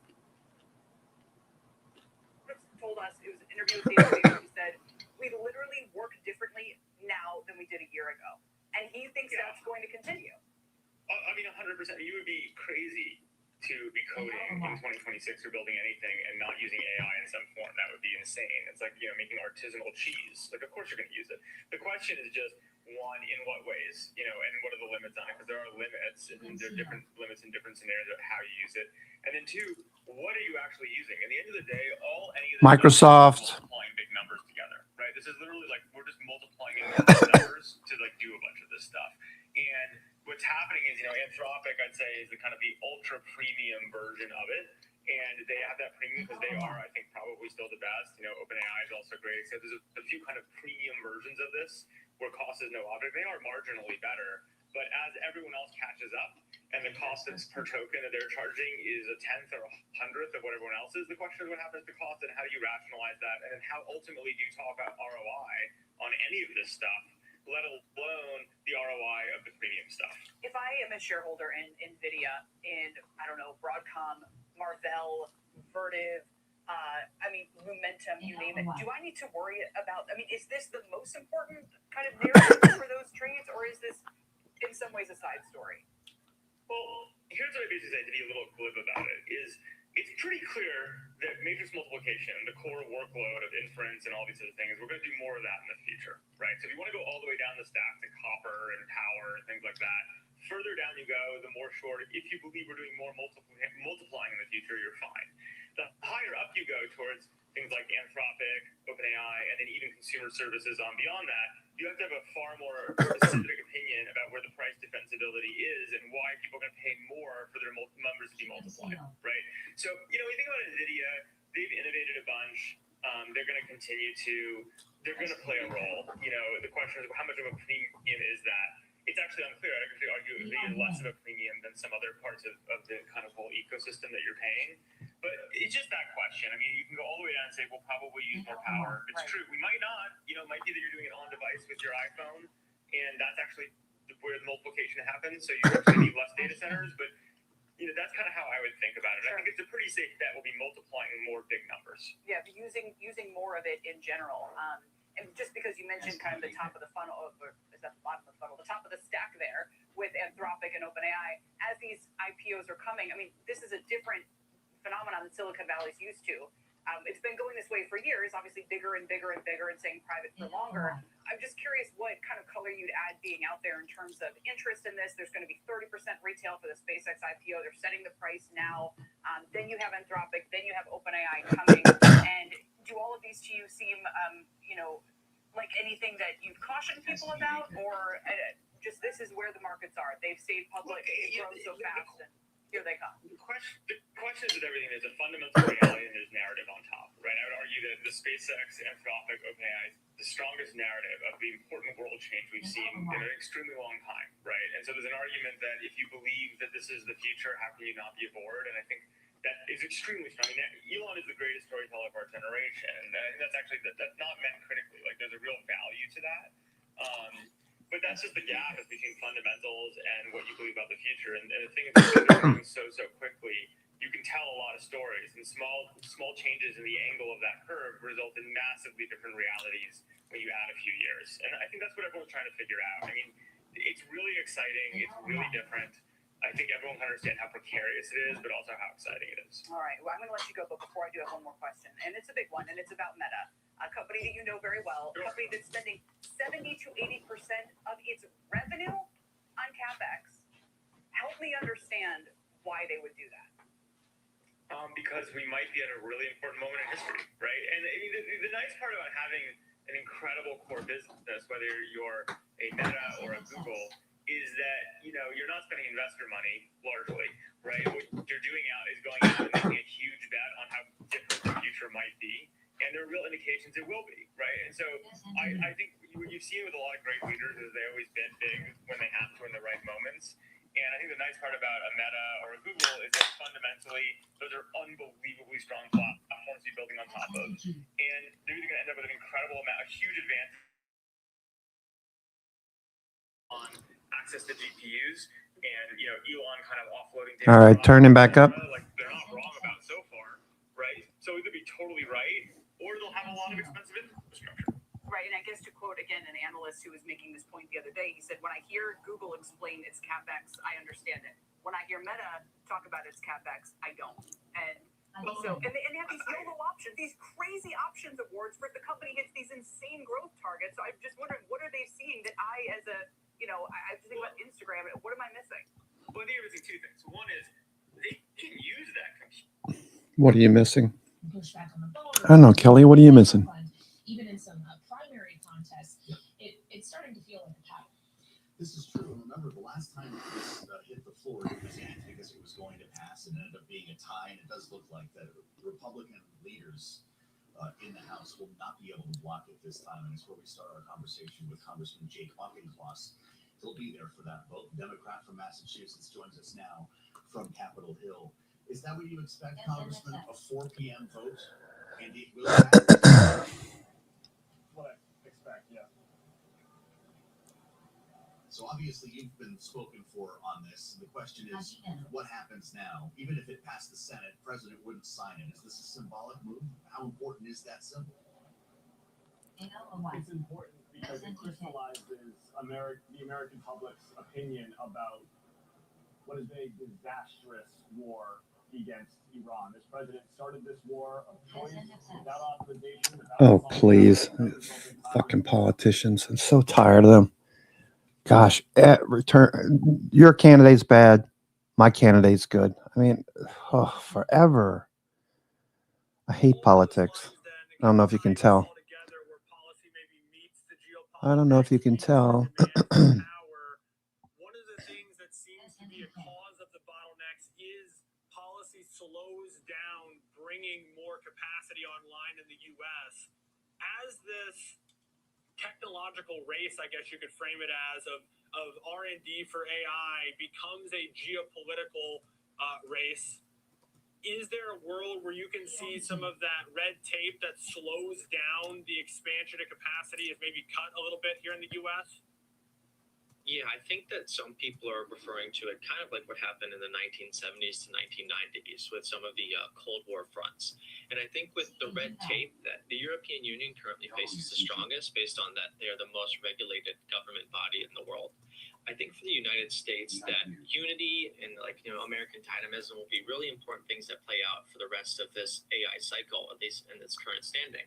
And so I think as we see other countries, if they happen to pull ahead, I think American businesses will try to band together more. And so to your point, I do think we can see some removal of this tape and the fact that we need to compete and we need to be the first country, or at least the best country, to do the AI infrastructure race. And so I think, like psychologically and geopolitically, some of these forces that are kind of pushing us against each other can tie us together in a way that could be quite interesting. Okay, and I really like that. Good place to leave it. And so appreciate your time today, Noah Kan, founder and co-CEO of Veneri Asset Management.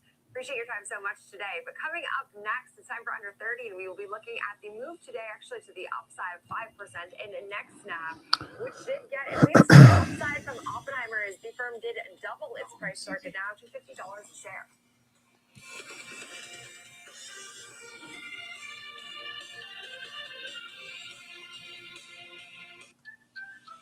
Opportunities don't stop when the market day ends, so neither do we. Schwab gives you round-the-clock access to over 1,100 of the most popular stocks and ETFs, plus a wide variety of futures markets. All with 24-hour support from trading specialists who understand the ins and outs of 24-hour trading, no matter the hour.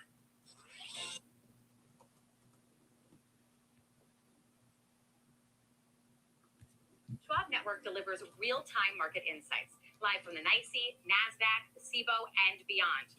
From earnings to economic data, we cover what matters as it happens. Streaming 24/7, anytime, anywhere, free on schwabnetwork.com. Morning movers, be the first to find out what's shaping early market action. Check, options corner. future is focused. Technical analysis, morning movers covers it all. Grab your coffee and tune in every trading day at 8 a.m. Eastern, only on Schwab Network. Stay connected to the markets with Schwab Network. Tune in 24 hours a day, 7 days a week on SchwabNetwork.com and on all your favorite streaming services. Schwab Network, available anytime, anywhere, on any device for free. Stay connected to what moves markets. Download the Schwab Network app and get live coverage wherever you are. I'm Nicole Petalides, live at the New York Stock Exchange, and this is the Watch List. Your midday view into the trends driving the markets with a sharp focus on technology, innovation, and companies leading the next wave of growth. Big movers, real-time interviews, and insight from analysts, founders, and market voices you trust. The Watch List, 2 p.m. Eastern, only on Schwab Network. Real-time access, data-driven analysis from U.S. equities to global macro matters. Schwab Network connects the dots. Watch live. Subscribe free at schwabnetwork.com.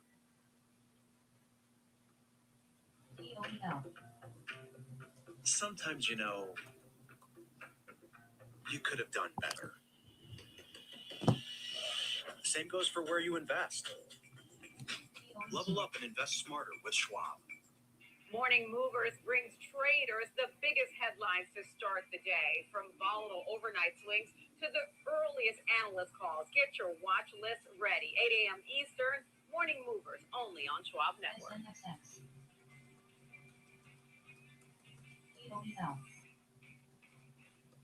Stay connected to what moves markets.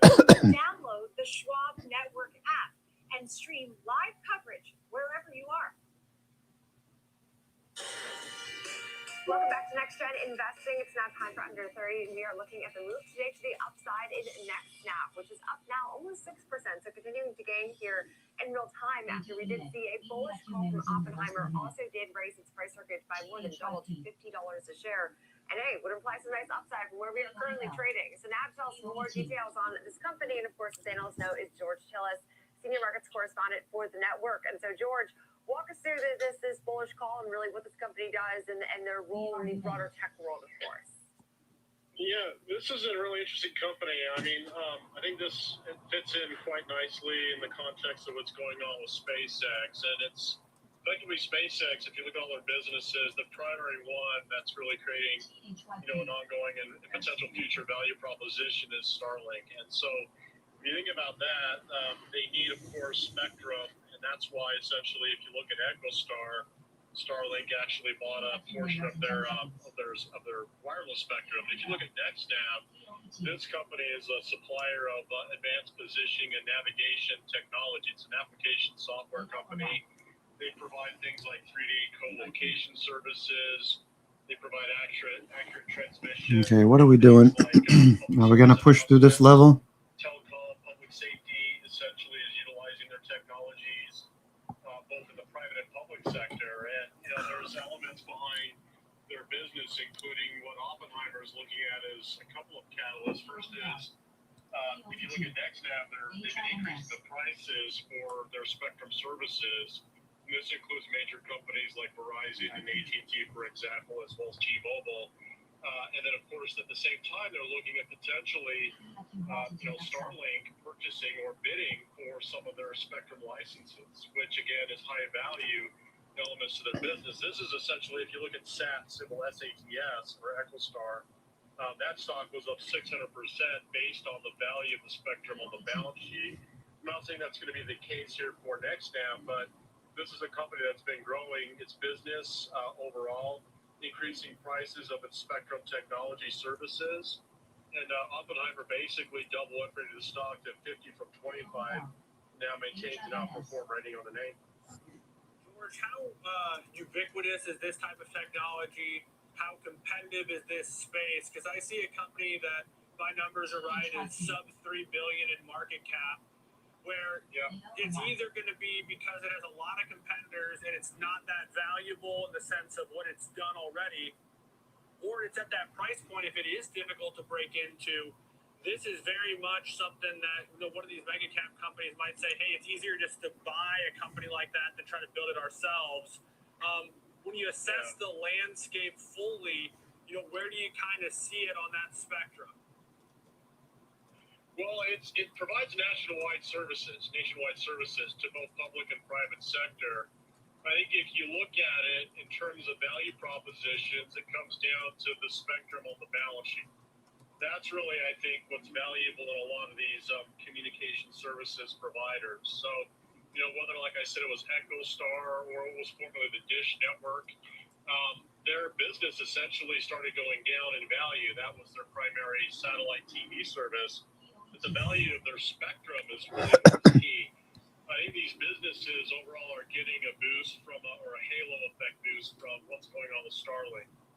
Because Starlink will utilize, direct to satellite communications, but they're also going to need to complement that with FCC communications spectrum that is utilized by 5G and of course 6G telecom providers. So altogether, it's we're seeing really sort of an evolution, let's call it, of what's going on with FCC and of course licensed spectrum for telecom, but also direct to satellite, which is becoming more fast, and that's really where Starlink has shined in terms of its growth. That's where the growth is. That's why there's a tremendous valuation proposition for SpaceX because of Starlink and the disruption that potentially direct to satellite communications has against the incumbent telecom providers in the traditional 5 and 6G tower network.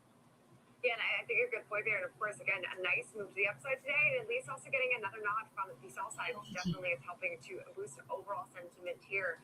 But appreciate it, George Taylors, for all of that rundown. Of course, the next snap shares up just shy of 6% today. And before we go, Alex, want to check in on these overall markets because we have seen at least, this has been a record-setting market, no doubt about it. So we're pulling back today. Yes, we're down about 0.5%, but what this really is doing is dragging on the week. So this would be our first week closing lower in what, at least right now as it stands, in like 10 or 9 weeks. Yeah, and for some, it's good to get those streaks out of the way, and then you can kind of resume and start a new one. Others who are trend following and momentum followers might be concerned, but like I said, I look at the S&P momentum factor; it's still up 0.75%. The semiconductors are still up 1% as a group, with Intel and Broadcom and AMD all having decently strong days. Micron green again. So you look at some of these, SanDisk is up $120 a share in real time. So this is your down day, and everyone is invested in single stocks because that's what the dispersion is. Well, those are the stocks people have been buying lately because of how the performance has been. So even in these down days, these momentum stocks are still doing quite well. They are. And like Western Digital, smaller move. This is now 5.2%, and of course, less shares in terms of it's just right now price. But overall, this is still another nice move for a name like Western Digital. Meta Platforms higher, Qualcomm higher, actually KLA Corp up $75 on the session. So it's been definitely a tech-led, at least day today, even though obviously still lower the overall markets. But that'll do it for Alex and myself for Next Gen Investing for, of course, this Wednesday. We have the watch list coming up next.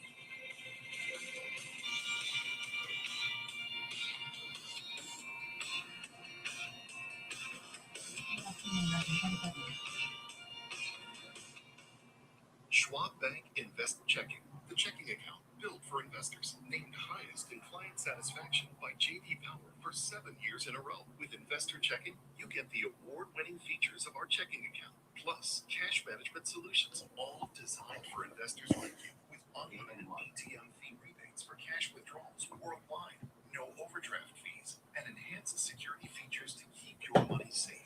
Also, because your Investor Checking account is linked to your Schwab One brokerage account, you can manage your checking and investing in one convenient location.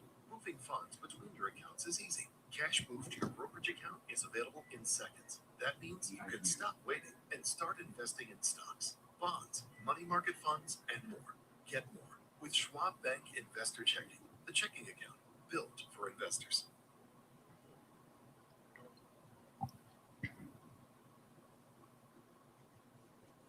Welcome to Schwab Network, where real-time market coverage meets expert strategy. From the opening bell to the closing bell, we've got you covered.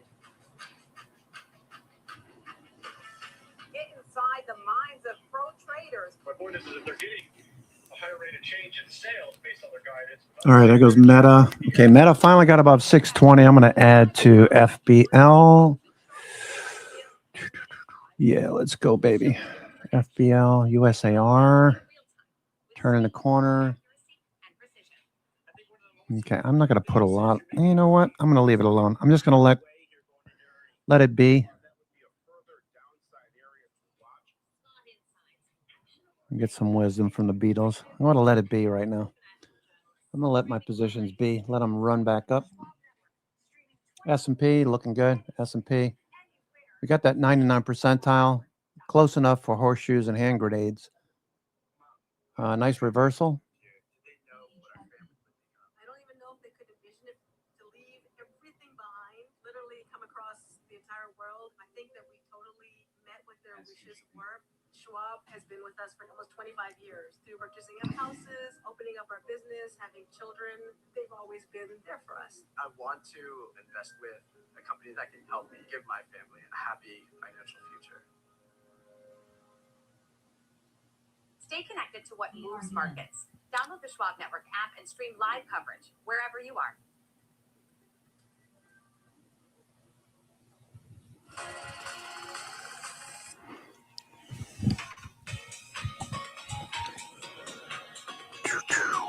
Bum, bum, bum, bum. Bum, bum, bum, bum, bum, bum.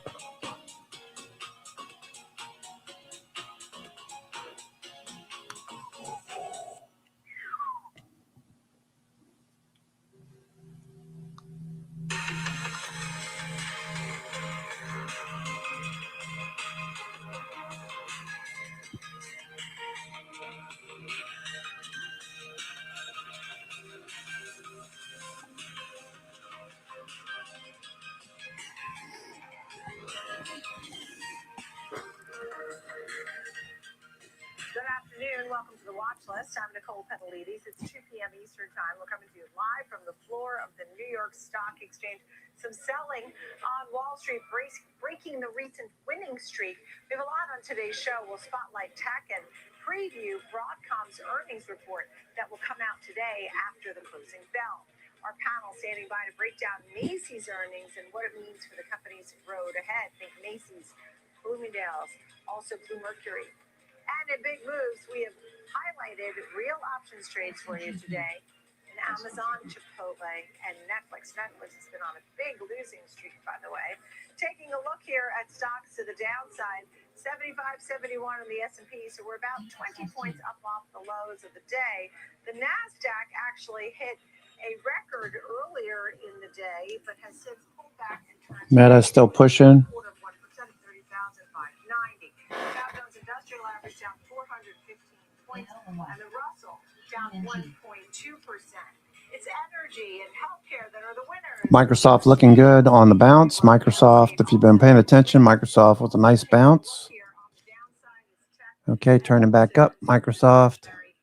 It's got a ways to go, but a bounce here would be good if we could at least close back here near 430 or so. Pull back to breakout. NVIDIA turning yet? Not yet. NVIDIA, not yet. S&P.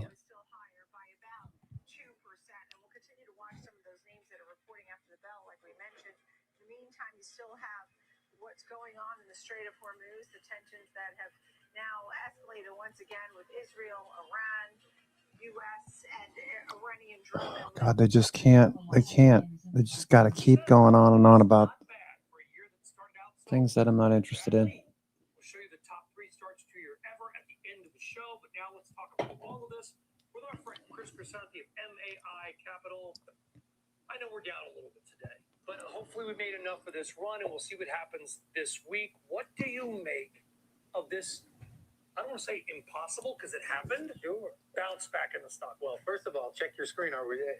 Stocks can go down. I was surprised to see that. So, but what I think is investors should not look a gift horse in the mouth. Okay, Microsoft making a new high here. Microsoft just popped up to a new high. Meta making a new high of the day.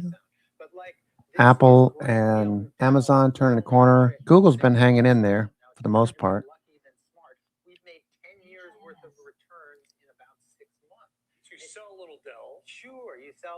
maybe a little, maybe a good chunk of Dell. And then, Brian, what I think people should do, and this will be unpopular because I'm a value guy and that's what we do, is you go towards the places that are losing the capital because it's all going to AI, places like healthcare, places like logistics. And I'd wait for some energy maybe when the war gets resolved and those stocks go back down. So the capital has come away from Tesla turning. Okay, Mondo. Tesla's turning up. Mondo. not exclusively, but have some of these in your portfolio for when AI stops working, whether it's in a month or 2 years. I always love we talked to you about remember the famous Verizon over Tesla trade, which let's remind people worked out for the following. Very well. There are some big IPOs coming. The semis have been amazing. The software names are on. I'm just curious, when you look around at all the prices, do you All right, Tesla turning back up. think there's actually a really interesting? Okay, S&P looking for more upside. Some are AI related, some are not. In the not AI related, which I really like because everybody hates it, I really like healthcare. So you've got AbbVie, you've got Merck. I like Boston Scientific. We're about to bring out the hook and just pull you off. You can't come on and talk about like, healthcare. Right. The medical devices trade, it's been terrible. It's been horrible. And so what I'm saying is, look, medical devices aren't going away, and they're growing less quickly than they were. But that doesn't mean Boston Scientific deserves a 12 multiple when it usually has a 25 multiple. Help me remember, Kelly. We had a guest on a couple days ago that recommended FedEx Freight. Yes, that was David Waddell. David.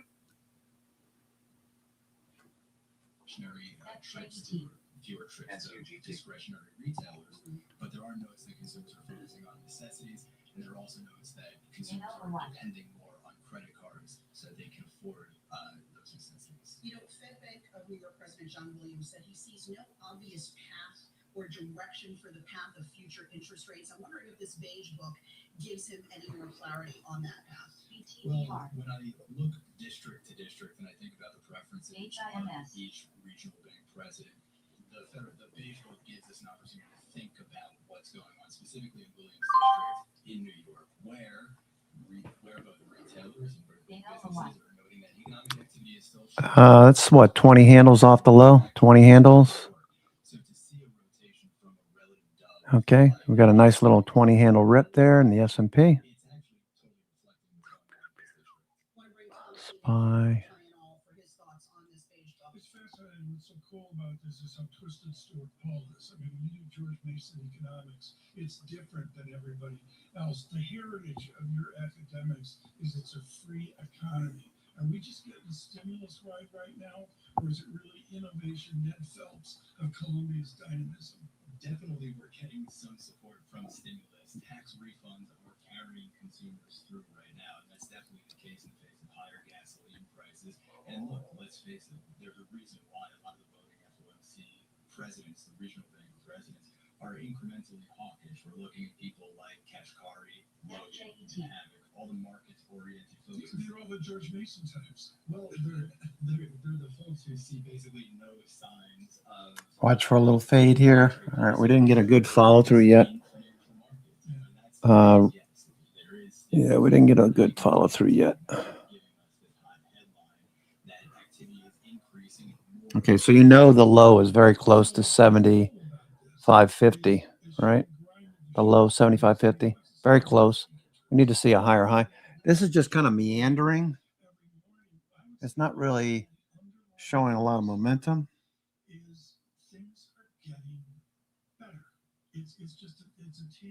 employment's percolating.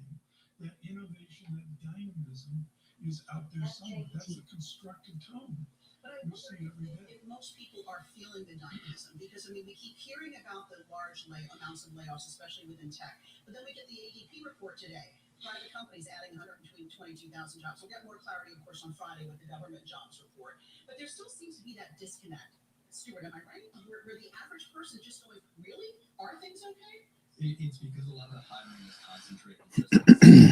All right, come on, let's go. Nothing here yet. Nothing here. No follow through yet. Looking for a higher low. If we get above VWAP, that would be important. Tesla turning back up. Tesla. Which has been relatively hot because it's relatively concentrated, because there isn't broad-based wage growth. You're getting exactly the dynamic that you're alluding to, Alexis, which is that just feeling stretched thin, real economic activity is being pinched Okay, Meta, looking good, Meta. All right, can we get a higher? We need to get through VWAP. If we can get through VWAP, this could get really interesting very quick. You see the selling volume here? That's what I'm concerned about. Okay, Meta, nice little follow through. Now we need a higher low.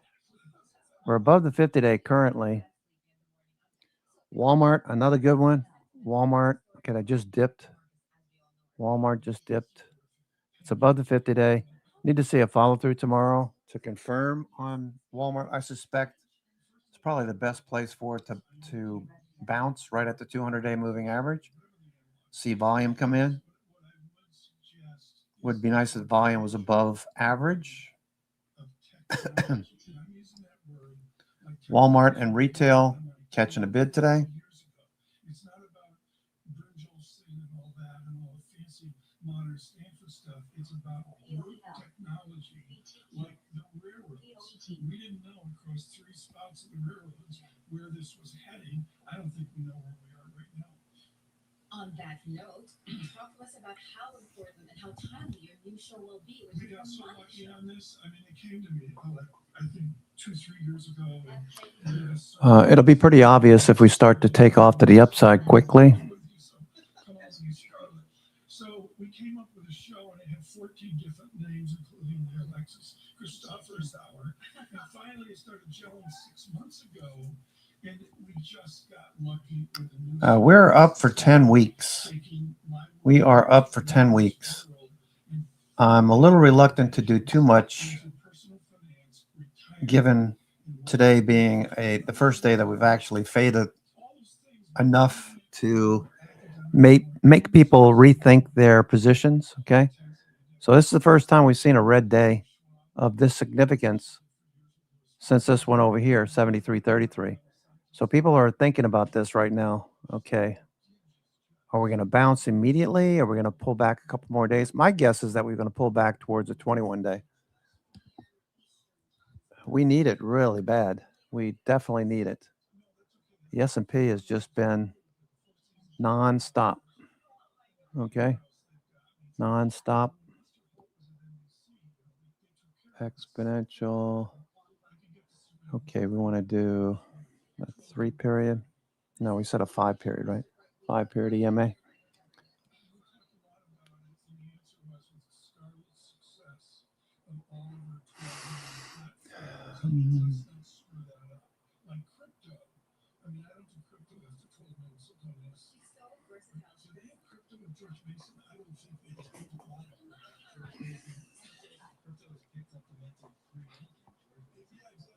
No follow through in NVIDIA. Microsoft seeing some profit taking. Same with Meta and Google. I don't feel it. I don't feel the markets right now. I just think we're going to come back for another couple of days. So you ready for it? Are you ready to be disappointed for the next couple of days?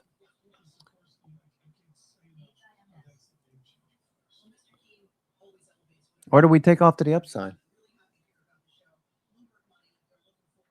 Markov chains subscribe to more upside unless we get some sort of catalyst.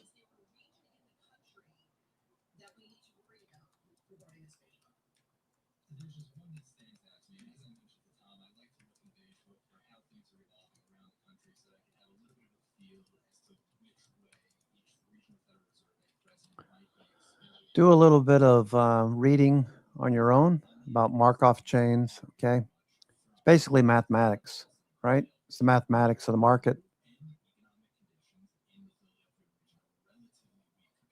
Okay.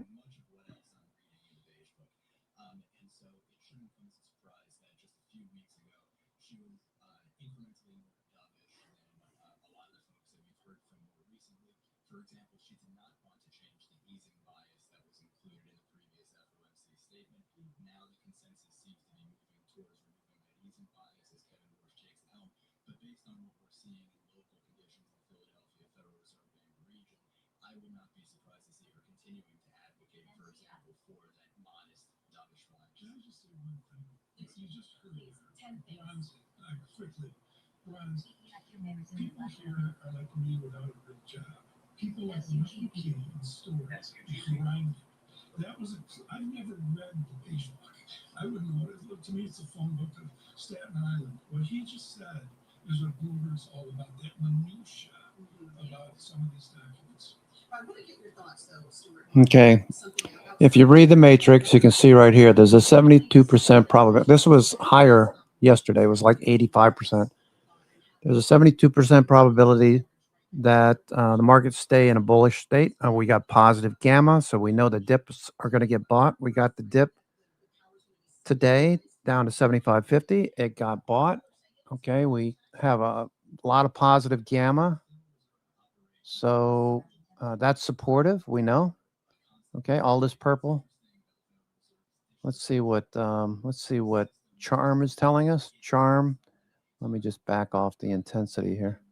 Charm, we could pen in this area, just above 75.50. The New York FANG isn't doing much for us right now. We have the 10-year moving higher. That is a headwind. Okay, 10-year popped up. Okay, the 10-year popped up. We also have breadth flat. Breadth is flattening out. It's at the zero line, so it's like neutral. Okay. So small caps are getting a little bit more heat. That's because the 10-year is moving higher.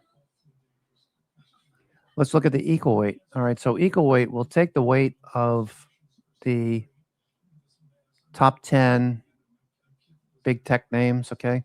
Take that away, and what happens? Look at this. We got a wick into today's candle. Now, is this the first day of a little distribution up here? That's possible. Okay, if we stay just like this, tomorrow we can see another day like that and another day. The number of stocks trading above the 20-day. A little bit of an inflection today, but we had a clear pivot yesterday. Last time we had a clear pivot was about 3 weeks ago. And what happened? The markets ran up. So we have to be nimble. We have to be ready for a follow through. We need to bring our stops up and tight up against today's low, up underneath that. So we want to protect our gains. We're up 10 weeks in a row. Okay, and we just showed you Markov chains are giving us a 72% probability we stay in a bullish state tomorrow, which means the 9 and 21 day will continue to hold prices. 20% probability we cool off into a sideways chop. Okay, only 8%. Would you go to Vegas with an 8% probability? Absolutely not. You'd stay home. If you had an 8% probability of winning, you went to, you cashed out your bank account and you went to Vegas, you would not go with an 8% chance. With 72%, you'd probably go, but you'd probably take maybe 25% of your checking account, right? I'm just being fictitious here, but 80% or higher, definitely. You'd probably go to Vegas and probably take somebody with you. Okay, but right now we're due for, 10 weeks. 10 weeks. I don't want to see a bearish day. I want the market. I want the markets to keep going up.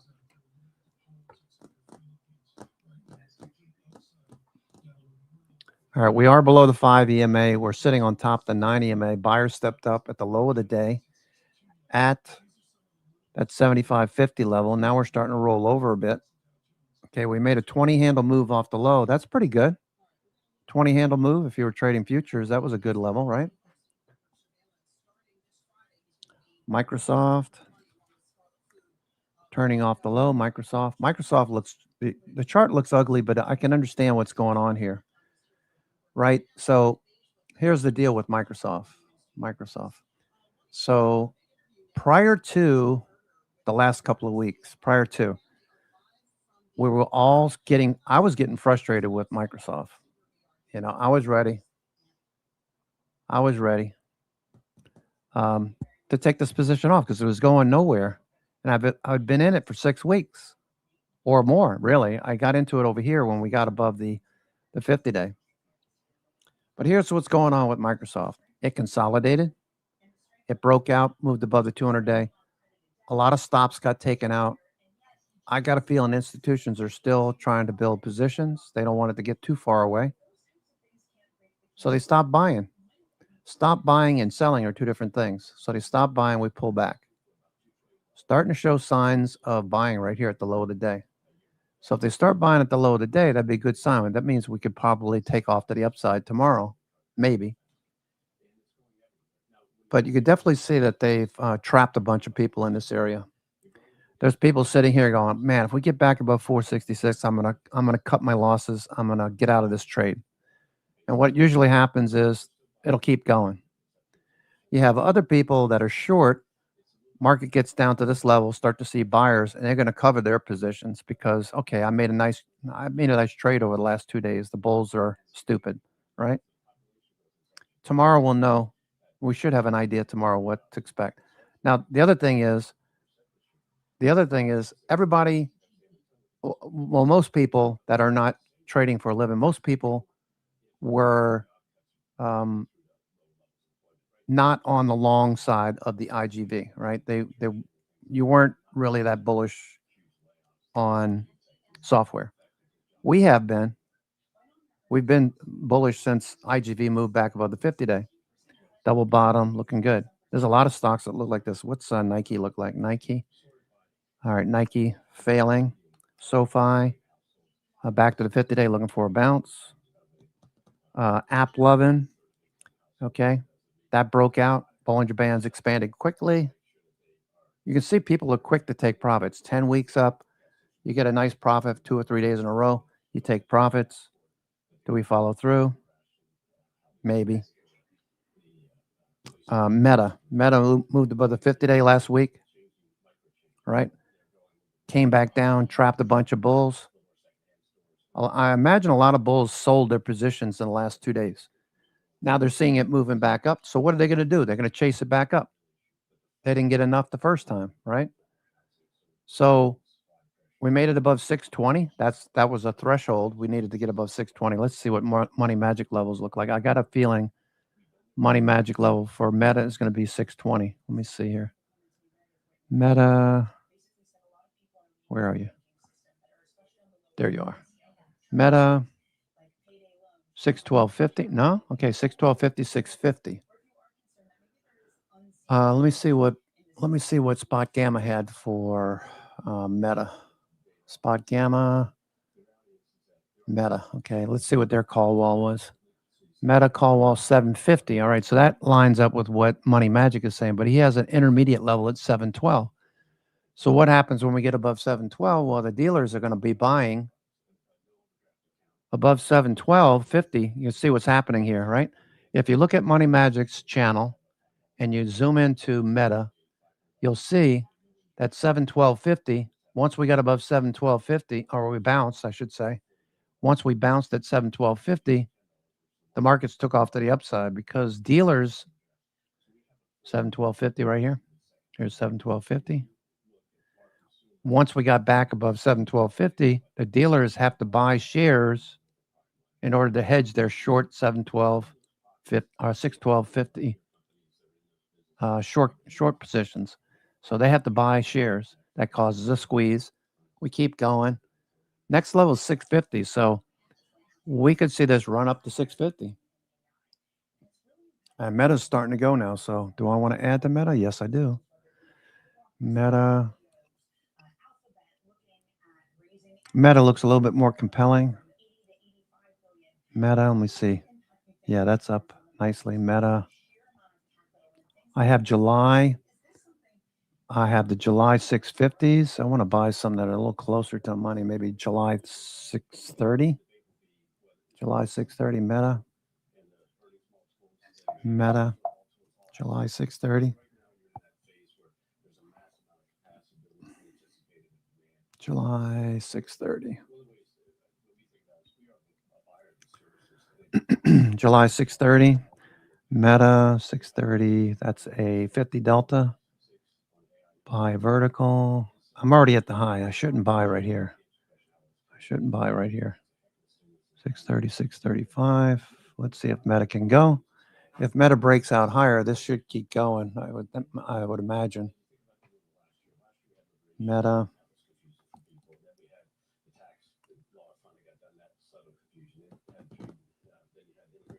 Okay, there goes Microsoft. It looks like these are going to go. Looks like these will go.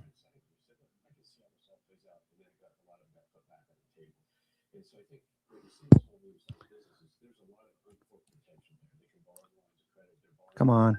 All right, I just got filled on the 630. I just got filled 630, 635. Meta.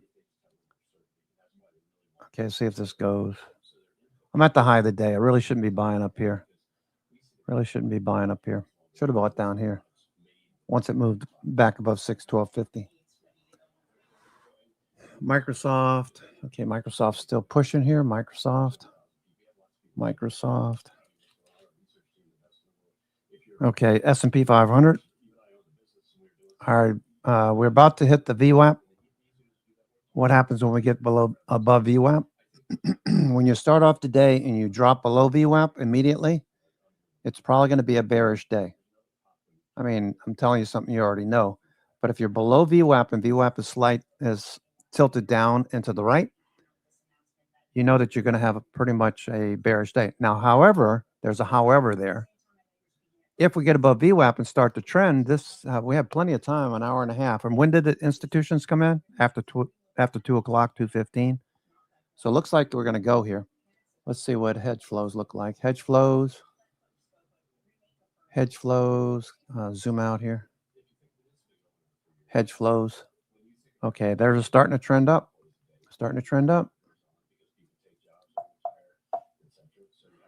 Okay, I'm interested in 1 DTEs. Tomorrow's S&P. We start going here. It'll give me time to adjust if I need to. 76.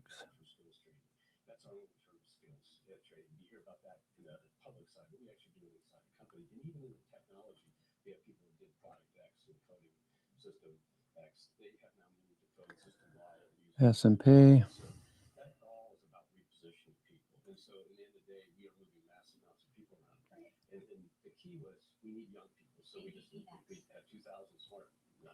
S&P is going here a little bit more.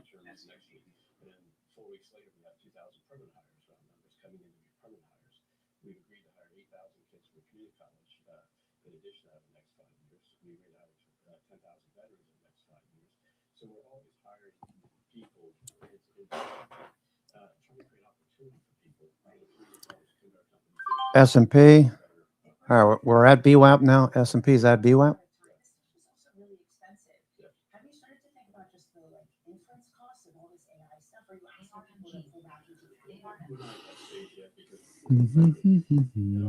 All right, more the New York FANGs are turning. All right, so we know remember the equal weight index. We were at the highs. We had a red day. We had buyers at the low of the day. What's keeping us back? The New York FANG components. Are the New York FANG components turning? Yes. Does that give us a higher probability of a follow through? Yes. Is it a guarantee? No. But we're at VWAP right now. We'll see where we go with this. Tesla's turning back up some more. Tesla. Okay, S&P is looking good. S&P.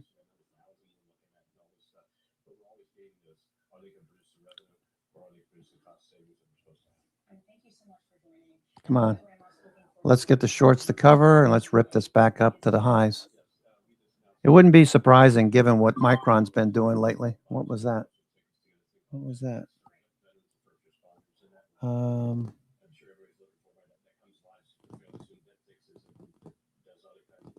Okay. I see my son's texting me.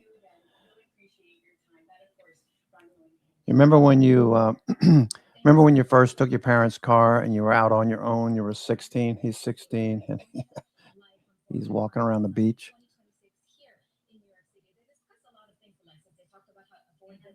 Is a real issue. They talk about gas, which is what everyone talks about. I feel like I just forget about it because I'm a commuter and I use the subway.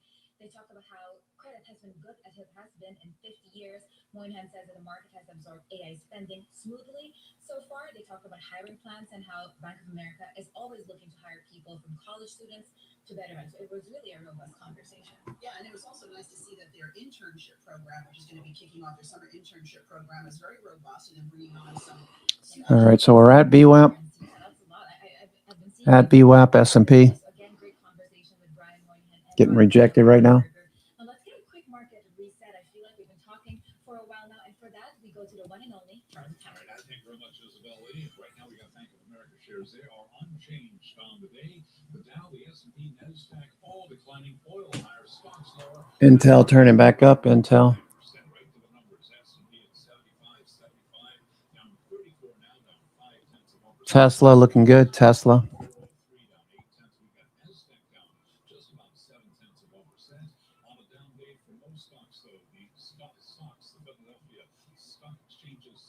Charlie Pellet. Meta.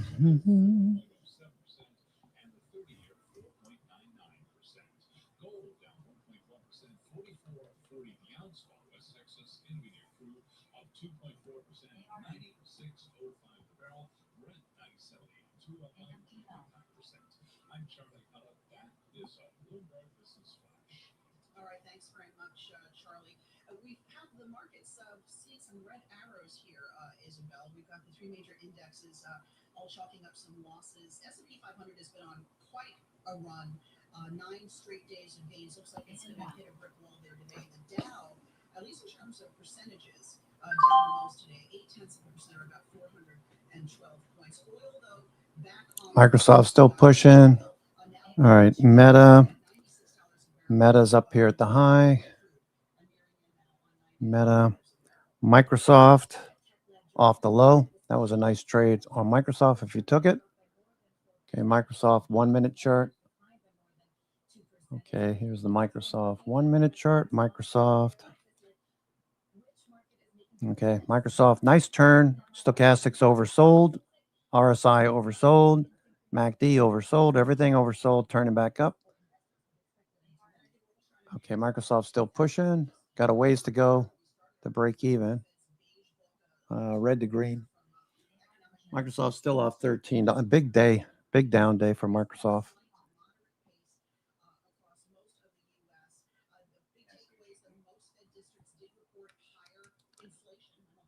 Okay, S&P. S&P looks like it wants to keep going.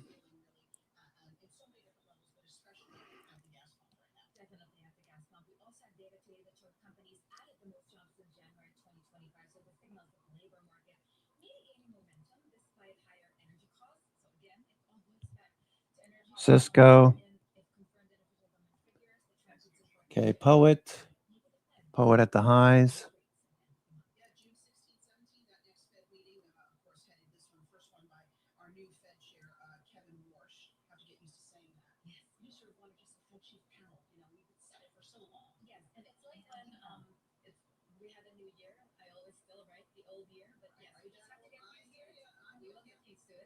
We've got a lot to look forward to coming up. We're actually waiting on an interview with the managing president and CEO of Excel Energy, Bob Frenzel. He's live in Las Vegas. He's going to be speaking with our own Tyler Kendall. And then later on, if you're able to stick around, folks, Okay, Microsoft still pushing. Poet just off the highs of the session. Poet.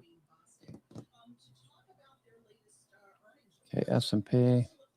Microsoft still pushing. You got VWAP overhead. Probably gets rejected at VWAP. Like we're getting rejected on the S&P right now. S&P. 99 percentile down there. We bounced. Oracle coming off the low as well. Oracle. ORCL. Oracle. Back into Monday's candle. Okay, Oracle back above VWAP. So a lot of these stocks are moving back above VWAP. That's a good sign. That's a good sign.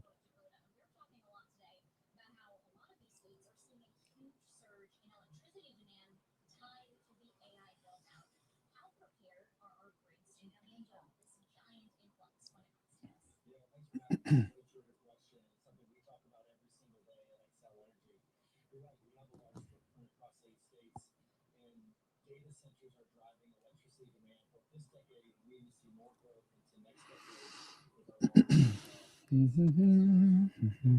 you mentioned Texas and New Mexico. We serve also oil and gas customers in the Permian and Delaware Basin, some of the largest, most prolific oil and gas customers in the country, and we're building infrastructure for them too, transmission, generation, distribution. So artificial intelligence is an incredible asset for the country, and data centers are critical infrastructure. And they're the only things that cause the electric growth across. Okay, S&P getting rejected at VWAP, S&P for now.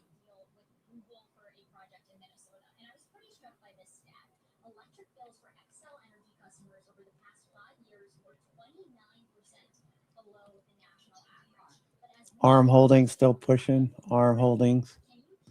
It's up 14 on the day. Okay, Poet.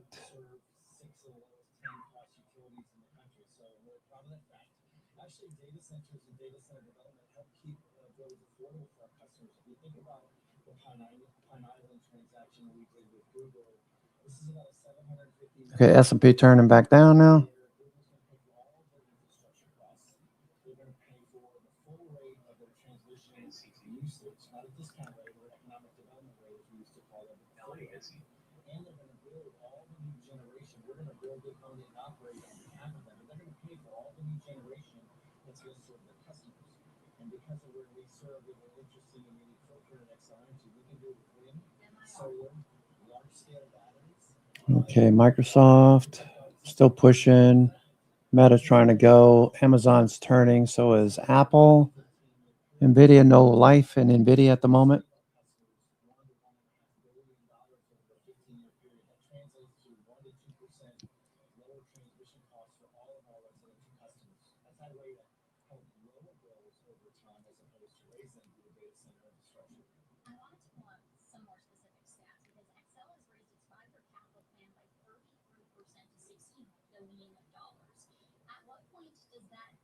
Tesla slowly turning the corner.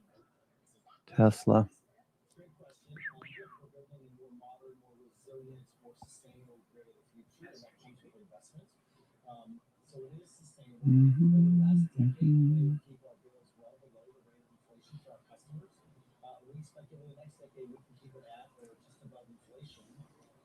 All right, S&P coming back a bit more now.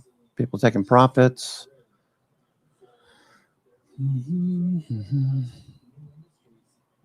RSI turning back down.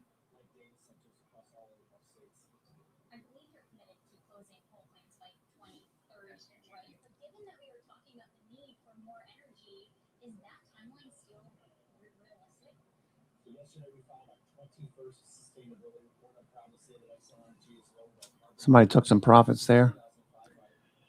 S&P.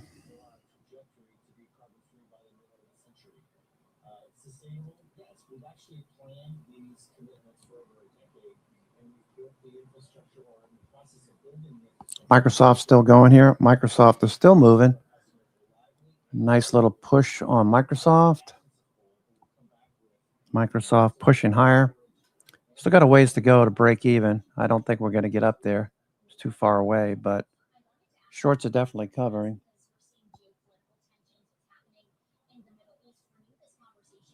Okay, Microsoft.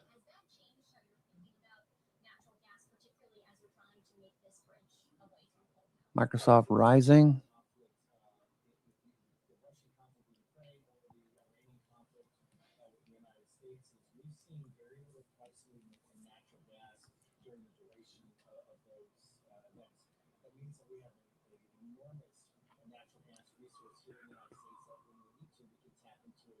Okay, here's Oracle.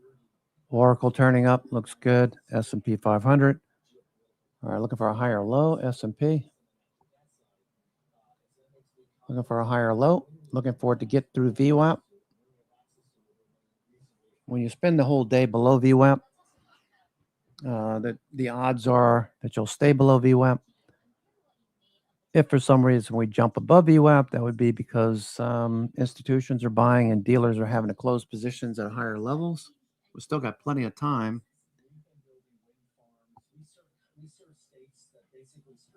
The only Only thing that's in the back of my head is that Micron just keeps going.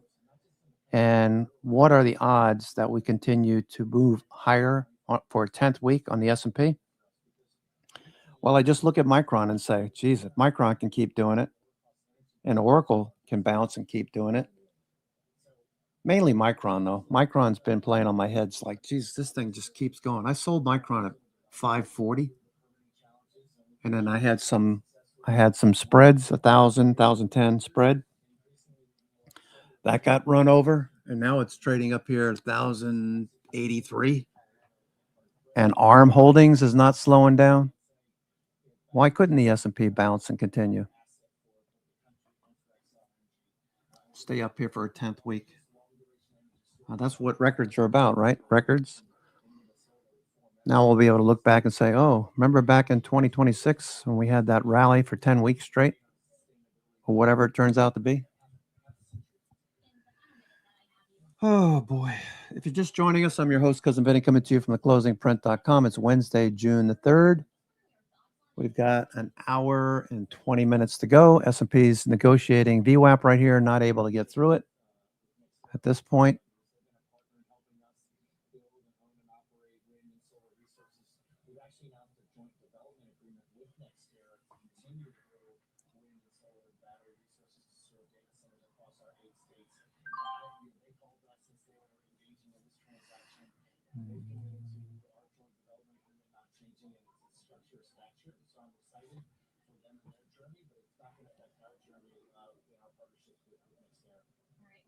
All right, looking for more stocks to bounce.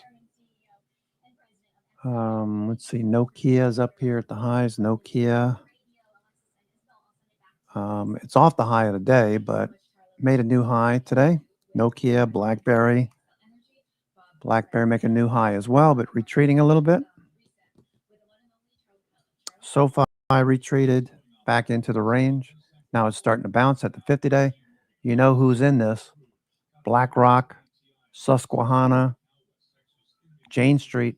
That's really cool when you think about it. Jane Street is up and coming, and they're all about technology in terms of utilizing it for investing.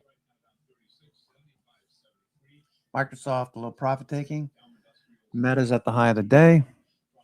Let's see what Meta's doing here. Meta at the high of the day. Okay, Meta looks like it wants to keep going. All right, 650 is the next level.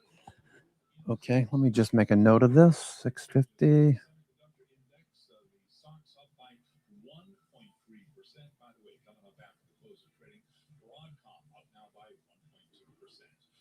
Broadcom has earnings tonight.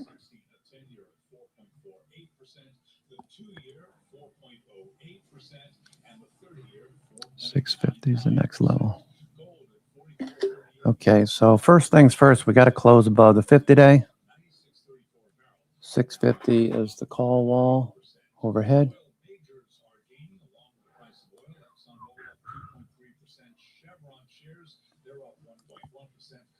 $650 call wall.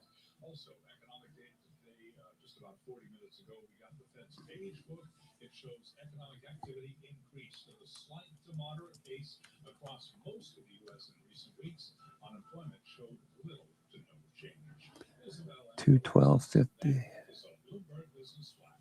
Thanks a lot, Charlie. And I'm so glad that Charlie brought up oil because I want to dig a little deeper now. So we do have oil prices higher today, but I was taking a look at our WEI screen, which shows us some year-to-date numbers. And year-to-date, West Texas Intermediate crude up nearly 68%. We've got Brent crude up about 61%. And I remember it isn't even higher, you know, given the fact that the Strait of Hormuz is now closed, effectively closed for 4 months. So who better to bring into this show to talk about it than Will Kobzanski, Bloomberg News refined products reporter. Thanks so much for joining us here, Will, in the Bloomberg Interactive Brokers studio. What's going on with oil? Let's just break it down to today. What is the catalyst for the move higher? Yeah, so today there is this broader sense that a deal to reopen the Strait of Hormuz, which, as you said, has been closed for 3 months, or month 4, that deal is turning away from previously thought. There were skirmishes between the U.S. and Iran throughout the Middle East last night. And yeah, there's this broader sense that, well, if we don't actually have deal coming in the next couple of days, weeks, then reopening is going to take a little longer. The longer the city is closed, the longer the world is cut off from about. I don't know about you guys. I would imagine we would have Brexit over $100 a barrel right now. Exactly. So that's the other question. Why isn't it higher than what it is today? I mean, oversupply from last year's hanging over. Investors aren't positioning for a longer conflict. Demand has fallen meaningfully. Why aren't we seeing above $100 per barrel? So that's his point. This is the big question, and everyone's been trying to answer it. The really simple answer is we came into this crisis oversupplied. We have more oil than we needed, and we've been leaning on that buffer. There's also the fact that there has been some demand destruction in China. Interestingly, folks have turned to electric vehicles. Folks are taking high-speed rail where they might have once taken planes. There is a lot of stuff happening that's sort of decreasing demand. Okay, no follow-through yet. Meta. Microsoft starting to see some profit taking. Can we get a run here on the S&P? Can we get a run? If we get through VWAP, this is going to change very quickly. All right. So if we get through VWAP, watch for a fast move. VWAP.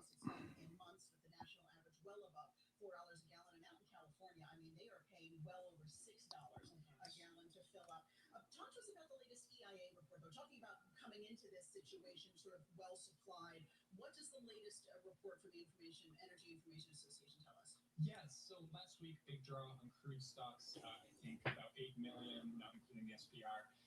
We saw products build. So all right, so watch. Built for the first time in 15 weeks. That was some much needed relief. Part of that is right, Memorial Day, you buy a little more than you need if you're like a gas station, and then you sort of hold on to it for the next couple of weeks, so you're not pulling from the tanks. Diesel stockpiles built unexpectedly. That's important because folks have been sort of beginning to ring that alarm that we might be getting low on diesel. Not quite there yet, but absolutely still concerned. Is driven by geopolitics versus underlying supply and demand fundamentals. Again, something that folks have been trying to figure out for a while through this whole thing. Look, I think right now folks are saying that the market is trading headlines. There is just not a ton of positioning in the market either way. The trading has thinned since certainly before the crisis and at the peak of sort of those price spikes. All right, Microsoft is fighting to hold the high of the day here. Okay, it's trying to push back up into today's range. Watch that VWAP. If it gets above VWAP, we got plenty of time to run this. Plenty of time.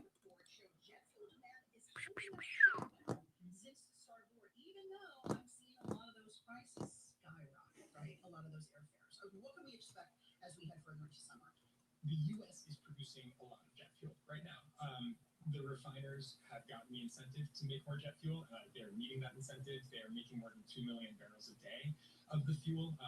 For context, that's been happening for 7 weeks prior to this conflict that had never happened for more than 1 week consecutively. So Broadcom, expected move on Broadcom. Yeah, flying, I think, and then there's a very probably lost count on this. Flying is maybe less at risk. Let me see.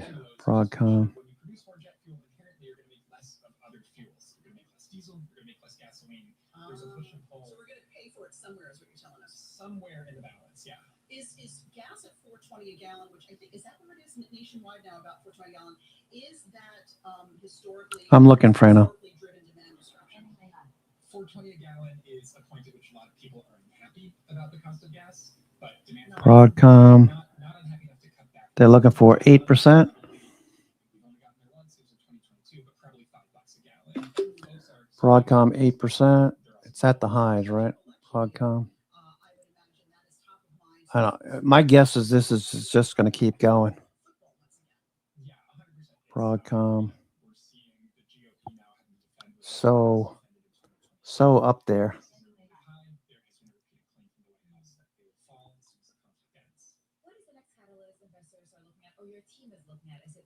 Trading to perfection. I think the thing on the front of everyone's minds is Iran, right? We're all waiting for the next sort of headline on is there a deal? How much longer is this trade going to be closed? With that said, right, there's concern about what's called tank bottoms, the point at which oil storage is no longer operationally viable. If we hit that somewhere, we need some push in Oklahoma, which is sort of the hub of U.S. oil. Calls are. I think folks might start to get concerned, but we haven't seen it yet. So yeah, I think all the evidence. Let's say there reach some sort of peace deal that reopens the string of hormones, do we flip a switch and things go back to normal? How long does it take for these oil prices to start to come back down to earth? Broadcom could do anything. You know, this could keep going. My guess, I mean, the bias is for all these chip and related names to just keep going. But they're so super expensive, the calls. I can't, I mean, I would sell premium.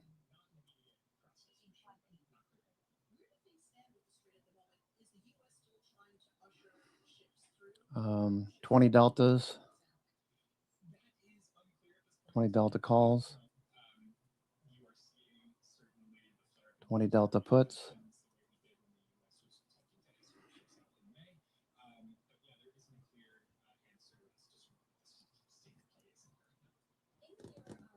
Let's see what does that look like? What do you think the probability of this ripping even higher is?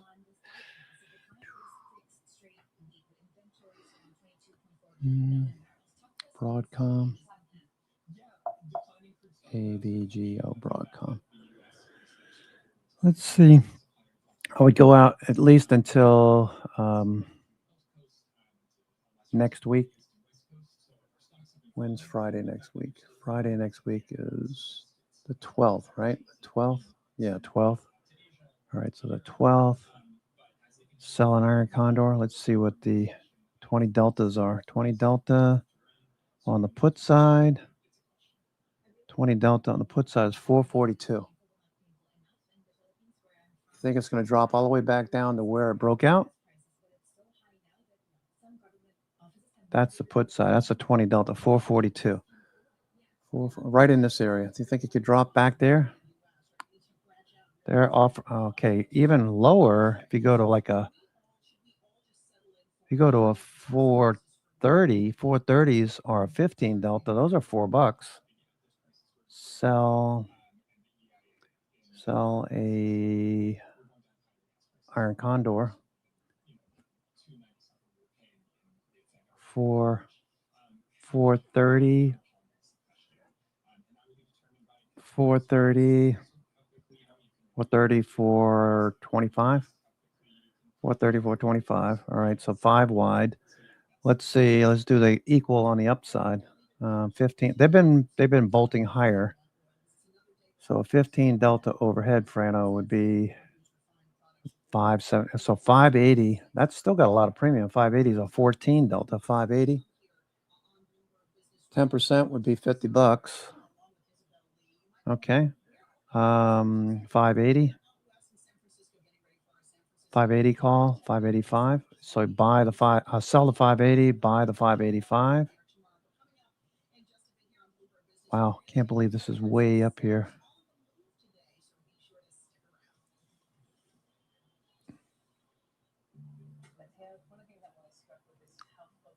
Sell the 580. Buy the 585.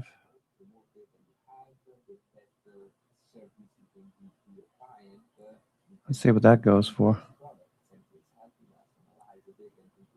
Pretty good odds. $100 per, $125 per contract. Sell the 580, buy the 585, call. Sell the 530 put. That's at the 21 day.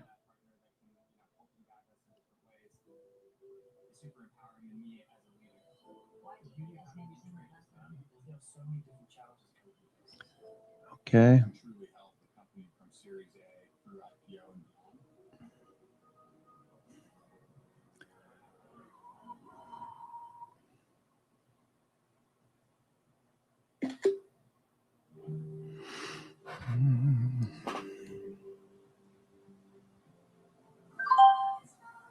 Okay, so I did a iron condor.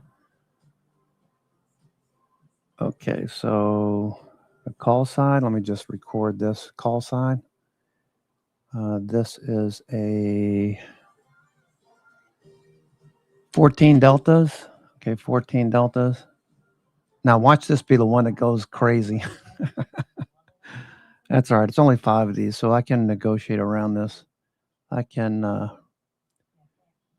put wise.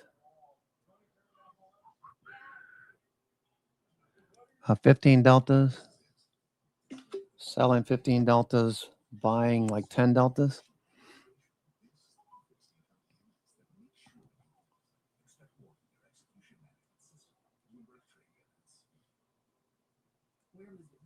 Sound familiar? It should. Bringing a microchip powerhouse to market? Mizuho was there. Anywhere a tech company needs a corporate and investment bank, we're there. Mizuho Americas, a name worth knowing. A fad to some, a future of money to others. Secret $30 trillion stories. While others follow the noise, we follow the money.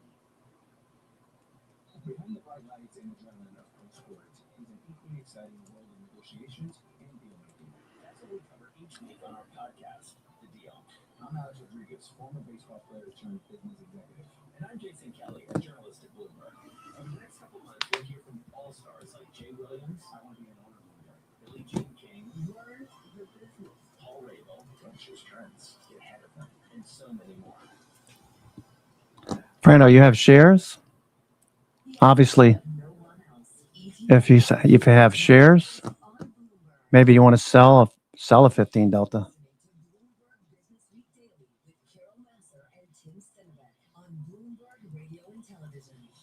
Welcome back, everybody. So glad you could join us on this Wednesday. I'm calling it New York Next week. Wednesday as this NBA Finals kicks off in San Antonio. It's been a long time in the making, so we are very excited about that.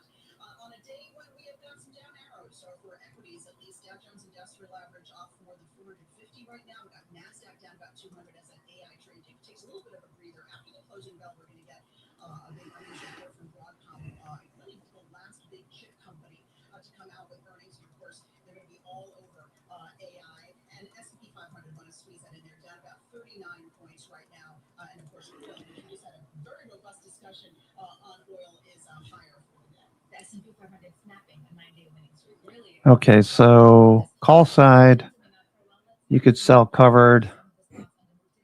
Let's see.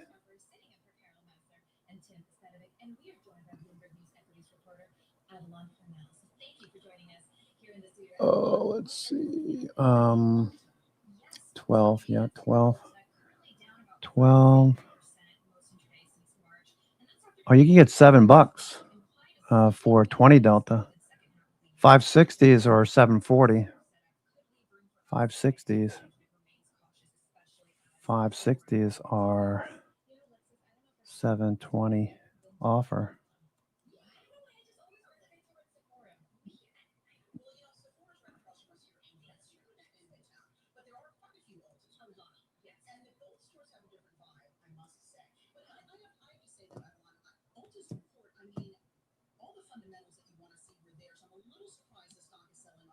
Yeah, 560. Do you think we're going to get the 560? That's outside the expected move.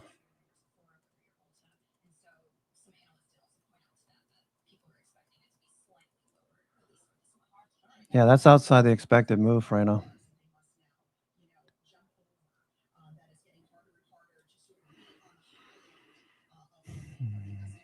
Okay, let me mark this up. Let me mark it up. I'm going to go to, let's see if I can get something on the weekly. No. That's too far. Let's see. Daily. Okay, so I'm going to mark this up. Annotate. Okay, we got an hour to go. S&P holding up fairly well.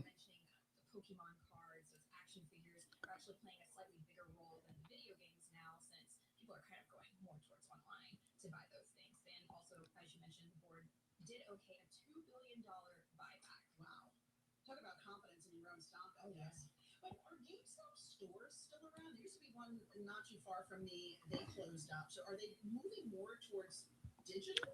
They still have a couple of stores. I actually, one of my coworkers. 430 is right there. 430. It just always is there as it's quarter through its mean stage. Because remember when this was, sort of 5 points wide. Tried to buy eBay, so yes, I feel like it still has to be kind of in the meme sphere when you're trying to buy such a big company. I know, I mean, they're climbing really high higher today, so I'm grateful you talked about that stock. There's a 15 delta overhead.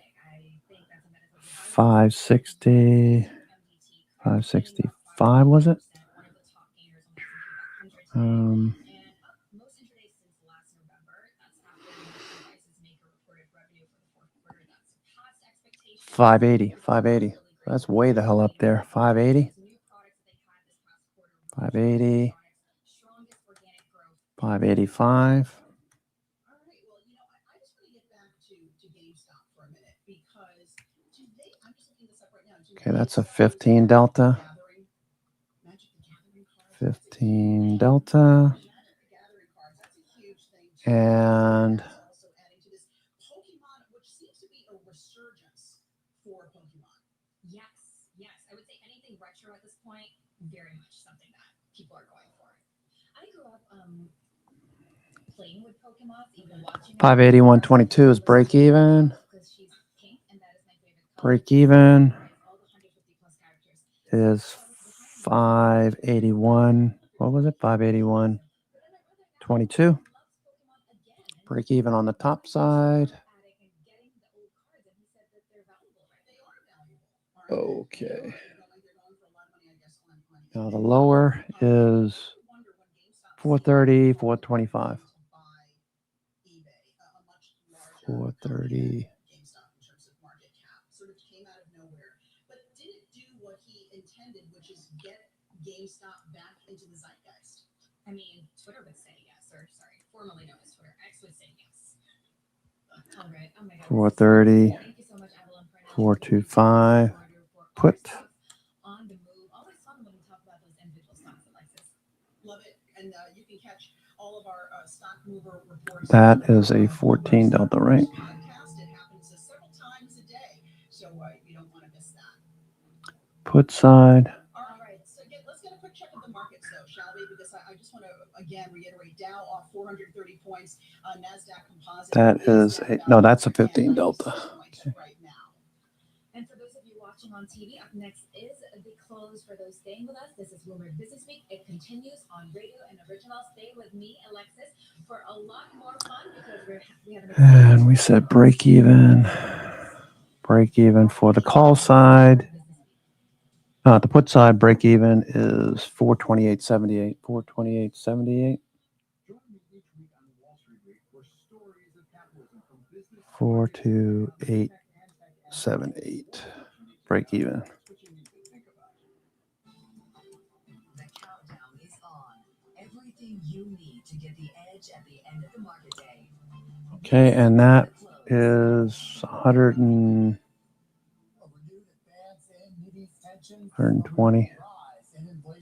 And renewed concerns about private credit.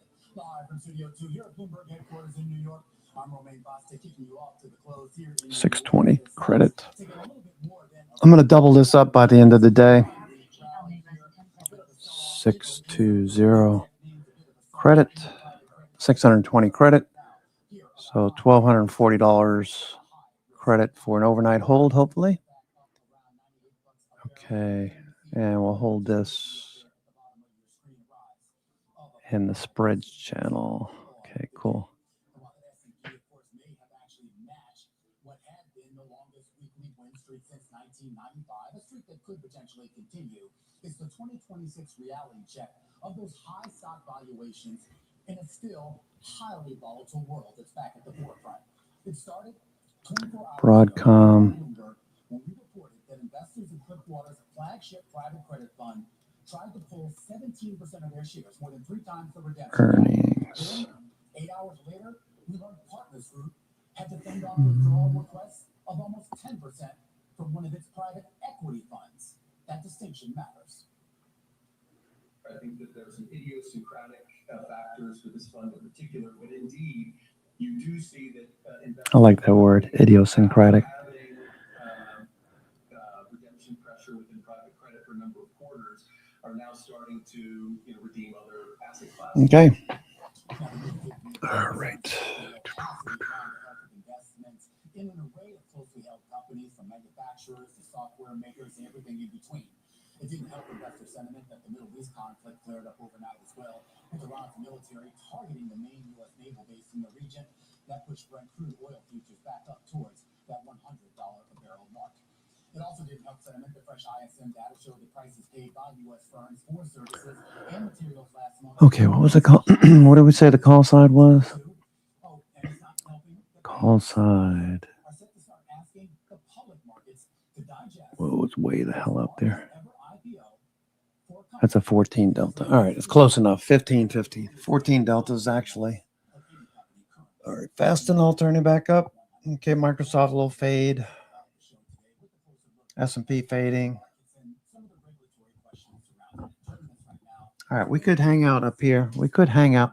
If we do the same thing tomorrow, if we dip tomorrow and then we bounce off of a 99 percentile, move back up, we could just consolidate for a few days. That's fine too.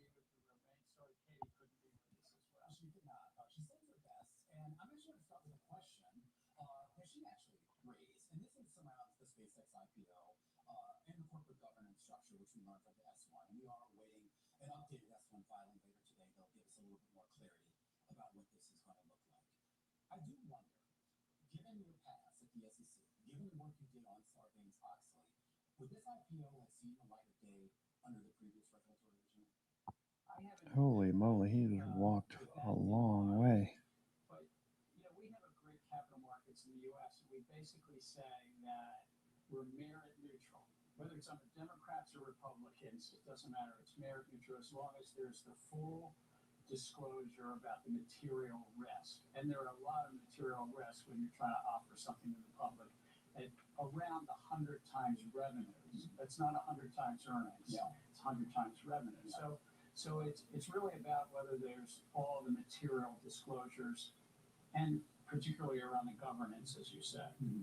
Well, I mean, in fairness, the disclosures are there. I mean, it's a pretty intertwined ecosystem with Elon Musk's interests and properties. So fair enough to that.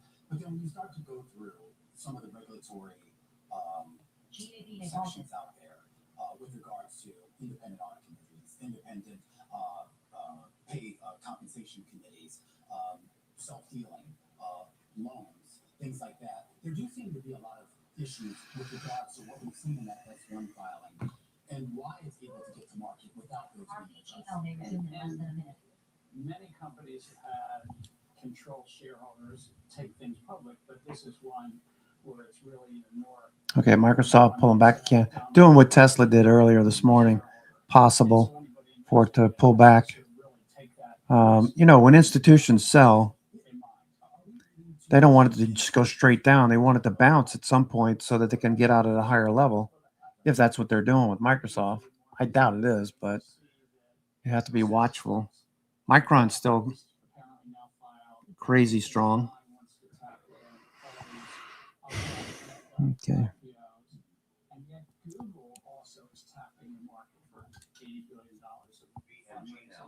So we've got RVL may rise in 10 seconds. There we go. Look, we are in this AI boom, and the question on investors' mind is it a bubble? But we're in this AI boom. We're spending as a nation $750 billion on AI infrastructure, and that's tripled in just 2 years. And I think that each of these three companies, SpaceX, OpenAI, Anthropic, tap into that enthusiasm. And if I were the backers back at Goldman Sachs, I might say, we want to tap in when the need is there.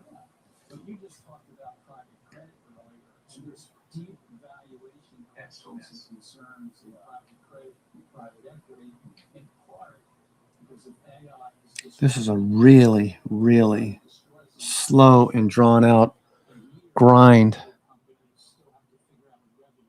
We did obey the 99 percentile level. Feels like they want to run this, doesn't it? We got less than an hour to go.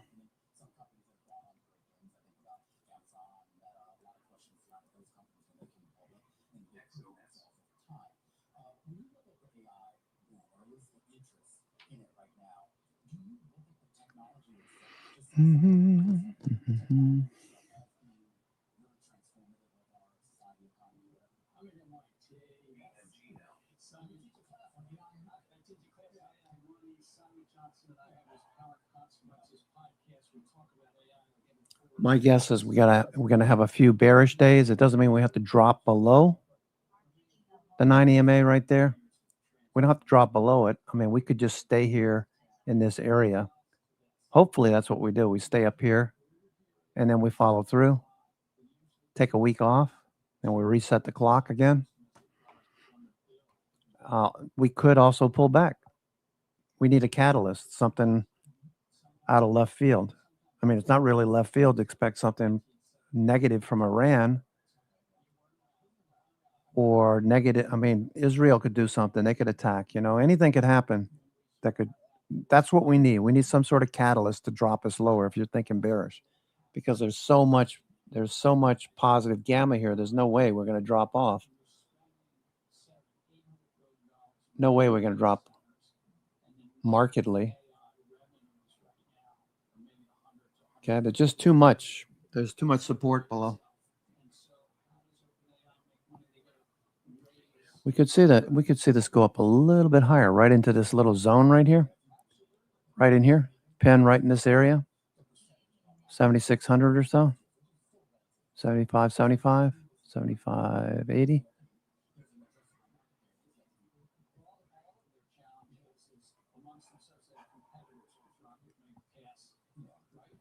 The void between this purple zone and this red zone, this void right here is where price could easily slip into it, into the close. I don't have a good feel for, trading this last hour. Maybe sell some premium. Broadcom has earnings. I sold some premium 15 deltas. I doubt we're going to get checked on a 15 delta.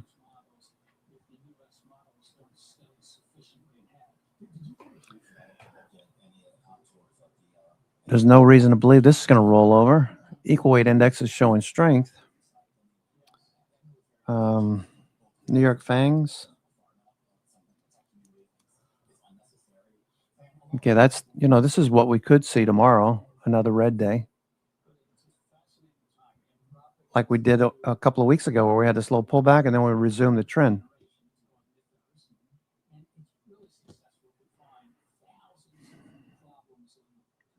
The Iron Condor I sold is next week's Friday, June 12th. That happens to be the Tesla IPO day. So you buy on a Friday and you hold it over the weekend.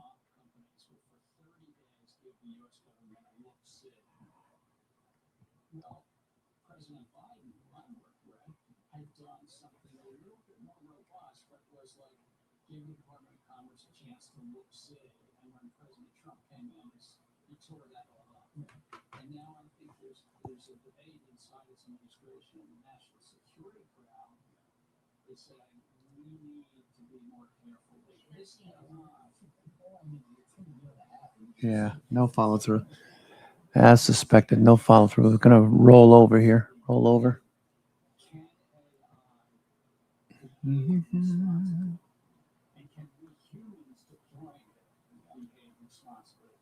Microsoft also fading. All right, all the New York Fangs are starting to show the signs of fading now. Okay, so this is going to be more of a red day. We'll close closer to the low of the day, looks like. Okay. 10 weeks up. We've had a lot of gains. You don't want to give those gains back. With premiums as high as they are, selling overhead call premium, probably the highest win probability, because the calls are so expensive. Any move up, like they saw with Palo Alto last night, probably gets faded. Dell was exceptional. What's Cisco doing? Cisco at the high of the day. All right, Cisco's doing well. Thank you, Cisco. I want to add to Cisco. I have Cisco calls.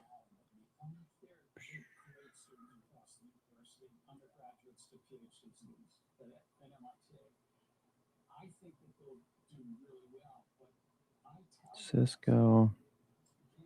Yeah, that looks good. Cisco. Again, I have July calls. I'd be using, if you're going to swing anything, I'd be using at least July. If you're going to day trade, it's different. I mean, day trading, you can use Friday's calls or whatever, or June calls. For swings, you want to have enough time, at least July or August. Cisco still going here, Cisco. Where? Okay, let me just do that. Cisco here. Cisco kid. Cisco.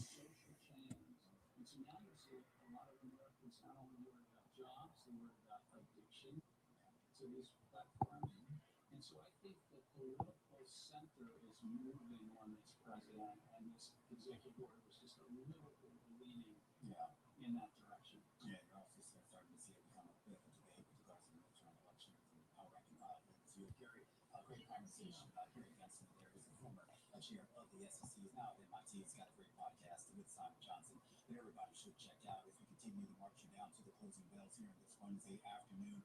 A closer look at the hand economy and a closer look. Microsoft starting to bounce, a little short covering on Microsoft. Microsoft seeing a little short covering right here. That little dip. Microsoft with a little dip there.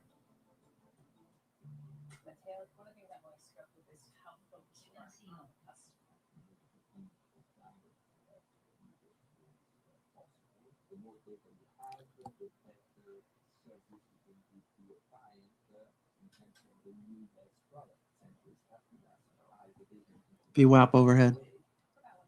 So most of these stocks obeyed VWAP, stayed below VWAP for the most part. We're a veteran-owned company, and we've been building custom sunrooms for over a decade.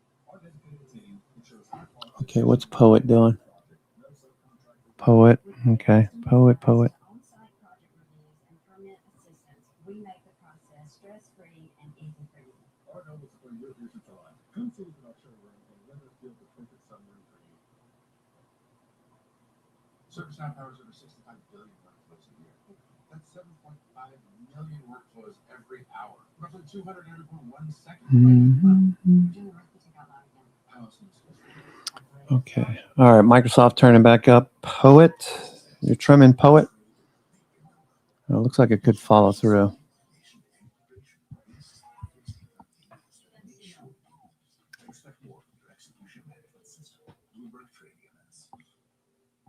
We're Mizuho. Sound familiar? It should. Because we help tech companies build a more connected world. Bringing a microchip powerhouse to market? Mizuho was there. Arranging the acquisition that will finally give millions high-speed. All right, I joined you, friend. I'll trim some Poet as well. You're looking for a corporate and investment bank as a partner in your next deal? You already know our work. Now you know our name. Mizuho and Going to be now tons of tariff headlines until midterm elections. Hear it first on Bloomberg. Walmart doing really well. Walmart. Okay, Walmart. Looking for that to follow through tomorrow. Walmart.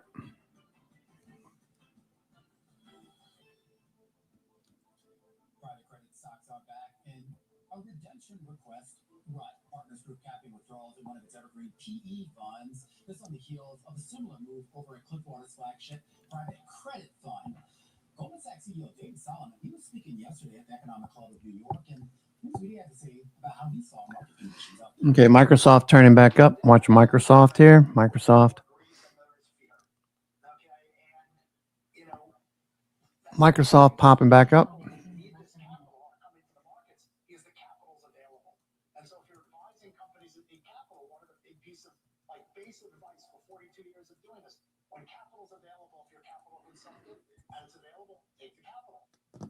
That was David Solomon speaking yesterday. We should also point out he was answering a question directly about some of the AI debt raising going on out there. But joining us here in studio too is Semena Sinal Data, Global Head of Private Capital Advisory.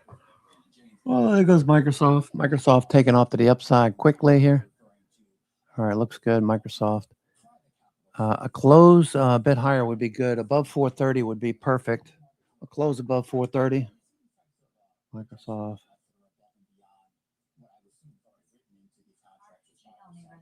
gating. I mean, what does that tell you? Are we reading too much into these types of sort of incremental news stories about people wanting their money back? There is a rebalance. Nike. All right, Nike is bouncing. Nike trying to get back above 43.50, 44. Nike. All right, Nike. That had pulled back. Nike. Okay. Need to get back above 50. Higher low. That's fine. SoFi, that also pulled back. SoFi back to the 50-day. Microsoft. Okay, Microsoft looking good.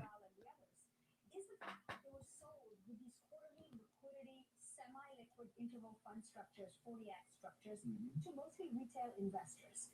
Now, this is long-term paper. These private market funds are generally designed as 10-year-long vehicles. In fact, the average life of these closed-end funds is where they've resided historically has been 16.2 years.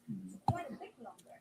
Now, Google just sitting here. Apple turning the corner. Okay, Apple seeing some shorts cover.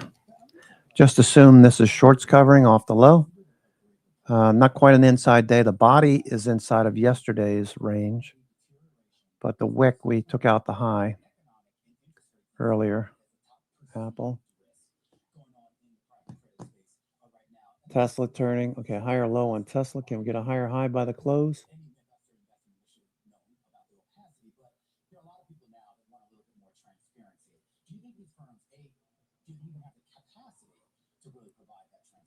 Apple. Okay, I'm going to take a couple minute break. I'll be right back.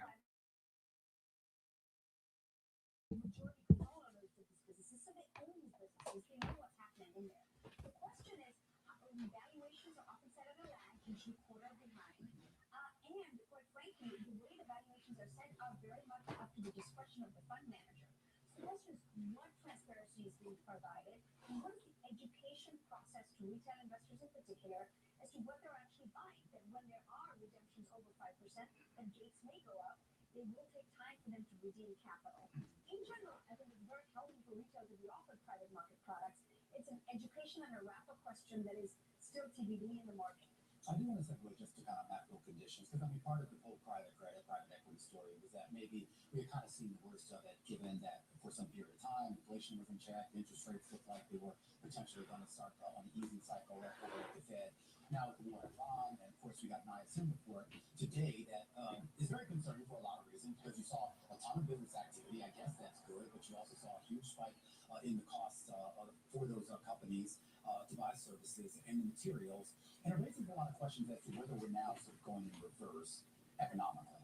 I think that's a very important question. We know that the markets are pricing in the Fed on hold. When it's higher for longer and stability and visibility along those rates, that's a good thing for markets. That's why you're seeing capital still move into risk assets, including the IPO space, including private credit, private equity. There are net inflows into our asset classes that we're seeing. So the question is, where does the movie play out? There's a lot of tariff analysis. Remember tariffs from last year? That they're actually going to play through into numbers back half of this year. And you have on top of that what's happening with home routes and the oil price and energy shock that may still come through in the numbers. We're very lucky that we went into this prices at record high supplies and reserves of oil. But if this continues much longer, it impacts almost every supply chain out there, and therefore it impacts profitability. Then you put the third layer on there, which is of course AI. And as Gary was saying earlier, there will be disruption, which is going to take value away from certain sectors and asset classes. We've seen the scare in software, now it's come back a bit, but there will be some that will benefit from software efficiencies going straight to the bottom line. But many people are still going to figure out whether this makes them or whether this is essential risk. So too many unknowns. And the scare factor from a policy perspective is if the inflation risk goes up and the Fed is hard, it has cost gaps for the other way around again. That's what we're talking this party, which is very much a party of capital, if you will, in the markets today.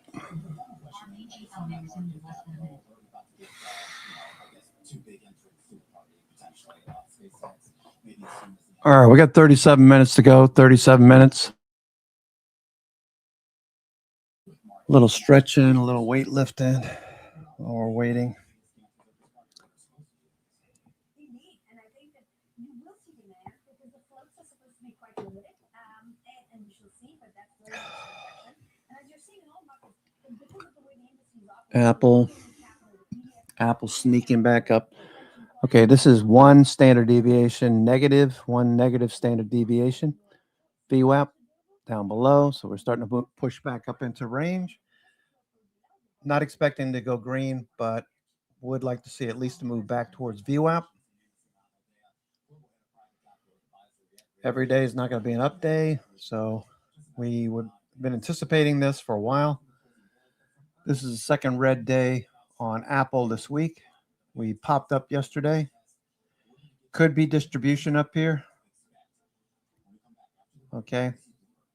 So where does distribution come into play? Distribution comes into play a lot of times after a big run and there's any kind of negative news, or something about earnings, or could be anything. If there's no bad news or anything, this could just keep going, 921 and 50 day up into the right, 200 days up into the right. Blue line is 50 day. Could just be some consolidation at the highs. Now let's zoom way out let's zoom way out here. Okay, so some of these old notes. Okay. We stair stepped higher here.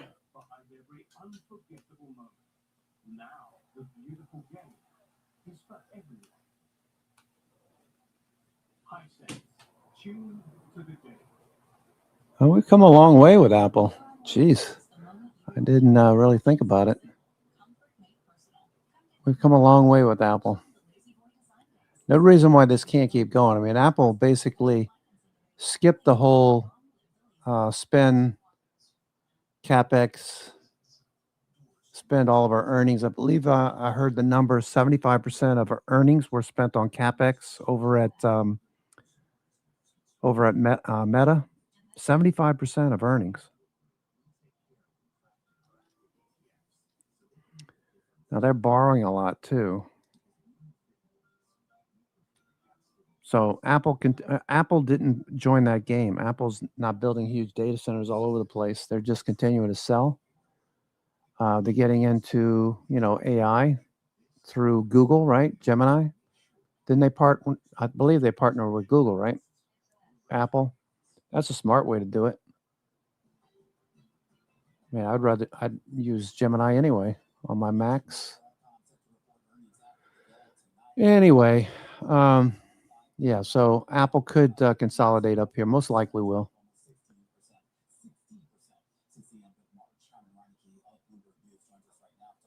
Dan Ives over at Wedbush. Wedbush gave it a target of $400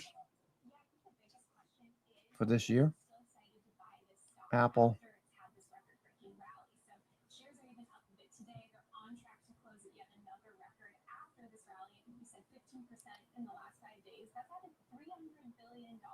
In value for this market cap, right? It's a huge company. We've seen Sundays have this incredible rally, and now we're waiting for results. So what actually sparked this rally? Or was it just this idea that finally these kind of more skinny chip makers have now found life in the AI space?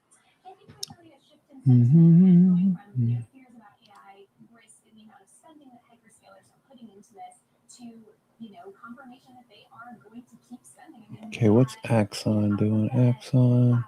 Even just in this last week, upsize an equity offering to $85 billion. That's really huge. It's oversubscribed, and Broadcom is a major beneficiary of that. So, Alphabet makes up about 13% of Broadcom's revenue. So these hyperscalers are spending more than $700 billion in capital expenditures this year. They've said that they will. These companies are the main beneficiaries. Axon. And so the biggest thing is, can that spending keep going, and what is the demand that companies like Broadcom are seeing over the next few months and years? All right, we're going to be talking about just about 30 minutes or so. We'll get those earnings out with Broadcom, Bloomberg News, tracking that for us here. Again, expectations are high. Okay, Netflix turning up. Nvidia, nothing. Apple trying to continue. Just a spinning top on Apple. Very large range today. Matching yesterday's range. We made it above, but we didn't make it below yesterday's low. Apple still turning the corner. How much Apple do I have? Do I want any more Apple? I'm just going to sit tight. I'm not going to add to any positions. If we do have another couple of days of consolidation, I want to be sitting here with cash waiting to buy. If we move up, that's fine. I have existing longs that'll do fine. If we move lower, I don't see a big move, but if we do move lower, I have VIX. July 22 calls. I don't think I'm going to need them. That's fine. You don't want to use car insurance either. VIX just sitting down here at 16. That's a plus. That's a plus for equities. The problem we have is with junk bonds, risk appetite. Junk bonds are lower. The 10 years higher. So risk appetite is waning, which means you're going to see slower days like today, where there's a lack of momentum, a lack of interest. There's, normally over the last few weeks, normally you get into the S&P at the low, like we saw earlier. We get in at the low, okay, and hedge flows would turn up and we'd make, do very well. Today, very slow day. We had a nice drop. Hedge flows continue to drop, the purple line. We flattened out right around 12 o'clock. We started to show signs of maybe a bounce. We got that bounce, okay? But it wasn't gangbusters. It wasn't like zipping higher, right? We're already back down halfway, 50%, right? Oh, yeah, about 50%. We retraced 50% of this move back to VWAP. We didn't think we'd get back above VWAP, and we thought that we'd hold this red day. Maybe we have another red day tomorrow. So the point I'm trying to make is that don't put money to work. It feels like we've changed to a frustrating market now. You're looking for price action to move like it has been over the last few weeks. Things have changed. You got to recognize the fact that markets are changing right now. What I did note, if you look at the watch list, go over to the watch list channel, right? Look at the most recent watch list. Now, zoom in to the area where it says target expected moves. See where it says contracting? Okay, you got the SPY, the Qs, the IWM. If you look at the watch list, you got the SPY contracting and you got IWM contracting. Qs are expanding. Now, if you go to the previous week, you see the same thing, contracting. We're talking quite a few basis points on the SPY, the Qs, and IWM. That's based on options trades, the closes by the end of the week. So we know what options traders are pricing in, the market makers. We know what they're pricing in. Now, if you go back 3 weeks, you'll see that everything was expanding. So what does that mean, Betty? It means that we shouldn't expect a big move in the markets. Okay, by Friday, we'll have a better understanding of whether or not we're going to have another expansion week, wider ranges, or tighter ranges. If we have tighter ranges again, that's telling us this positive gamma is going to keep us up here. Does that make sense? Okay, if we look at this, purple, positive gamma. Now, if at the end of this week, Friday, we have another week where it says in the top of your watch list, if it says contracting for the SPY, contracting for the Qs, and contracting for IWM, that right there is telling you to look for tight range. Look for a tight range and look for this positive gamma to continue for another week. There goes Apple. Okay. So Apple's trying to retrace. Okay. So we're retracing back towards VWAP. We could maybe exit some Apple here on the way up, or maybe we want to add. Do we want to add, or what? No, I just got finished saying I'm not going to do that. IWM, Walmart. We added Walmart today. Okay, I like Walmart. Okay, Walmart.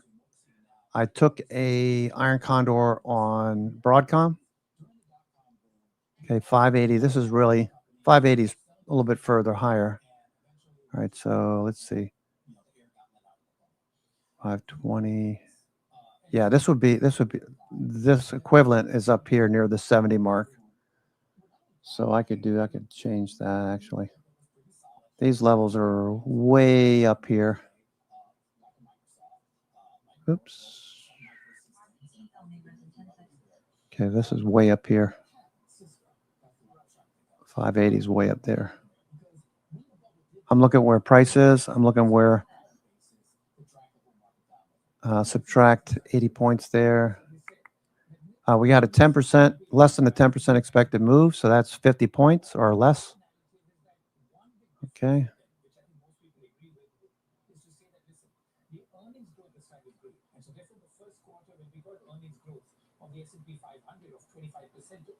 That'd be funny if this zipped higher.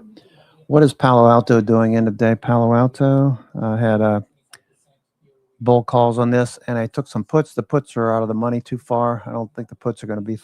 The puts are going to evaporate. Calls have a shot. What else? S&P is fading a bit. Apple's still pushing. Apple is still pushing here.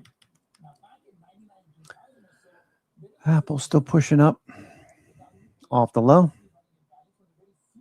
It's only $1 move. $1.50, $1.60 move off the low.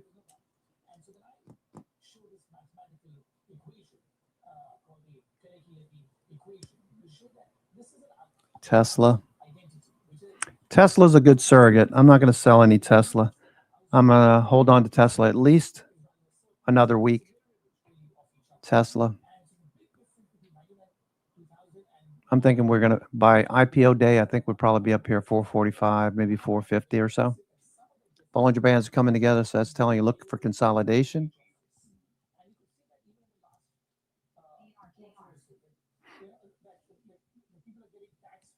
Okay, Cisco, like we said, Cisco's looking pretty good. That's breaking higher, trending. The picks and shovels of the AI build-out. Cisco's one. I'm a little disappointed in the nukes because the nukes, the energy plays like the nukes. This would be a good way to play the build-out because the bottleneck is in energy. How do you provide energy for all these huge data centers? One way is nuke. The other way is electricity, obviously. CEG, what's CEG doing? CEG, that's at the low. Devon Energy. PSX. Solar. Solar was another one. Enphase, EMPH. Okay, those are consolidating. First Solar coming into yesterday. First Solar continues to outperform.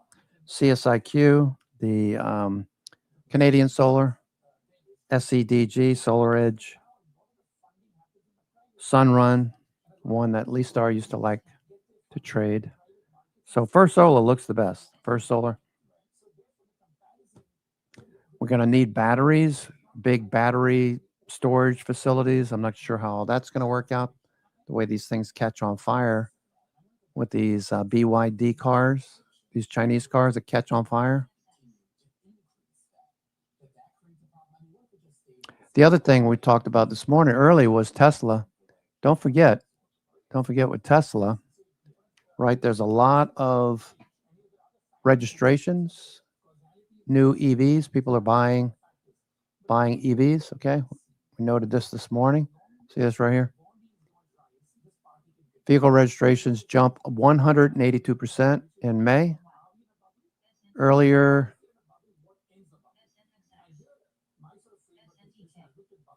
what happened? Okay, so this is Japan.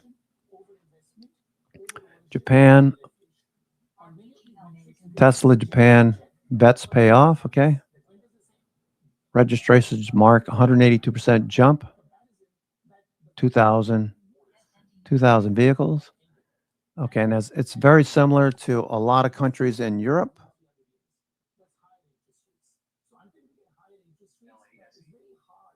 Lots of registrations, Denmark, Spain, France, England. People switching to EVs. And also what they were talking about earlier, potential SpaceX Tesla merger, key trader points, governance hurdles, SpaceX bylaws, likely large equity issuance, implications for Tesla shareholders and control. Tesla delivered 85,982 China-made vehicles in May. 50 robo-taxis. There's a lot of reasons why Tesla should be higher. I won't sell these options until after the IPO and see how that works out. Apple. Okay, we're coming into the last 21 minutes of the trading day. I'm your host, Cousin Benny, coming to you from theclosingprint.com. Just watching Apple here, heading higher into the close.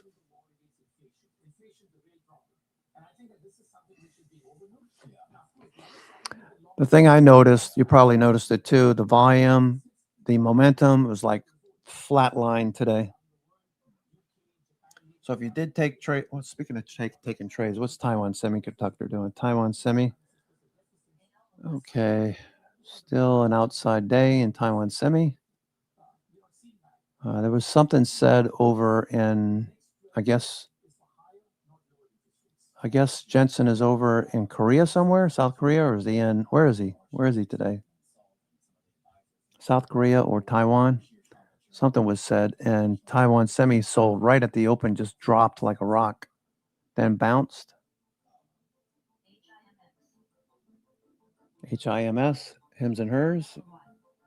HIMS, nothing there. HIMS, end of day, nah.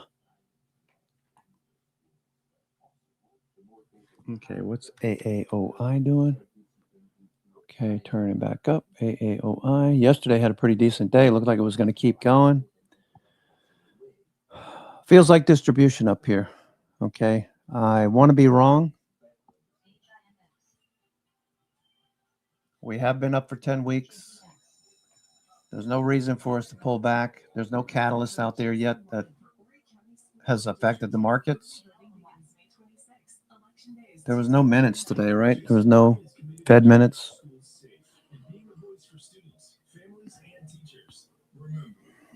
LITE.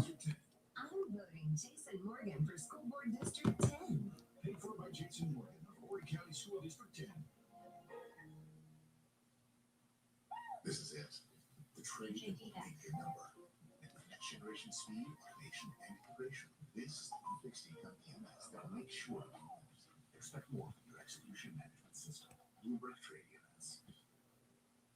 Some see heroes, others only egos.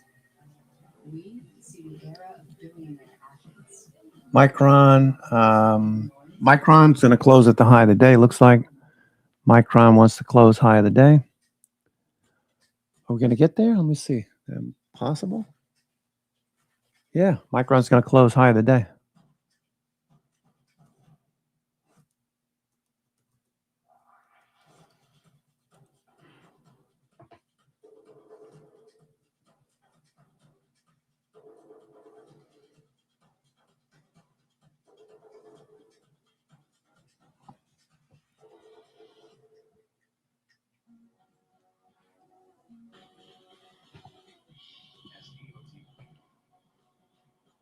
What do they do, Mondo?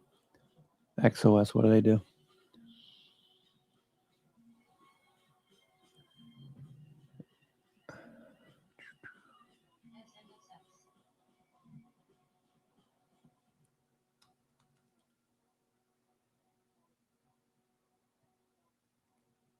Apple still turning.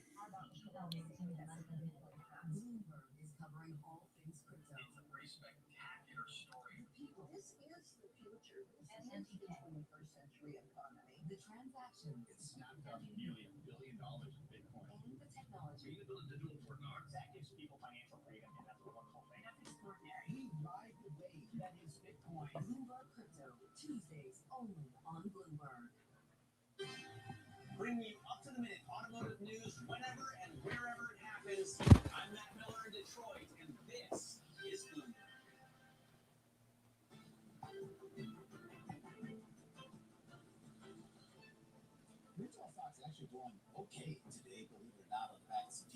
earnings. We're going to get some more earnings after the bell on 5 below earnings. Let's bring in Jerome Martis over at LSEG to talk a little bit more here about where we stand right now with the state of the consumer. We can take it through the lens of 5 below. We can take it through the lens of what we learned from Macy's this morning, or all these other retailers that we heard from this earnings season, Jerome, that I thought we were going to hear some more bad news with regards to the consumer, given how high gas prices were. But so far, it seems like people are holding things up.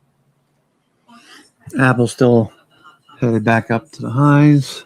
Over 50% of the retailers have mentioned it during their earnings call.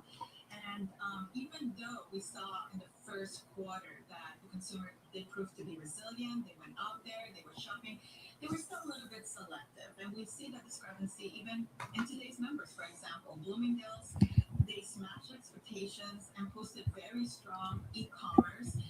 And what we saw, especially, was that the consumer was willing and able, that high-end consumer paid full price for premium brands. It's the same thing we saw at Ralph Lauren, we saw Williams-Sonoma, underlying the strength of the high-end consumer, that they are not looking for a value.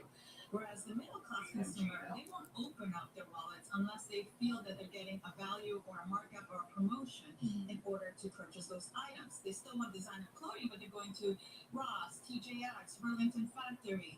And then the low-end consumer is definitely struggling the most because of higher gasoline prices. The dollar store, they're telling us that they are shopping more per visit because now going to the store is more expensive because of those gas prices. Well, and that kind of brings 5 below into the equation. I mean, I think they sit more with the lower income consumer. Though I go there a lot. By the way, they have the best selection of Haribo gummy bears on the planet. But do they benefit in this environment, or do they get hurt by it? Nike turning up. All right, so it's a slow day. A few things did move today. 6% same-store sales on top of difficult comparisons from a year ago. So it tells about it underlines the strength of the retailer and how attractive it is to the consumer. And like you said, not just the low-end consumer, but from all. NVIDIA still hasn't turned.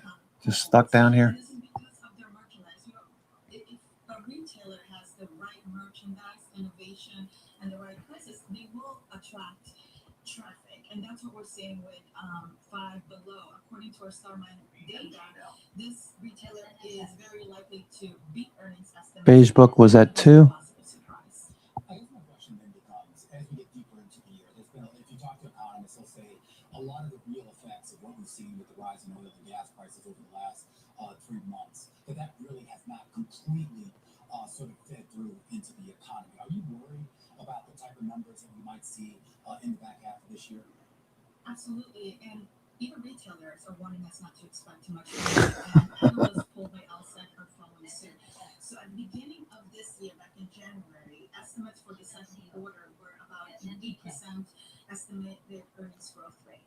And now that has been slashed by half to 4%.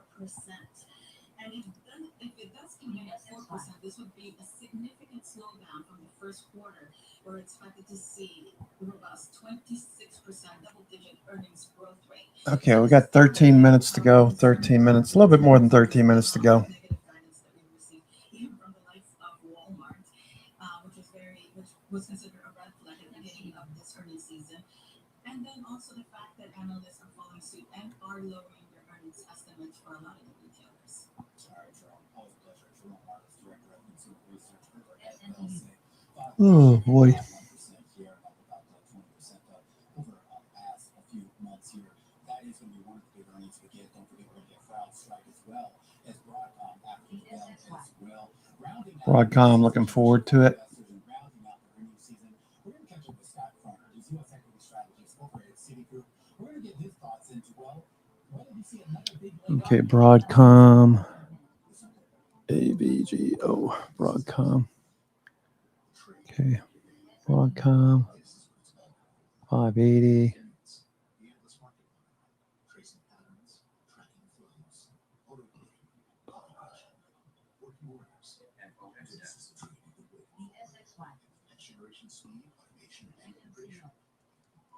$580, $430. 430 is down here. All right, so price action needs to stay between those two. 430. The new way is Bloomberg Equity Indices, built using transparent, rules-based methodologies. that are more responsive to changes in the markets, powered by 450 billion daily data points, and backed by research from hundreds of global experts, delivering benchmarks driven by the markets, not opinions. Bloomberg Equity Indices. Get evolved benchmarks for today's equity markets. Some see heroes, others see evils. We see the era of billionaire actions. A hell of a lot. LSE halted down. We follow the money.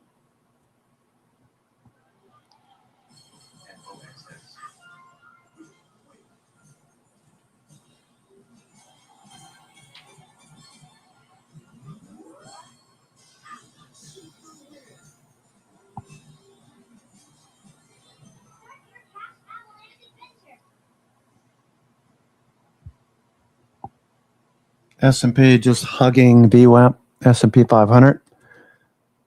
Okay, VWAP is just above. Hasn't really gone anywhere since bottoming.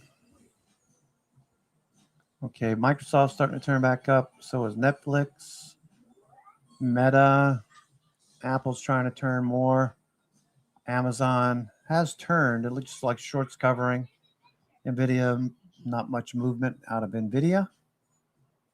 Or Tesla. Tesla just kind of sitting here.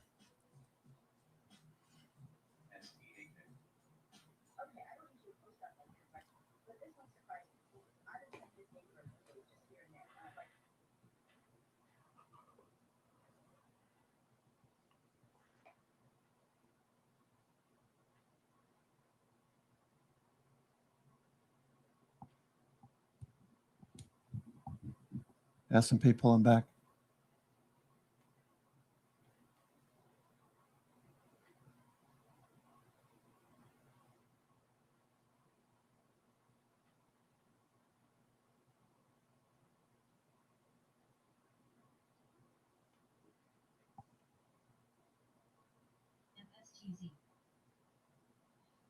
Vote Melanie Wetlands for Horry County School Board Chair. Election day is Tuesday, June 9th. Vote early now or on Election Day. Melanie will provide strong leadership, transparency, and fiscal responsibility. I'm voting Melanie Wetlands for Horry County School Board Chair. Paid for by Melanie Wetlands for Horry County School Board Chair. HBI GMC is your connection to the new vehicle you've been looking for.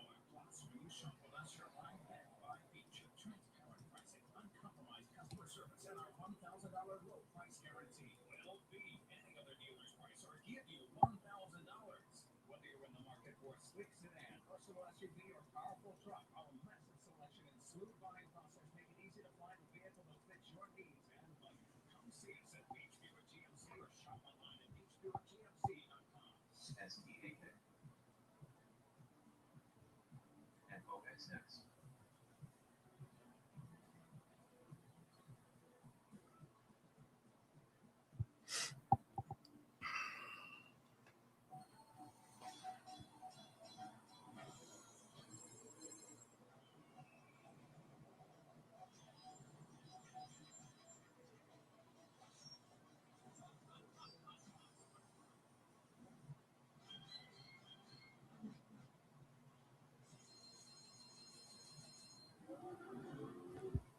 Okay, we got 8 minutes to go. Not much movement. Not expecting a whole lot.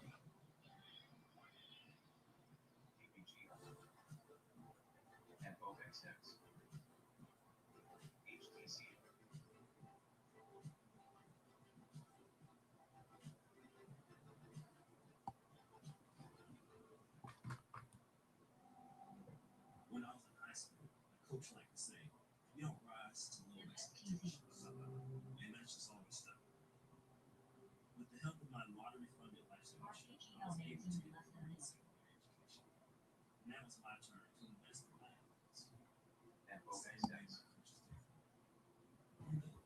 Maybe one day I'll do the same.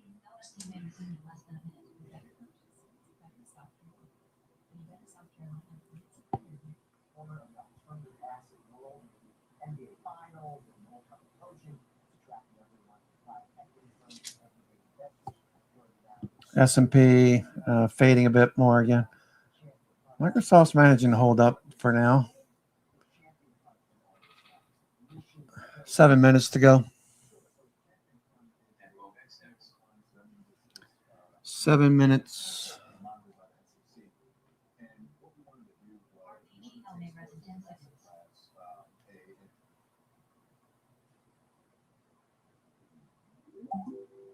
Got a headache.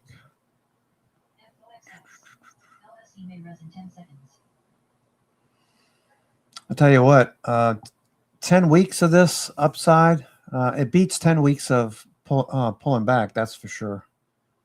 February through March, that 9 weeks lower, that was tough to deal with. Not so much for me, but for other people in the trading room who were asking me, when I thought it was going to stop.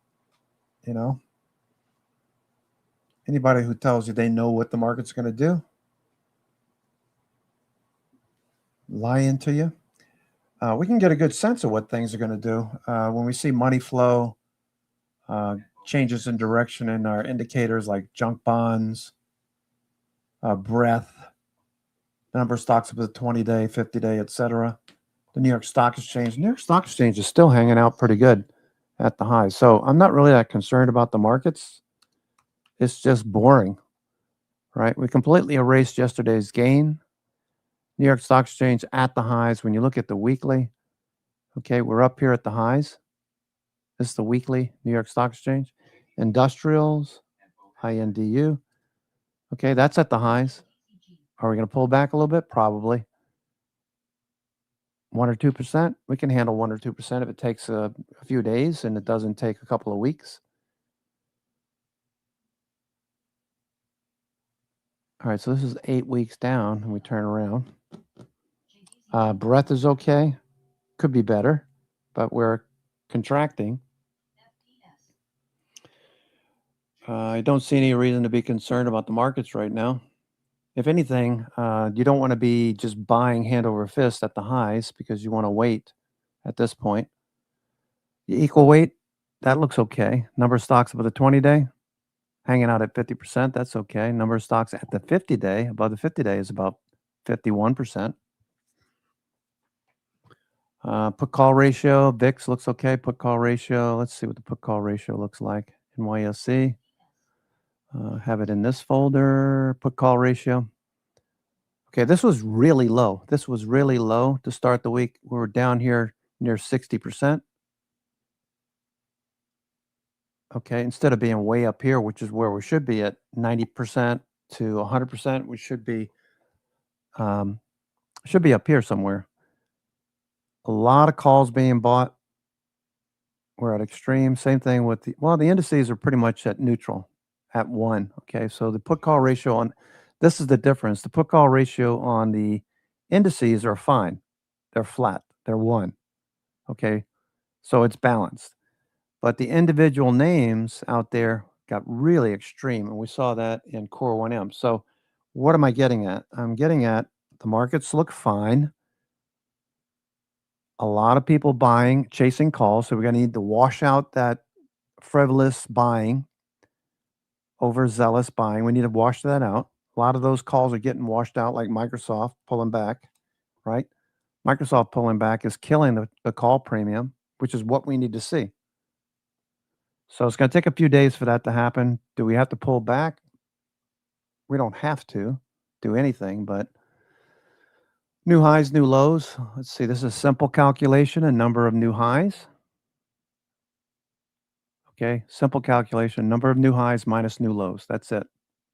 Good breadth indicator. We're just now slipping below 0, right? The advanced decline, New York Stock Exchange advanced decline, more decliners than advancers as we start to roll over a bit. Do we have a red stick? Not yet, but I got a feeling tomorrow could be a red stick, red elder stick. Okay, we want to see at least blue. We want to see this stay blue. Preferably green. Okay, even more important than this, let's take a look at the XII, the ARC Institutional Index. This is what institutions are trading in their core portfolio. When I say trading, say that with a grain of salt. It's more, what are they investing in? All right, so we made a new high yesterday. Now we got a blue stick. Okay, a couple of weeks ago, we had a couple of blue sticks. We retraced back up. We held the trend. So that's all I'm looking at right now is, maybe a little bit more of what we had today. So you should be reducing your risk. You should be bringing your stops up and tight. Okay, and if you have 25 calls and you're swinging something that expires in 2 weeks, you should be rolling out. You should be rolling those positions out, especially if you have a profit. Maybe take some off. It's all about cashing in all these gains, right? Got to cash in these gains. This is a 10th week up, 10 weeks up. We got to cash our gains. We got to sit and wait. Like my son was telling me, I'm going to wait. He's got a competition with his buddy, Lance, from school, who makes the most by the end of the summer. And one of the things he said to me is, Papa, what should I wait right now? Wait for the markets to pull back? Absolutely. Wait for the markets to pull back. What's he going to buy? He wants to buy SPXL. Wants to buy XPXL. Not up here. Maybe down here somewhere. I doubt it's going to get down there, but we'll see. If you're concerned about the markets, especially if you're long-term, if you are a 401k investor, you're golden. Everything's fine. TRBCX. This is what I look at whenever I'm checking out the bigger trend, TRBCX. Okay, is that the highs? The weekly is at the highs. It's above the 10 EMA weekly. Nothing to worry about. When it moves below the 10 EMA, or when it starts to flatten out, that's when you start to get concerned and more watchful. Right now, this is continuing to trend up. So TRBCX, the T. Rowe Price Blue Chip Growth Fund, you can imagine who's in this. All the big cap tech names are in here. You know, Tesla, Microsoft, Google, Amazon, NVIDIA, etc., are in this fund, among others. Okay, and that was the closing bell. Anyway, so have a great evening, everyone. Take care. I'm your host, Cousin Benny, coming to you from theclosingprint.com. It's Wednesday, June the 3rd, 4 p.m. straight up. It's a close, so I have to bid you adieu. Nothing to worry about here. Probably a little bit more consolidation. That's about it. Take care. We'll see you tomorrow. Ciao.